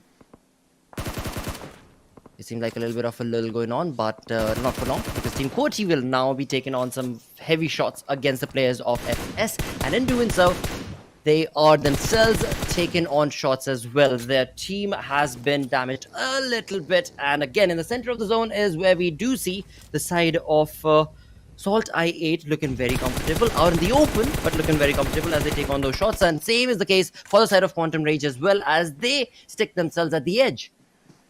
But the position that they're at is definitely going to get heavy bombardment of different teams, as they are very much surrounded by a lot of them, actually. Magnus, R3D. Ooh, now look at this, Quantum Rage coming under spray from QWERTY as Clarity look to hold on for dear life onto their spot, being pressured right now by Team Star and North Esports at the same time. Clarity just looking to hold on to the high ground though, and they've got the advantage to be able to gatekeep teams like Star, who are just on the very edge. I think Star will just make the late move when the blue zone comes very close to them and just stick to the slope of this mountain right now, which will put them in a position that will be exploitable by Clarity. We're talking about potential to exploit SALTxi8, get their eyes on a vulnerable TMW right now, who are in this 2-2 split. The nade Doesn't land perfectly, but does give that wake-up call to Al Fatiha that if they stagnate in the same spot, they will most likely get caught out. So I'm hoping TMW, they will look to make the move, not stay in the same area, because otherwise surely SALTxi8 will make quick work of them. Well. XGeneration's Thug chimes in, gives an unexpected blow to SALTxi8's player as they prepared to take on TMW, and this opening where Uzum has been brought down thanks to the nade from XGeneration is going to be a sigh of relief for TMW, as they are now 100% aware of the surroundings, and they know that they've got another team in their ranks, and now they're going to be that much more cautious and careful to cover those angles and flanks. And of course, as we look on to the edge of this warehouse, they do have those vehicles, but for now, again, we definitely don't think they're going to be running away from that fight, because they are so very much in the center of this entire saga. And of course, in the minimap, you can see in the greens is going to be XGeneration just patiently waiting to see who rises up to the occasion, who rises up on top. And as one of these teams would, XGeneration is probably going to pounce on to take on those third parties. Yeah, exactly. Just trying to play it as smart as they can right now is the side of XGeneration. But the circle shift is going to decide it all, and it comes exactly to where XGeneration need it. Now northwestern shift coming through as XGeneration and TMW in the middle of it. All TMW need to do here to get a great game is get rid of our rank number 1 team. Which, to be honest, sounds like the hardest thing they could have been asked to do. SALTxi8 right next to them contesting for that compound. TMW, if you can pull this fight off, you're going to get some massive rewards. Well, for the side of TMW, all they gotta do is be quiet. Indeed, because we've got 15 teams remaining. Yes, the zone is favoring them, but there are some really skilled players who are just jumping across this lobby from one elimination to the next, one defeat to the other, and just pushing on along with that momentum. And again, that is clearly being showcased right here from one of these teams. That is going to be the side of Team Clarity, but not before Team Star also ends up retaliating, and 420 Boy is going to be damaged with the M249 in the name of Sultana, and before he is able to give that get that point confirmed for himself, Drollin will jump in and will be able to get that revival, maybe, because now it's a 1v1 situation between him, Drollin, with the Scarl against the opponent. That is going to be Sultana, and in fact not a 1v1, a 2v1, but Osama as well as that's going to be the end of it. SALTxi8, as we move on through to TMW, are definitely keeping a good control. Al Fatiha, man, he's going to be certainly cursing himself, because he's stuck between literally the fire and the frying pan at this moment. They burn the ground around him, SALTxi8, and they make him come out whimpering in pain. TMW, they've lost that member, and now left to that 3-man squad is the blood in the water, that the shocks that SALTxi8 need to get the push in triggered. TMW, though, with the nades slowing them down, the stopping power very much present, though.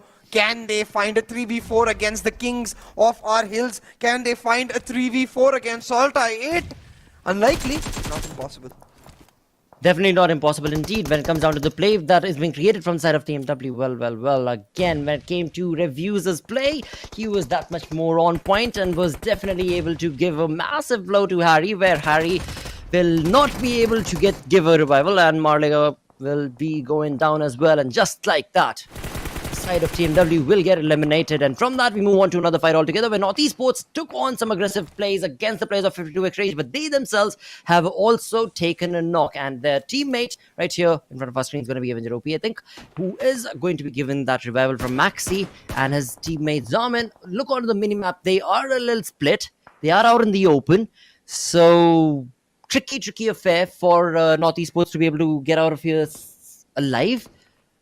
And XGeneration, again, this team, they've been so cheeky. They were so close to the fight that we just saw between SALTxi8, and now they are looking on to a different fight to maybe try and third party, because they are in the center. XGeneration are playing it really safe right now. They're in the center, they're not letting anybody know that we are here, but they have the information for exactly where all the other teams are. XGeneration just trying to play it smart so that they can secure the S16 spot now. Remember, 16, 17 and 19 is XGeneration, Regicide and TMW respectively, and we've got 2 of those teams in the lobby and just TMW who have been eliminated. XGeneration again in the circle with this northern shift where Regicide should be able to make it into is going to become an interesting battle because SALTxi8, they got rid of TMW number 1 blotter. Now their eyes are going to be set on XGeneration for sure, but before that we've got TUF and MetershotxSKY towards very much far edge contesting with each other, and TUF should now realize that if they don't get this fight done with early, they're not going to be able to rotate.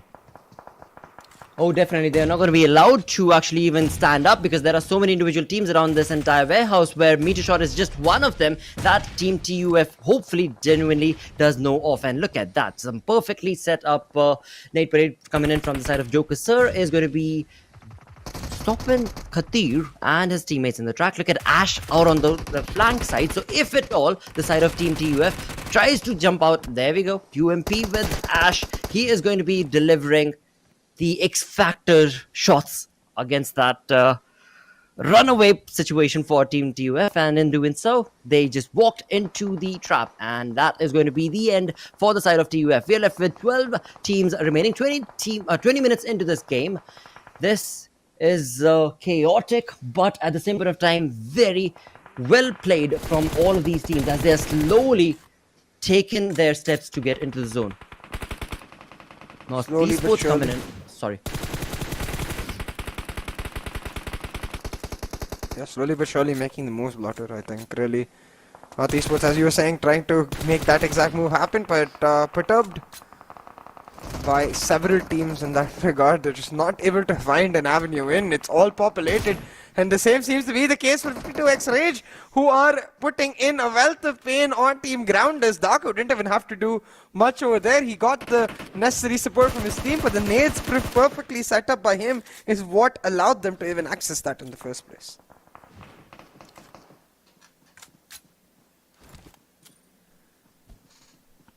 Absolutely. With 4 players, all 4 players looking comfortable for the side of North Esports as they make their presence felt in this lobby. 2 elimination points confirmed for their side. Overall, again, a very consistent play being showcased from the side of North Esports. But down south of the map, outside the zone, is going to be SALTxi8. They are also waiting just patiently for their moment to shine in this lobby. As we look on to Quantum Rage from the eastern flank, stopping Team QWERTY in their tracks. Quantum Rage is down to a 3-man squad where Sirius is down and JD has been eliminated. So, wow. North Esports are looking real good, and look at that zone shift. That makes them very much in contestation of this zone as well. But 52x Rage, if North Esports can stop 52x Rage in the track, then maybe that northern side is where North Esports could very well dominate. Maybe.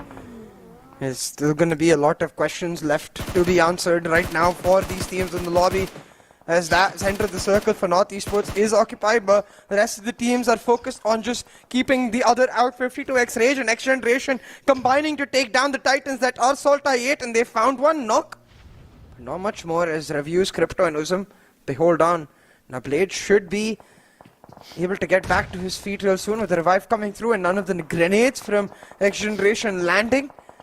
Will these teams pay for angering the bear that is SALTxi8, or will they be able to take them down?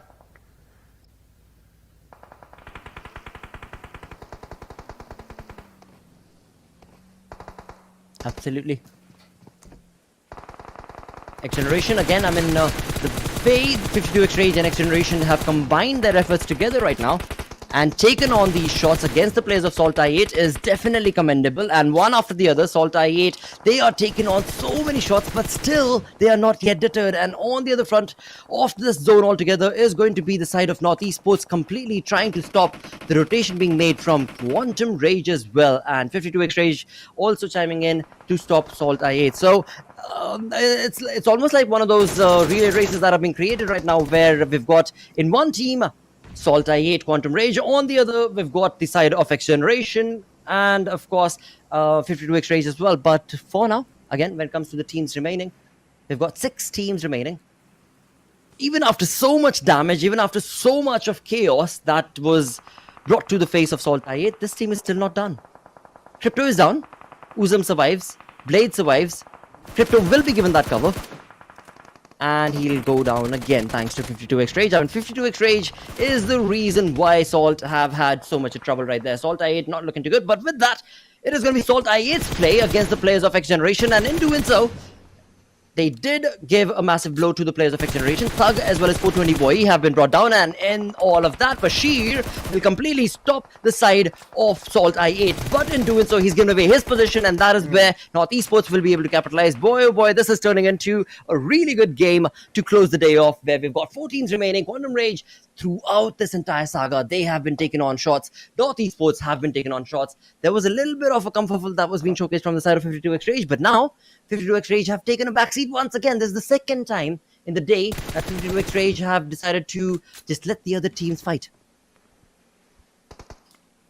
They've got the Western edge to themselves. They know as long as they play it safe, they should be able to clutch out yet another chicken dinner, and that will cap off what has been an amazing day for them altogether. But an amazing performance right now from XGeneration is what I would like to applaud. Even though there's only one player left, they've more than done their job. There's no Regicide left in the lobby, there's no TMW left, and their competition is gone, which means they will be happy. Esports, on the other hand, still trying to make the moves. They want that $500 USD prize. They found one finish already, are continuously whittling down their opposition, trying to deal with the Thorn in their side before they turn their efforts into 52x Rage. But that Thorn, it's not so easy to go. Quantum Rage is trying to play along the weeds, but they're not able to hold on. They will get eliminated. And now all of Esports focus on 52x Rage. And honestly, at this point, the winner chicken dinner is most likely going to be decided by JD. The team he's able to inflict damage on right now will end up losing. Wow. 52x Rage sitting with off all 3 players right now. Faster, Pain and Daku. They lost Pharaoh in the process. And same is the case for, of course, Esports as well. As we look through the replay right there, 52 Rage's domination. It just continues on forth. Oh, look at this. Really nice nade setup. Right? Yeah, from Avenger OP. This is what started the end of Quantum Rage, but back to the live feed. We've got all of the teams inside the circle. And 52x Rage with the 3-man squad, Esports with the 4-man squad now. In this position, again, downhill is 52x Rage, so not going to be happy about this. They will have trauma remembering that last time they were downhill, they lost the 1v3, right? And this time it's not even the numbers advantage in their favors. The nade patrol continuing on as Pain gets knocked, Faster gets burnt, and they're going to be stuck in one spot. Daku will get finished off, and now with the information of where Pain and Faster are, Esports moving in for the win, but Faster, he only is able to find one. The winner chicken dinner goes over to Esports as they pick up yet another $500 to finish off their day. Well, this is absolutely brilliant performance showcased from the side of Esports with 1993 damage, 26 total points along with those 11 elimination points. A GG play being showcased from the side of this team. 52x Rage definitely are also bringing in some consistent play in this lobby for their side. They did get one chicken dinner today, and this is going to be them finishing on the 2nd spot for this final game. Thus, remaining are going to be 5 games for this Super Weekend right here at PMPL Pakistan region. The last Super Weekend before we jump into the grand finals. And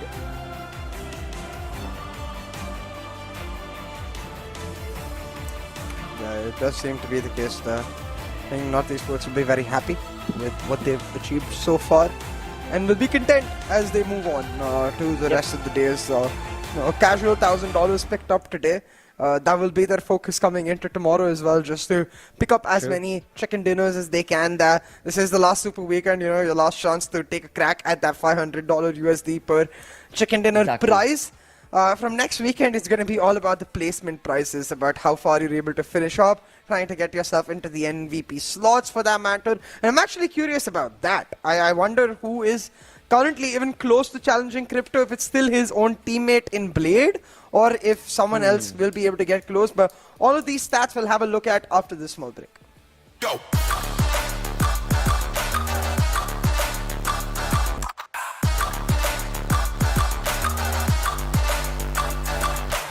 It's your chance to reach the biggest. Let the action begin.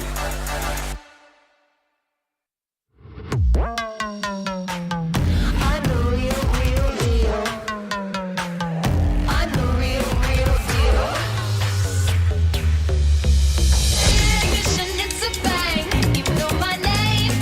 I'll be your everything. I'll be your high flame.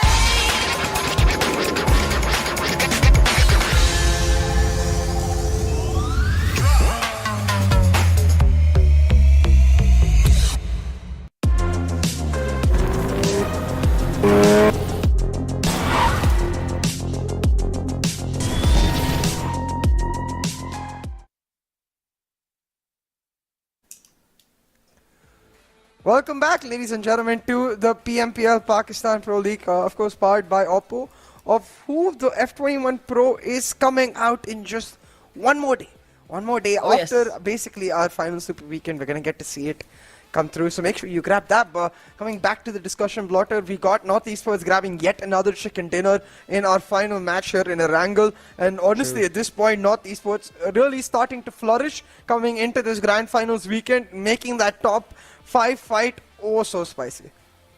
Yes, is all I can say. I mean, yes, they have made it. They've definitely made it. I mean, they've let their presence felt, right? So that definitely is going to be helping them. But let's just hope that this momentum that they've got going should also continue on in the grand finals itself and should not dwindle down. But of course, before we move on to the conversation of grand finals, tomorrow 5 more games still remain. A lot of upsets could very well be showcased in this lobby because, well, the points we shall see are not really that far apart when it comes to those final teams at the bottom of the leaderboard. Yeah, 7 eliminations, 6 knocks though here picked up for Avenger OP from NorthEsports. Had some beautiful nades in there, really chiming in onto all of the damage he was able to get done. But from the side of Quantum Rage, IQ and Alfao as well having some great game. And really, again, no surprise, one player of SALTxi8 is compulsory. You know, it's like a rule of law. You can't have top 5 without SALTxi8 unless they decide to int it themselves very early and all jump off a cliff and into the water and curse themselves. Because water rotations are still cursed. Wow. All right. That was a very descriptive explanation right there coming in from CA. But as we move on through to another descriptive approach based on the stats, we do have NorthEsports chiming in with 11 eliminations. And then comes in 52x Rage with 6 eliminations. 52x Rage, as was discussed earlier as well, were a little quiet in those final fights, whereas NorthEsports absolutely were the opposite. But moving on through to another set of stats, they've got Avenger OP chiming in with the highest eliminations as well as the highest knocks.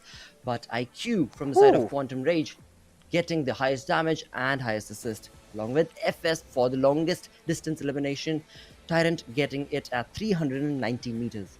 And this is the thing, man. We know Quantum Rage has so much firepower. It just feels so weird when they disappear for days at end. A decent performance from them, most definitely, in this final match of Erangel. But the question remains, where has Quantum Rage been? Because we haven't really seen their firepower translating into something more in the last few weeks almost. But hey, a big game for XGeneration, 12 points picked up, while Regicide just pick up 3, increasing the gap between them and Regicide even further. And TMW especially picking up 0. Yep. I think at this point we might as well just call the fight down to XGeneration and Regicide. Currently XGeneration is winning it, so we'll have to see can Regicide bring it back tomorrow. I think again, one key change has to be Miramar, man. They got 0 points from Miramar today. It's not good whatsoever. It's your best map. You cannot afford that map to go 0 points. I mean, you know what? In your fairness, in your points fairness, I do believe that you have that game set up in your mind, and that's the reason why you bring up Regicide on the map of Miramar to that limelight. Which, to be honest and blunt about it, is not exactly They true won like facts. 5 or 6 chicken dinners, Blotter. What do you mean? They Dude, only win no. chicken dinners on Regicide. No, because Or again, Miramar. when you start looking at their gameplay itself, it's no, not going to be happening. Again, when it comes down to when it comes to the side, the pressure level, whenever it starts peaking, the performance starts dropping. And when they're just playing YOLO, then they are just absolutely pincering down. They're like the Hulks in the lobby. I mean, I can see what you mean. I still think they are quite strong on Miramar as a whole. But wow, that nade setup from Daku, just interesting bounce. He was in a 1v3 basically, and with a little help from his teammates, he managed to pull himself out of that frying pan and get away with an entire squad wipe on Team Grounders. So beautifully done by Daku in that regard. But as you can see, as we approach the end of this area, 52x Rage, I feel like they tried to take a fight too many, and that's where they really got pincered down by North Esports, who played it beautifully. You can see even in the circle right now, they had to contest with Quantum Rage first, who they shut down, then at the same time dealing with the presence from XGeneration from the south, and then moving together as a unit on Quantum Rage to finish it off, 52x Rage to finish it off, just making sure that they get that chicken dinner step by step and pulling it off perfectly.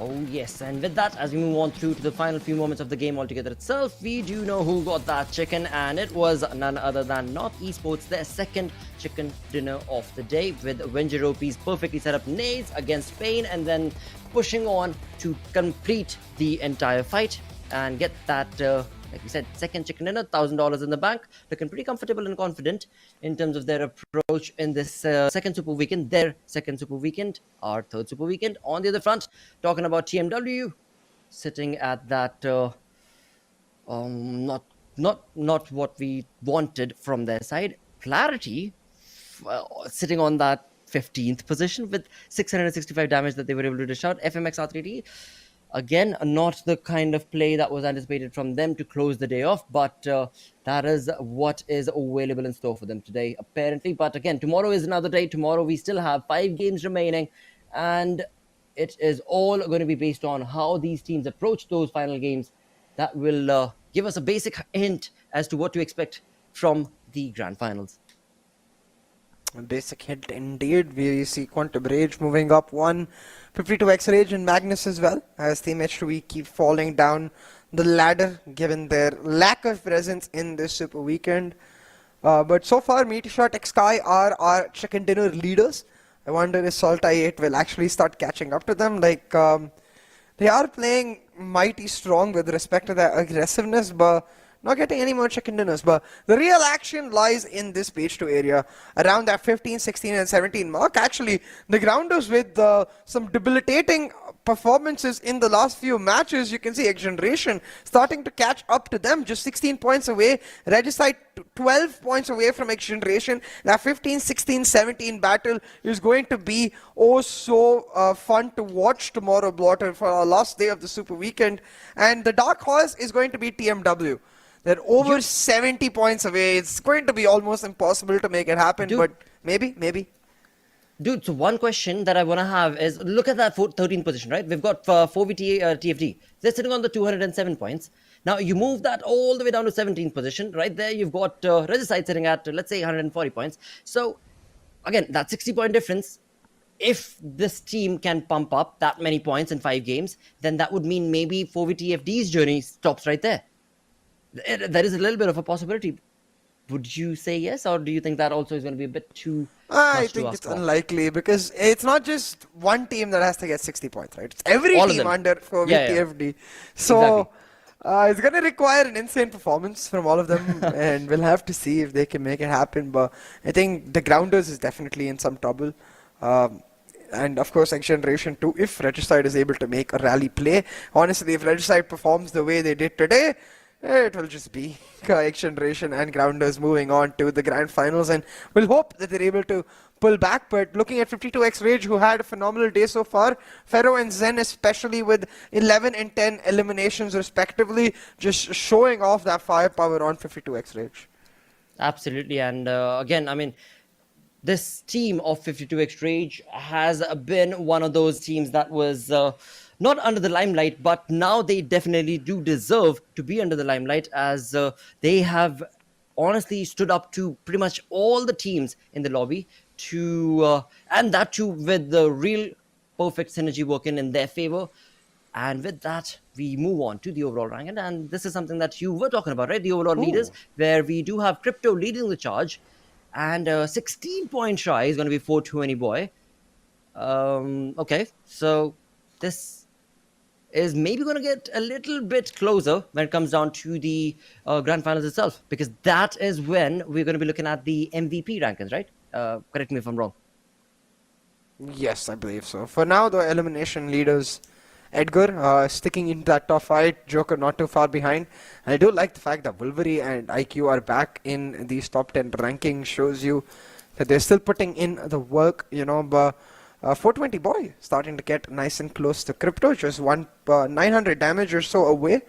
Could potentially take away that lead tomorrow if he's able to put in a phenomenal performance. But Crypto has been the king so far, so I'm expecting he'll just stay there. Absolutely. I mean, there's nothing stopping Crypto away, to get away from that position, right? I mean, since the start of the league itself, Crypto has stuck on that first position. But with that, as we move on through to the day summary, we started the day off with, of course, MetershotxSKY getting away with the chicken dinner. Moving on through to TmwEsports, who needed those many points to be able to get a big boost in terms of their placement. And again, that's how they close the day off. So definitely solidifying their position in the top 16, along with, of course, the Erangel game going to 52 exchange, and Magnus taking the game on the map of Sanhok with, of course, the 13 elimination points that we saw. So very fanned out approach from the side of these teams. We did not see SALTxi8, we did not see FS, QWERTY, you know. There are just different teams that are definitely rising up to the occasion, which is a good thing. And if you want to keep seeing this action unfold with the final day of the Super Weekend coming tomorrow, make sure you follow all the PMPL pages, subscribe where it is necessary. Don't miss out on a single piece of the content, action, whatsoever it is, an extension of PMPL, because hey, it's just starting to get real intense now. We're nearing the climax, we're nearing the ending. Now is not when you want to just dial off, now is when you want to stay glued to that screen. But with that, we do know that today will be ending. We're nearing the end of our show. It has been a phenomenal day. Like you said, for those second page teams, we finally saw some movement in that XGeneration Regicide battle as XGeneration took over that 16 spot. So tomorrow the narrative will be all about Regicide if they can try to make it happen. But tomorrow will be where we will see you all again. For today, good night. Bye-bye. Take care.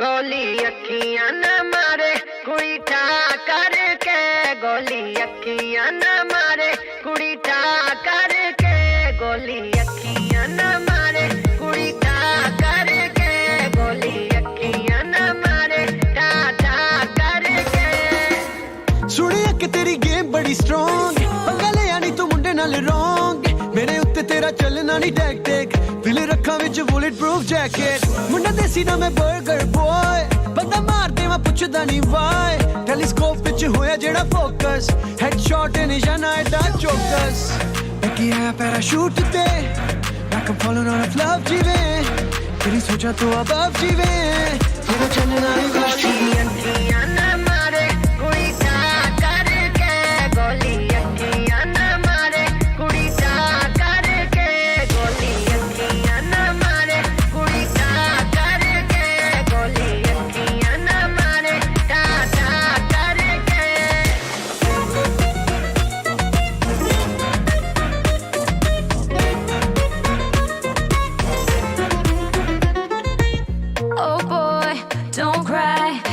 बातों से तू लगता है हाय कर ले तू चाहे जितनी भी ट्राई तेरे जैसे कई आए I'm a queen मेरा सीन करे बात मेरी M16 नॉकआउट करूं दिल I'm so mean तू भी बचेगा नहीं कर ले यकीन तेरी गेम को मैं रूल करूं ऐसी बातें ना फजूल करूं बिना चिकन डिनर कभी हार ना कबूल करूं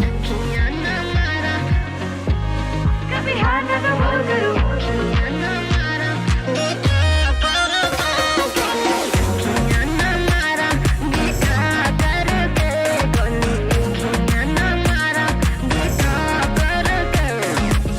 तेरी अखियां दी गोलियां भी सह गया तेनू लगे कि तेरे ते मैं रह गया and you thought you knocked me out मैं तस्मा जो बंद करन लई बह गया एडा सौखा नहीं कुड़ीए हराना मैनू 10 साल तो मैं जानदा ज़माना मैनू मेरे लिखने दा एहो जिहा स्टाइल जिवें हत्थ विच पड़िया मैं PUBG मोबाइल चाहता लिखां गाने राउंड जिवें खाली करा गल सीधी करा ना ख्याली करा मेरा स्वैग देसी मुंडा मैं ओरिजिनल कदी फ्लैक्स कुछ बन के ना जाली करा बैकी है बेना shoot like I'm falling on the floor तेरी सोचा तो अब जीवे तेरा चलना नहीं वाली